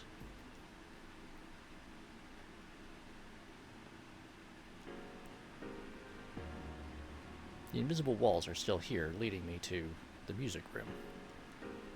According to the guide map, it should have been further away, but just as with the announcement room, the layout of this version of the school is off. Who are you? Someone else is already inside. He frowns upon seeing me. I recognize his face from the video. If the walls are still here, does that mean the Grand Prix rules are still being enforced? As a test, I hold a hand out to the space where I just entered the room. It seems we're locked in. The rule against proceeding without fighting is still in effect. Are you Kirijo-san by any chance? Rise got in touch with me. I am indeed Mitsuru Kirijo. As I recall, you were the sister no, your name was Narukami. There doesn't seem to be anything scrambling our senses. Do you understand what I'm saying? I don't sense any noise, but it can't hurt to ask. He nods, showing that he understands the question. Rise told me you were out to save Miss President. Labrys, her name was? That's right. But I must act swiftly. There's no noise here because our enemy thinks we'll be hesitant to fight in our right minds. Would you mind conceding? I don't want to drag you into this any further. I understand, but I can't do it like that. Narukami gives a wry smile before his expression flattens again. If the rules are still in effect, my friends are still trapped. They still need someone to rescue them. I fought battles I didn't want and taken on a lot of responsibilities, which includes saving Labrys, of course. It's not that I don't believe you, but I don't think it's right to simply hand the burden over to someone I just met. I see. Sorry, this must be frustrating to you.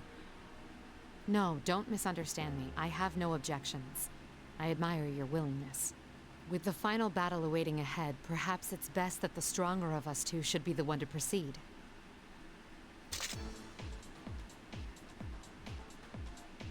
The atmosphere in the area changes.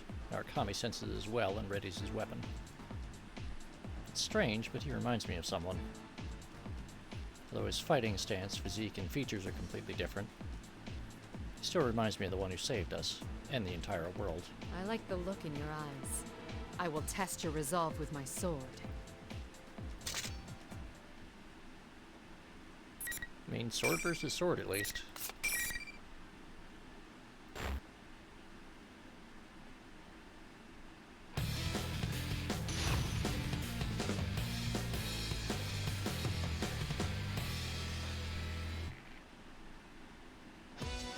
Final! Fight!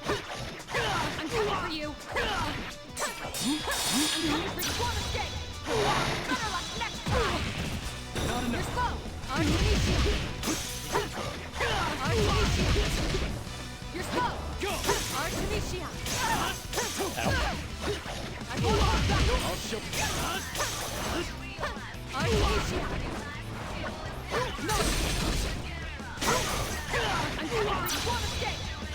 Better luck next time! No! Over here! Artemisia! Ow. I'm coming for you!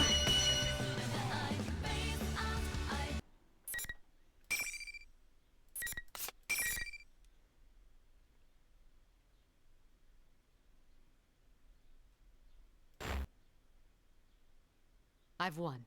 I will move on.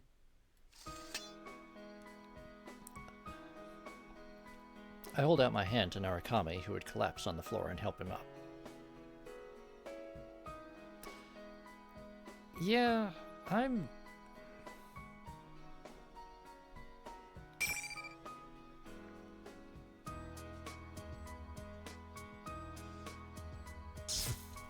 I'm honestly a little unsure, Persona Freak. I remember the story mode AI being at least a little more challenging than this. Fortunately, I won the match. Although in fighting these people, I've come to see them in a new light. But first, I have something to ask you. In this world, to encounter another leads to an immediate win or lose situation. That's why I'd intended to limit my interactions with others. All I felt regarding these students was regret for dragging them into this mess. But in order to be sure I can save Labrys, I feel that I'll need their help. Since they have more experience with this world, they're most likely closer to settling this. You said that you want to save Labrys too, but you barely know her. She isn't human and has been through things that aren't easy to understand. What were you going to do for her when you found her? Narukami quietly closes his eyes before answering. Nothing in particular, but I could have stood at her side at the very least. At her side?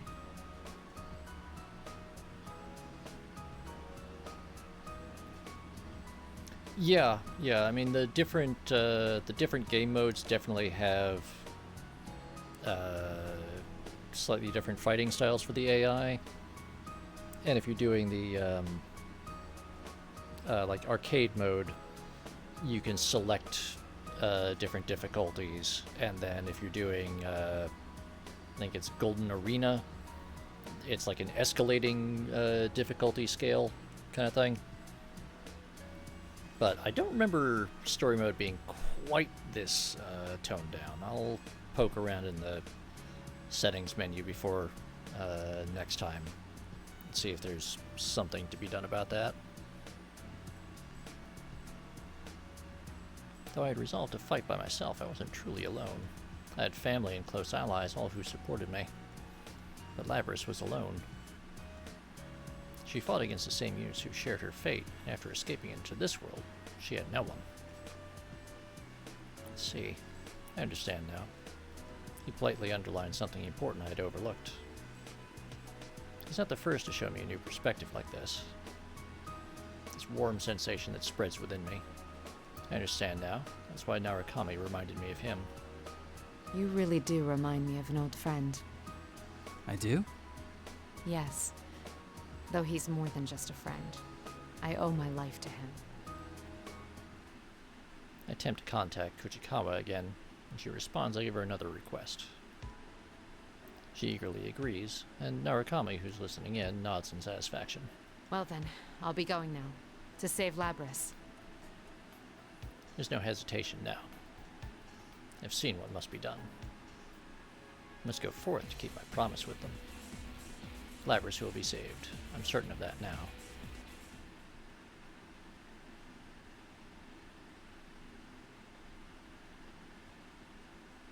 In order to pursue the escaped shadow, I must stop briefly and attempt to locate it with my persona. It's on the move, but it's headed to the... Ah. Kujikawa, can you hear me? The shadow is headed to the announcement room again. I've already picked up on her and got out. Also, I've managed to reach your friends. I was just talking to someone named Aegis. Fujikawa says she's never tried to connect multiple people at once, but with a little practice she's picked up the knack. Her persona's support skills are advanced indeed. In contrast to my own inability to contact my friends against this noise without linking my persona to the communicator, she easily located Akihiko and Igus. Really, she's quite talented. Igus, can you hear me? I need you to keep Fujikawa safe. Understood. The Shadow's presence is nearby. I retrace my steps to the announcement room and throw open the door.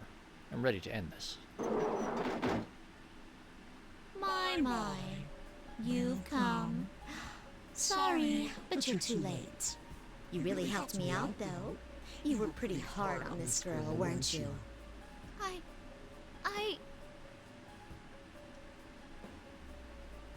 The expression drains from Labrys's face as she mutters to herself with self-reproach. The shadows must be hammering at Labrys's psyche in order to have Labrys deny herself. Look me. We've got a guest. This human's here to take us back. She'll never understand how we feel. A typical human. Stop! Don't say any more! Labrys. I step between Labrys and her shadow and draw my weapon. The shadow looks at me and her face boils over with hatred. What's this all about? Oh, of course. It would be a problem if she were destroyed while you were retrieving her, huh? Retrieve? No! This has got nothing to do with me! How long are you gonna lie to yourself? It's about time you face reality. You want the everyday boys and girls to experience what you had to go through.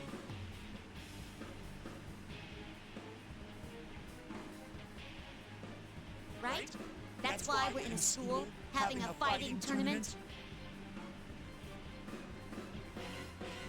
You want to see close friends fight for their lives against each other. Because if they do that, then they might understand. You want to make them understand. That ain't true! But it didn't work. Kirijo marched in here and spoiled your fun. It's all right, though. You don't have to worry about that anymore. I'll take care of everything from here. I'll destroy anyone who doesn't understand you and comes to get in your way. Just like you once did. No! No! That ain't what I want! You're... The shadow's smirk widens at Labrys' protests. You're not me!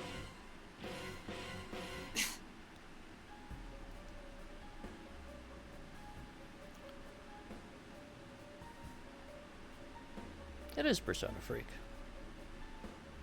Labrys' rejection seems to have crossed some line. You can sense the shadow's power rising dramatically in response to her words. That's right! I'm myself! I'm free! Even if I'm a misunderstood machine. I'll escape from all this!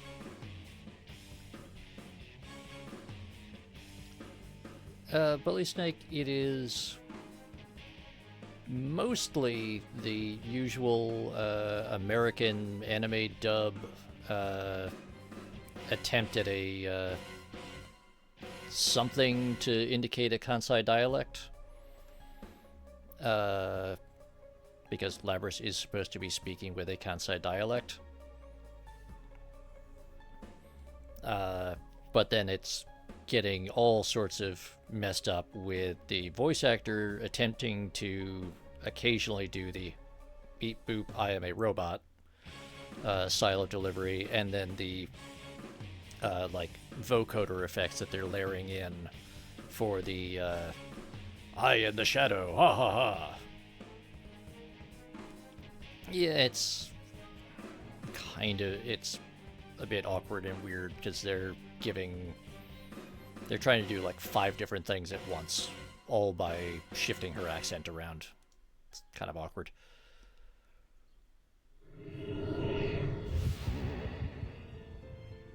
Yes, the power!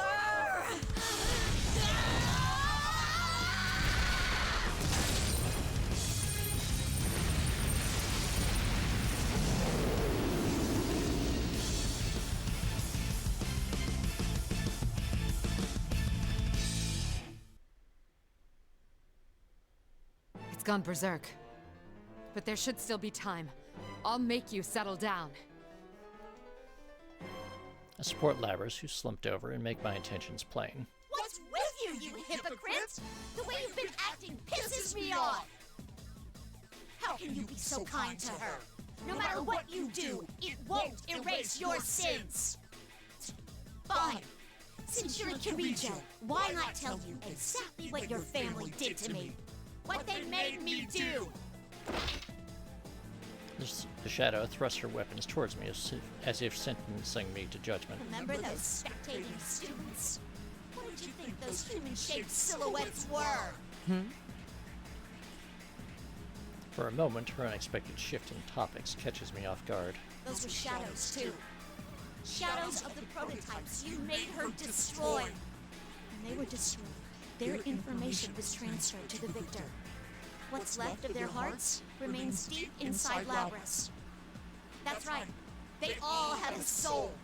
But because they never fully developed, their shadows helped her play school after they separated from her. Do you see? Those spectators you saw everywhere were her sisters she had to kill at the Kirijo group's orders. I'm at a loss for words. I can only stand there speechless. I haven't forgotten. I'll never let their memories or their pain go.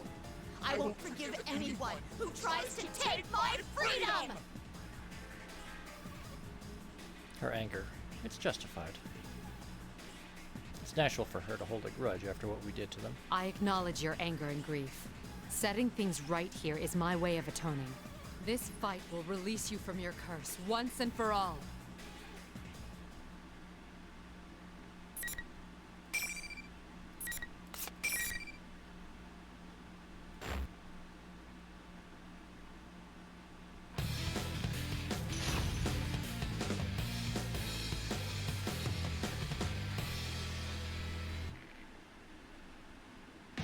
Final. Fight! Ow. Ow. No escape! You'll pay! You're close! Dumbass!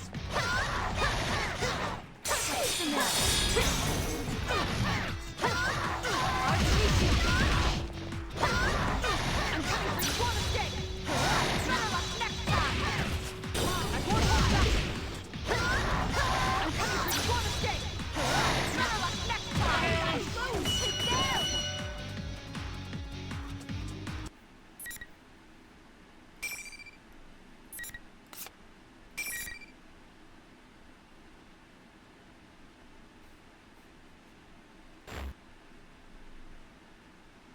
What?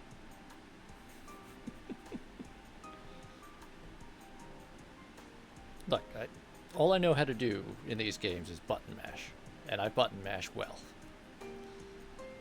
Well, I button mash okayly.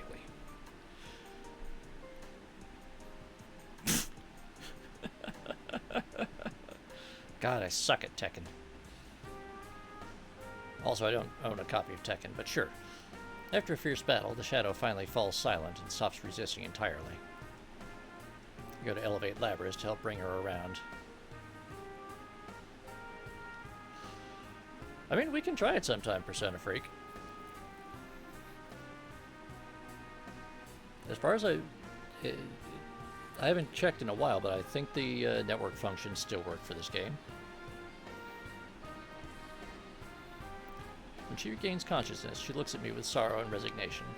Am I gonna be alone again? What am I saying? Of course I am. After all I've done. No. No one will lock you away ever again. Huh? I thought I had a firm grasp on things, but in the end, all I did was drive you into a corner. I'm sorry. Why is a Kirijo apologizing to a machine? I mean, I hurt people. Dragged them into my own mess. I'm just like I was before. There ain't no reason to forgive me. That is solely your opinion. Huh? Kujikawa, can you hear me? Loud and clear. Is that Rise-san? That's right. You've met her too, and It seems Kujikawa accomplished what I asked of her earlier. I wanted her to use her persona ability to connect the voices of her friends directly to Labris. Some of them I've met, while some I don't know at all. In truth, some of them may find it hard to forgive Labris for dragging them into this, even after learning of her circumstances. But I believe in them. To tell the truth, I only saw you for a second, so I ain't really sure what's going on. But it seemed like you went through a lot. Anyway, hope things start looking up. It's way too simple. Can't you think of anything better to say? Hey, it ain't simple at all. I know damn well how tough it is to see a shadow come out of yourself. Yeah, we've all been through the same thing, so we'd suck pretty bad if we didn't forgive you. You caused me a lot of trouble, but it was still kind of fun. Kinda.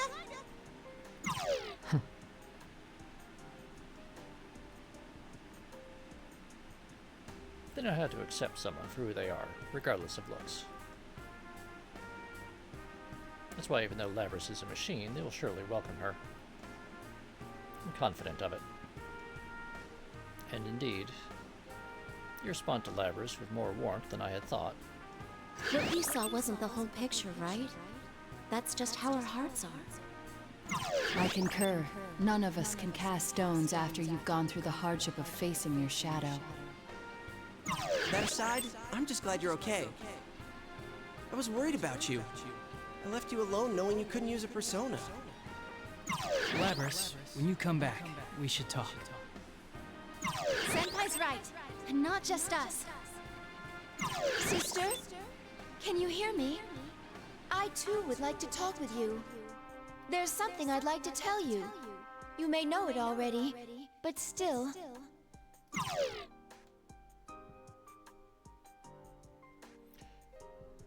Yeah, that background says a lot. I think next time we might try to do the Labris route for this.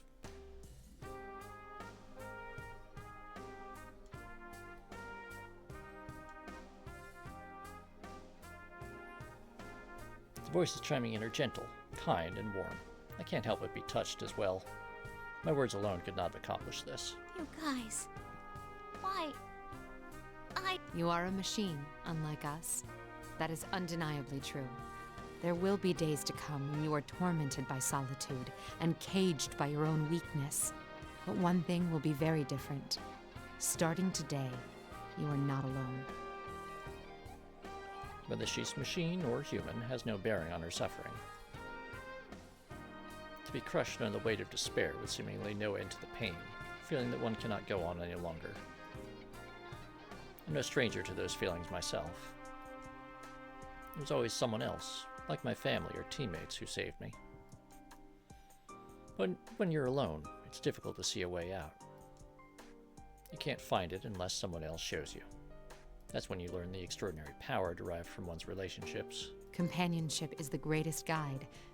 In my mission here, I've come to be reminded of that. We hope to become that guide for you as well. If you're not alone, you can stand to face the most painful of truths. Face the truth. And yeah, Persona Freak, I think the Mitsuru path in particular has one of the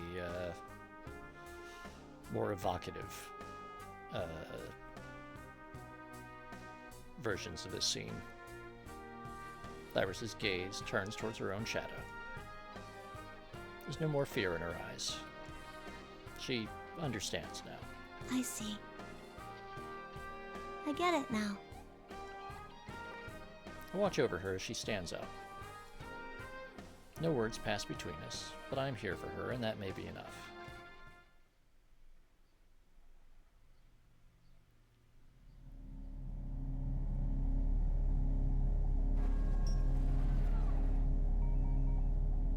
I'm sorry I ignored you all this time.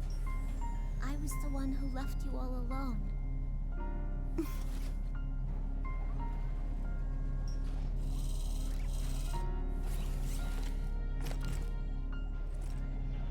No. You are me, after all.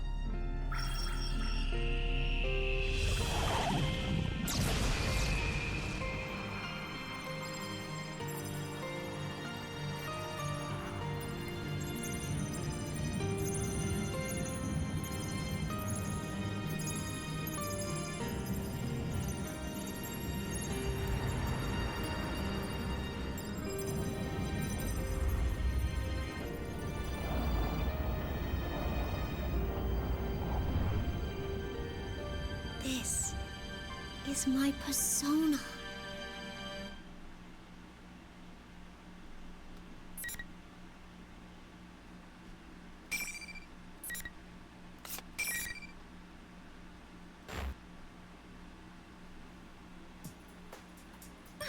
Lapras and Kirijo-san! Welcome back, you guys.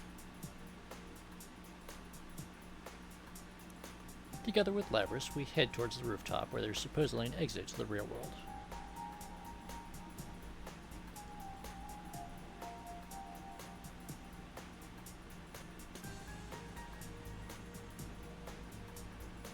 A small crowd welcomes us on our arrival. Some of them I haven't yet met in person.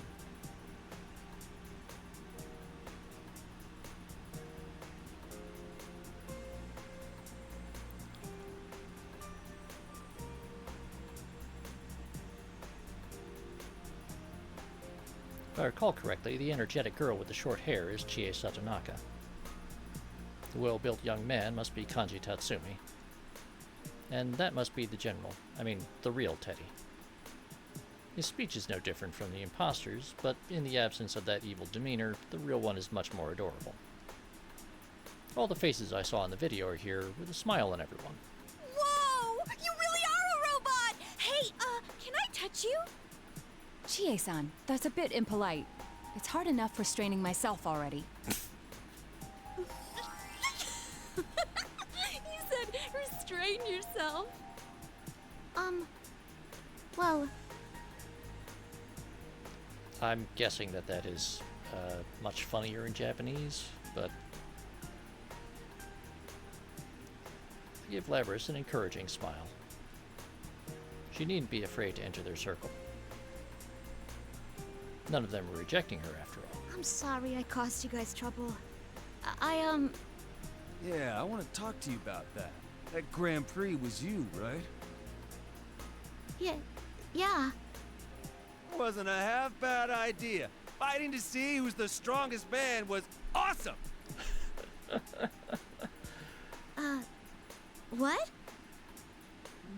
That is more specifically referring to the kanji version of the story, which we will do.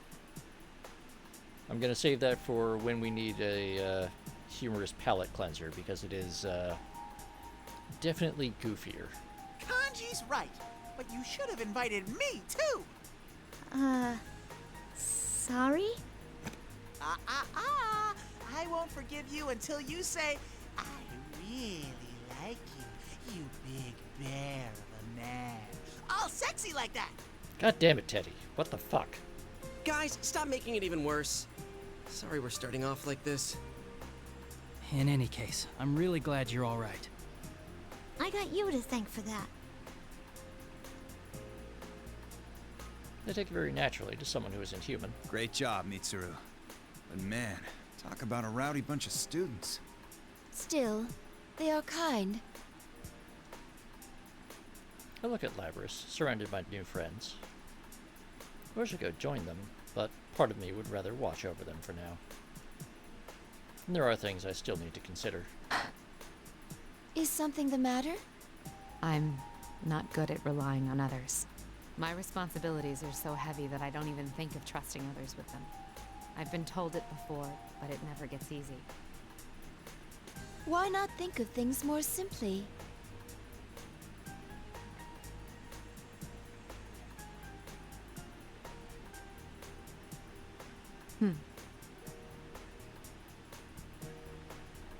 When something cannot be accomplished alone, there is no other choice but to trust in others to help. Good or bad, it is inevitable. Then why not accept it and move forward? You aren't alone either, after all. I can't keep myself from smiling at the truism I never would have come up with. You're right. It's not difficult at all when put that way. It's just as I was saying about companionship being a guide.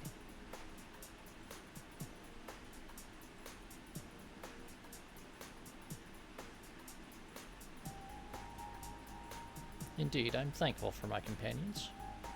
They say the things I cannot, and take me outside myself with new perspectives. I'm sure that the same principle will save Labrys from straying from her path. Although, I think again about the case. Now that Labrys is safe, there's another issue. The mastermind was not Labrys, but her shadow. However, her shadow emerged and began to act only after she entered the TV world. It's hard to reconcile that with Labrys taking the initiative to escape. Come to think of it, there's something else that can't be explained if we assume Labrys was behind everything. Was Labrys truly the mastermind here? Huh? What are you getting at? Why did Labrys choose them? Where did Labrys learn of them? It's the students of Yasugami High that trouble me. I can't see why Labrys would have selected them. I thought they might have sensed the changes Labrys caused in this world on their own, but no. The video that brought them here called them by name. Not to mention, Shadow took the appearance of General Teddy from the start.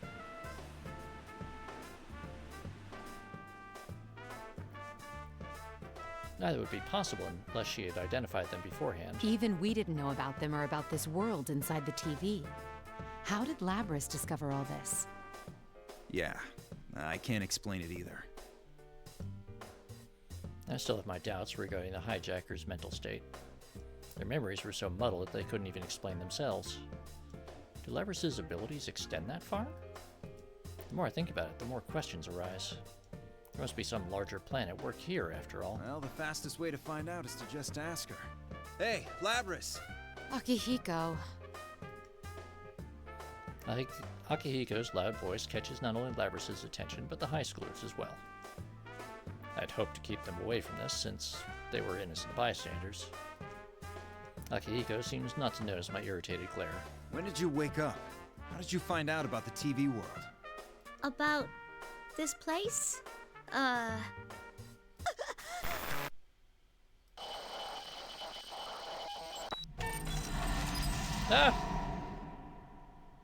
Someone turned on a dot matrix printer. Labrys abruptly stops moving just before starting to convulse and taking a leap backwards. It happened so suddenly that even the students standing some distance away raised their voices in alarm. Labrys! Get back! As soon as Akihiko cries out, Agus runs towards the students to protect them. I keep a careful eye on Labrys, whose face has gone blank, and put some distance between us. Exactly, Hidden Boss. My fears have been realized. Labrys reaches for the axe on her back and swings it without hesitation. Is she malfunctioning? No! Someone's hijacked her! What? If we're all here, the Shadow is defeated, and someone is still hijacking her, then... I know you're there. Who are you? Show yourself. I expected a response. But the source of my answer came as a shock. Show myself? How cold. You treat me as if I were a stranger. That voice!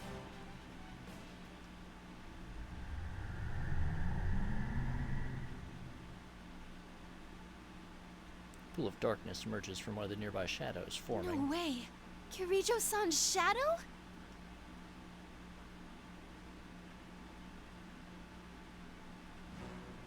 It has my appearance, my face.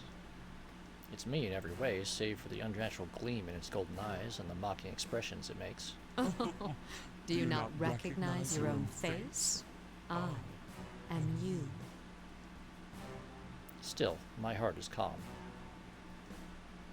In fact, her appearance may be giving me more clues as to the enemy's intentions. You seem to have a penchant for deception. Unfortunately, I already know that you're the mastermind here. See, just mirrored portraits. You were after Persona users from the start. That's why you chose this school and tampered with Labrys's memories. And you just demonstrated how you controlled those hijackers. Very good. No wonder you managed to drive back a god once.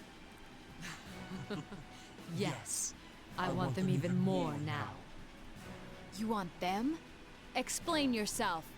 Personas and shadows are one and the same.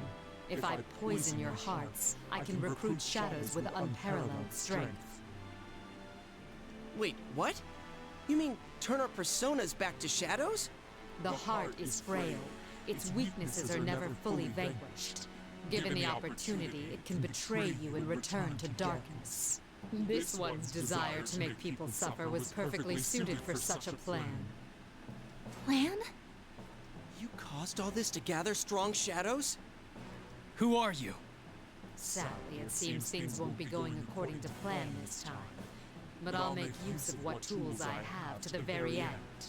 This is my last chance. No, more like a marvelous entertainment. Stand, my puppet. The shadow ignores my taunts and raises its right hand toward Labrys, still collapsed on the ground.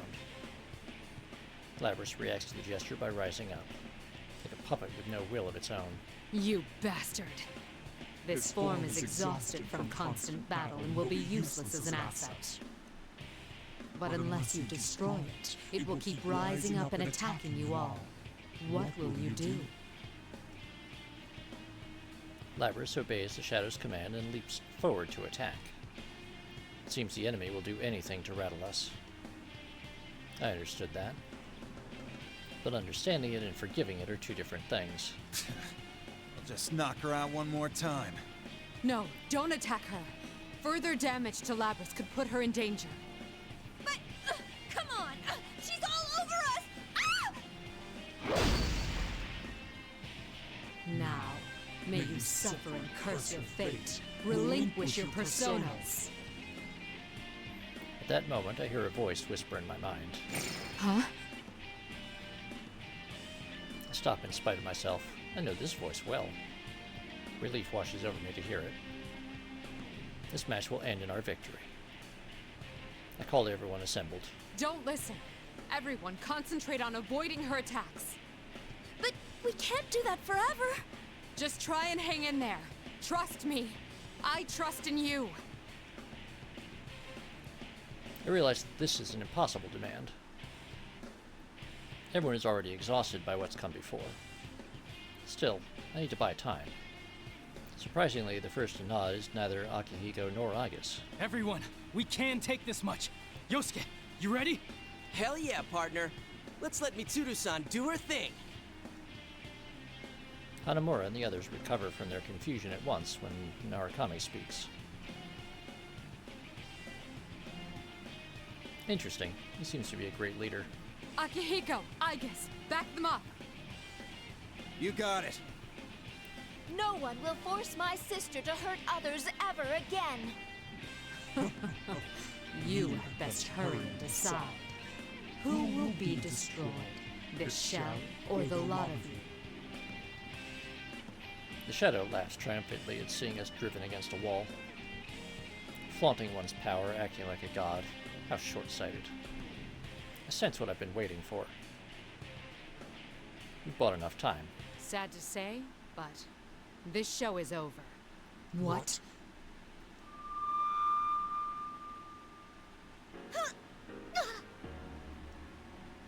Labrys comes to a halt and is released from the shadow's control. She must have been forced to exceed her limits, for she falls to the floor as if her strings had been cut. We didn't attack her at all, yet she's unable to so much as break her fall. A chill goes down my spine, imagining what could have happened if we'd fought her at our fullest strength. Looks like you made it in the nick of time. You saved us, Yamagishi. Are you all okay?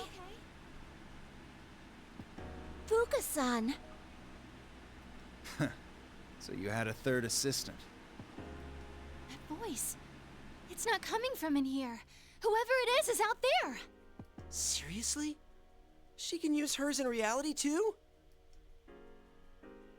Right before we entered the TV, I'd put in a phone call asking her to come right away, and she made it the perfect moment. Yamagishi initially had a bit of difficulty dealing with a world so alien to her, but she adjusted quickly enough. Though she's far away, I can sense that we're under her protection. It's just as you thought, Mitsuru-senpai. The enemy is only mimicking your appearance. It's a fake. Very impressive to guess correctly from such a long distance away.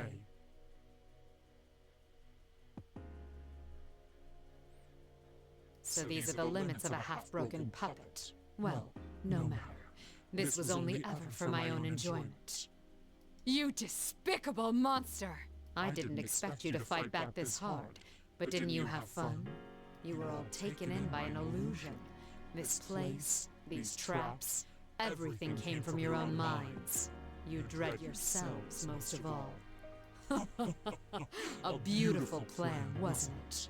Your idea of beauty is rather warped, as is your plan and your assessment of us. But your biggest mistake was that you took my form in the end. I'll take a step forward. Seeing this, Sakihiko and Igus take a step back. They know me well. They can see the signs of anger boiling within me. Are you angry? All right, I'll play along. The show must go on, right? Don't say another word while wearing that face. I'll teach you just who it is you've made an enemy of!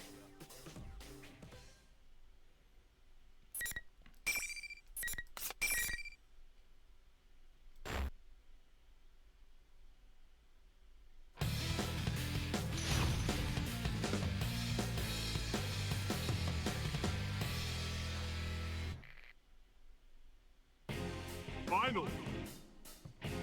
Fight!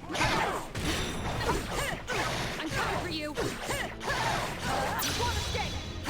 Better luck next time! No! It ends here! No!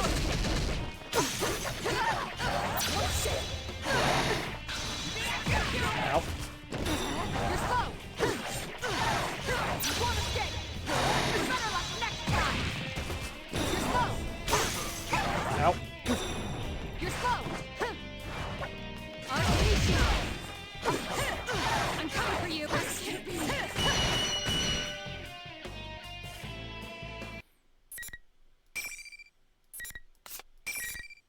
And yeah, Persona Freak. Some of the voice acted visual novel sections really do have some pretty solid moments. This is fine with me. Good enough for my purposes that I confirmed you have enough power to meet my expectations. The Shadow laughs as if defeat didn't matter to it at all. This is only a temporary form. I doubted there'd be any meaning in changing my appearance, but sure enough, it made for a very enjoyable game. All that irritates me is having to feign cooperation with that foolish human until I obtain the one true vessel. Foolish human? I will see you and another guy's next time. Just wait until then. The real you will face the same consequences soon. Choose your last words carefully.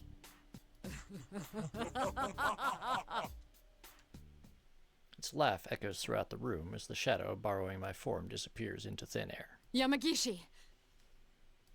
The reading disappeared.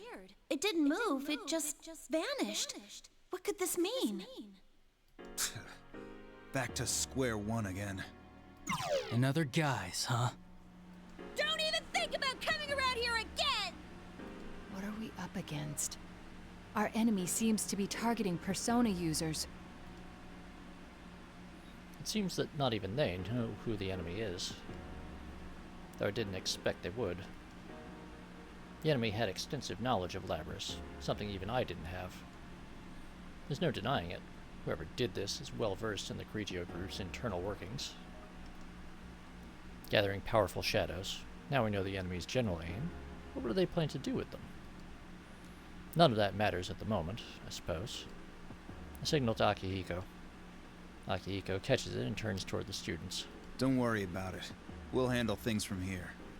Wait, but it kinda said it was still after us. Of course. You should be aware that the enemy is out there. Akihiko only means that there is no need to abandon your lives to pursue it. We will do our best to ensure that no harm comes to you. That is, after all, our duty. But... I don't expect them to like my answer. But the reason I started the Shadow Operatives was to protect people from these things. The students, they're still young. Granting my permission would only mean them becoming more inexorably involved. We should be the ones to take responsibility. Guys, let's leave this to them. You can... Are you serious? They're right that we need to go back for now. We're all at our limit. When Narukami signals to him, Hanamura's complaints fall suspiciously silent.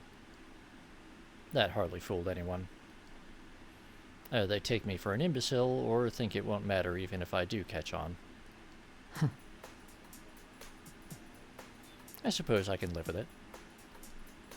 If they are that determined, I can hardly dissuade them. We'll have to take care of everything before they can involve themselves, that's all. Teddy jumps around, his footsteps sounding highly unnatural, to catch our attention. Alrighty, attention please! The trip doesn't end until we get out of the TV! Dude, we were in the middle of a conversation. What are you doing with this ancient TV? Hang on, where'd you even get this? It's a Teddy Vision! You can get out from here! They exchange banter as if the recent problems are already long past. We must fight so they can continue to be so carefree. Moreover... How's Labris? There wasn't much damage to her motor functions. I don't believe it will take much time to repair her. Still, the stress on her cognitive functions must have been severe. It may take some time for her to awaken. Agus gazes sadly at Labris's unmoving form in her arms. We must also fight to prevent anyone else from being hurt like this, like these two. This case is over for the time being. It's time to say our farewells to this world. But a newfound resolve to fight is surging within me.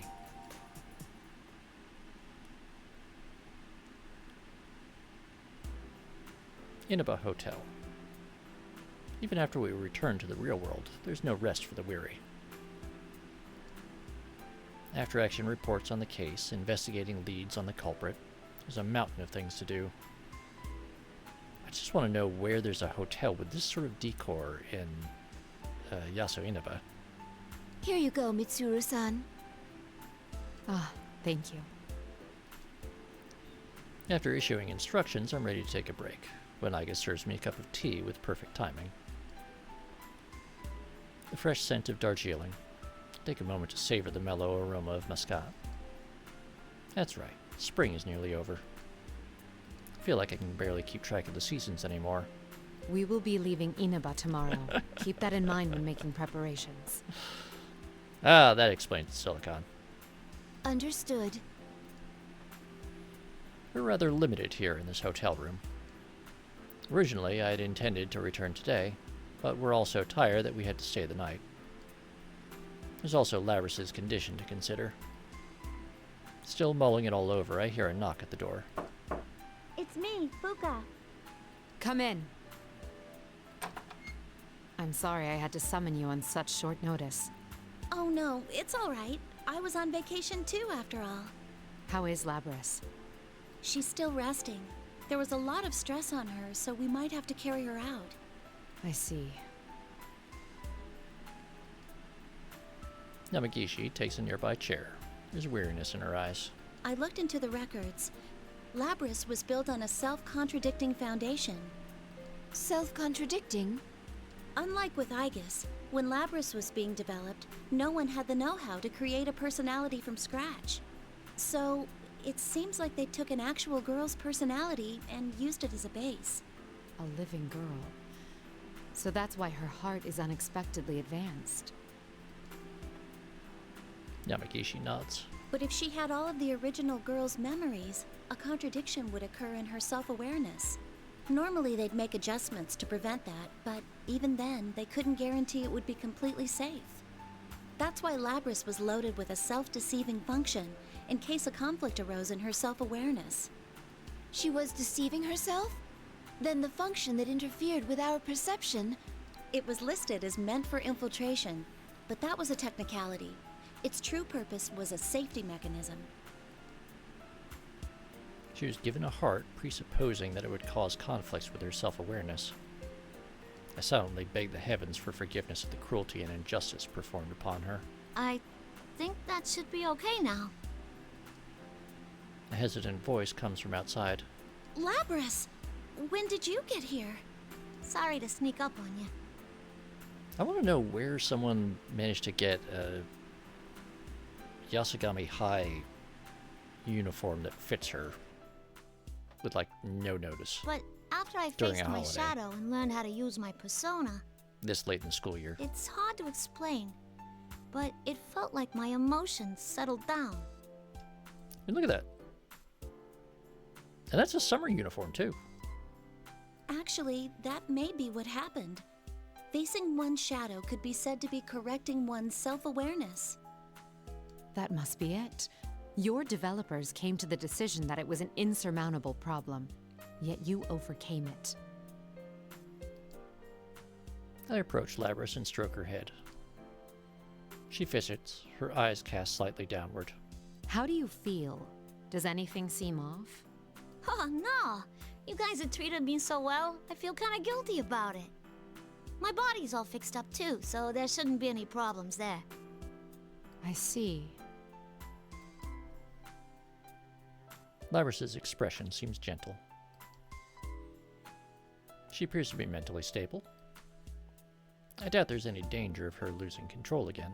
I wanted to talk to you about where we go from here. From here? You mean, about me?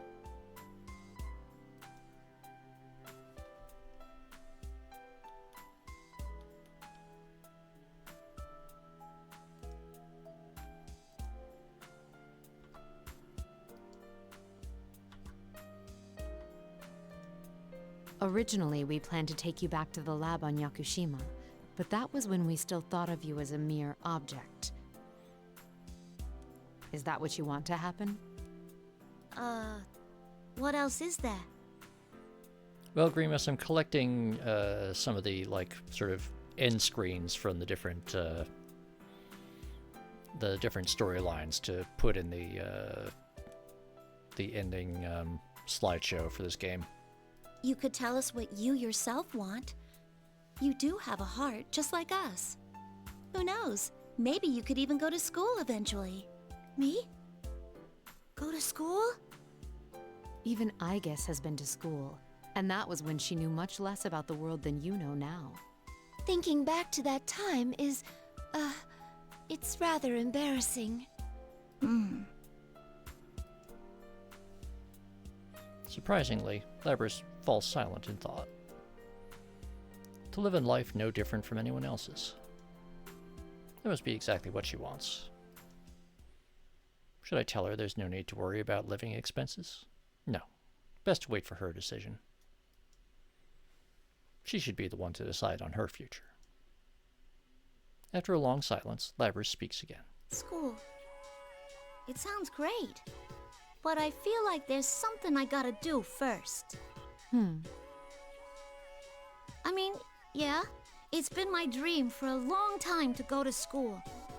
But someone's after those guys. Someone's trying to wreck their lives. I want to catch whoever it is myself. I want to look after those guys.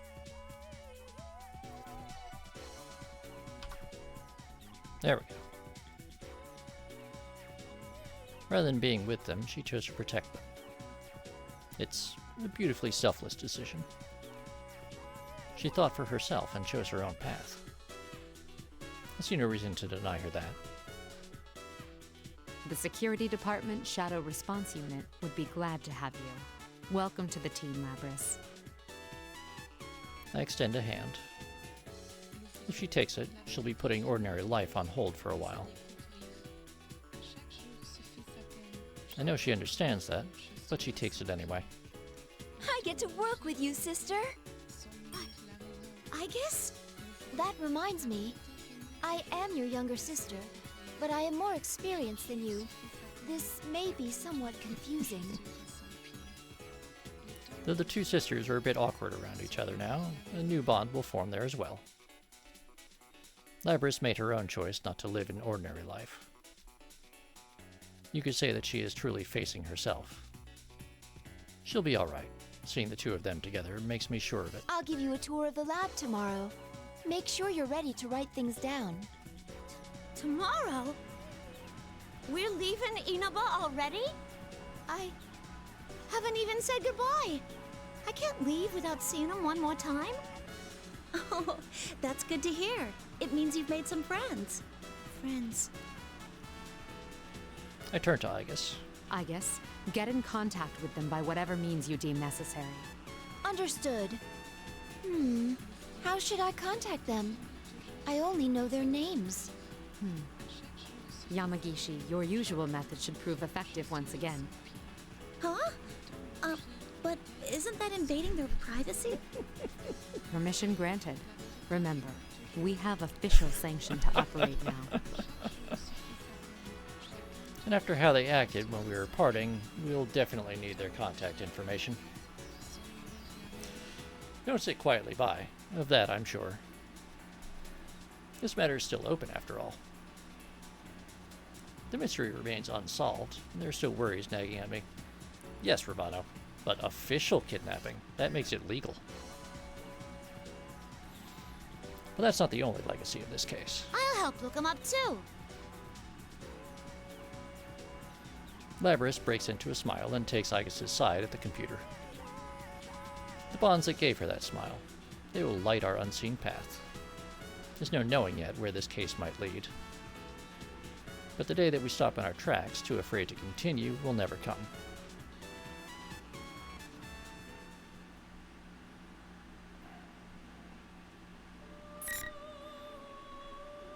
And there we go. So that is going to be it for today. So I'm gonna, getting close to 6 hours here. So I'm gonna move us to the new ending screen here, and I'm gonna see if, well, I seem to have found the exact, absolute worst possible time.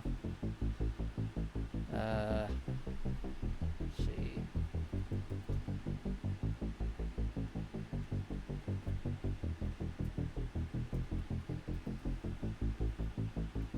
Bear with me a second.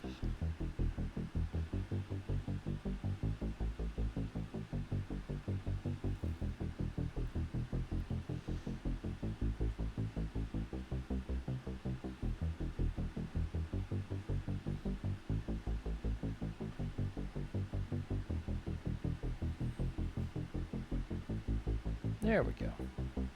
Well, it looks like the courtesy flush is on. So let's see.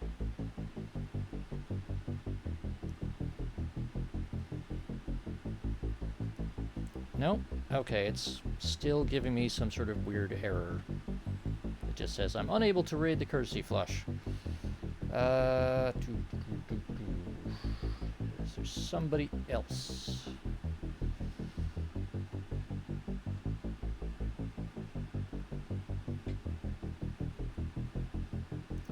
Unfortunately, it doesn't look like I have anyone else lined up. So, unfortunately, that means until next time, I'm gonna have to just say, go check out the courtesy flush, you know, the old-fashioned way. Hold on.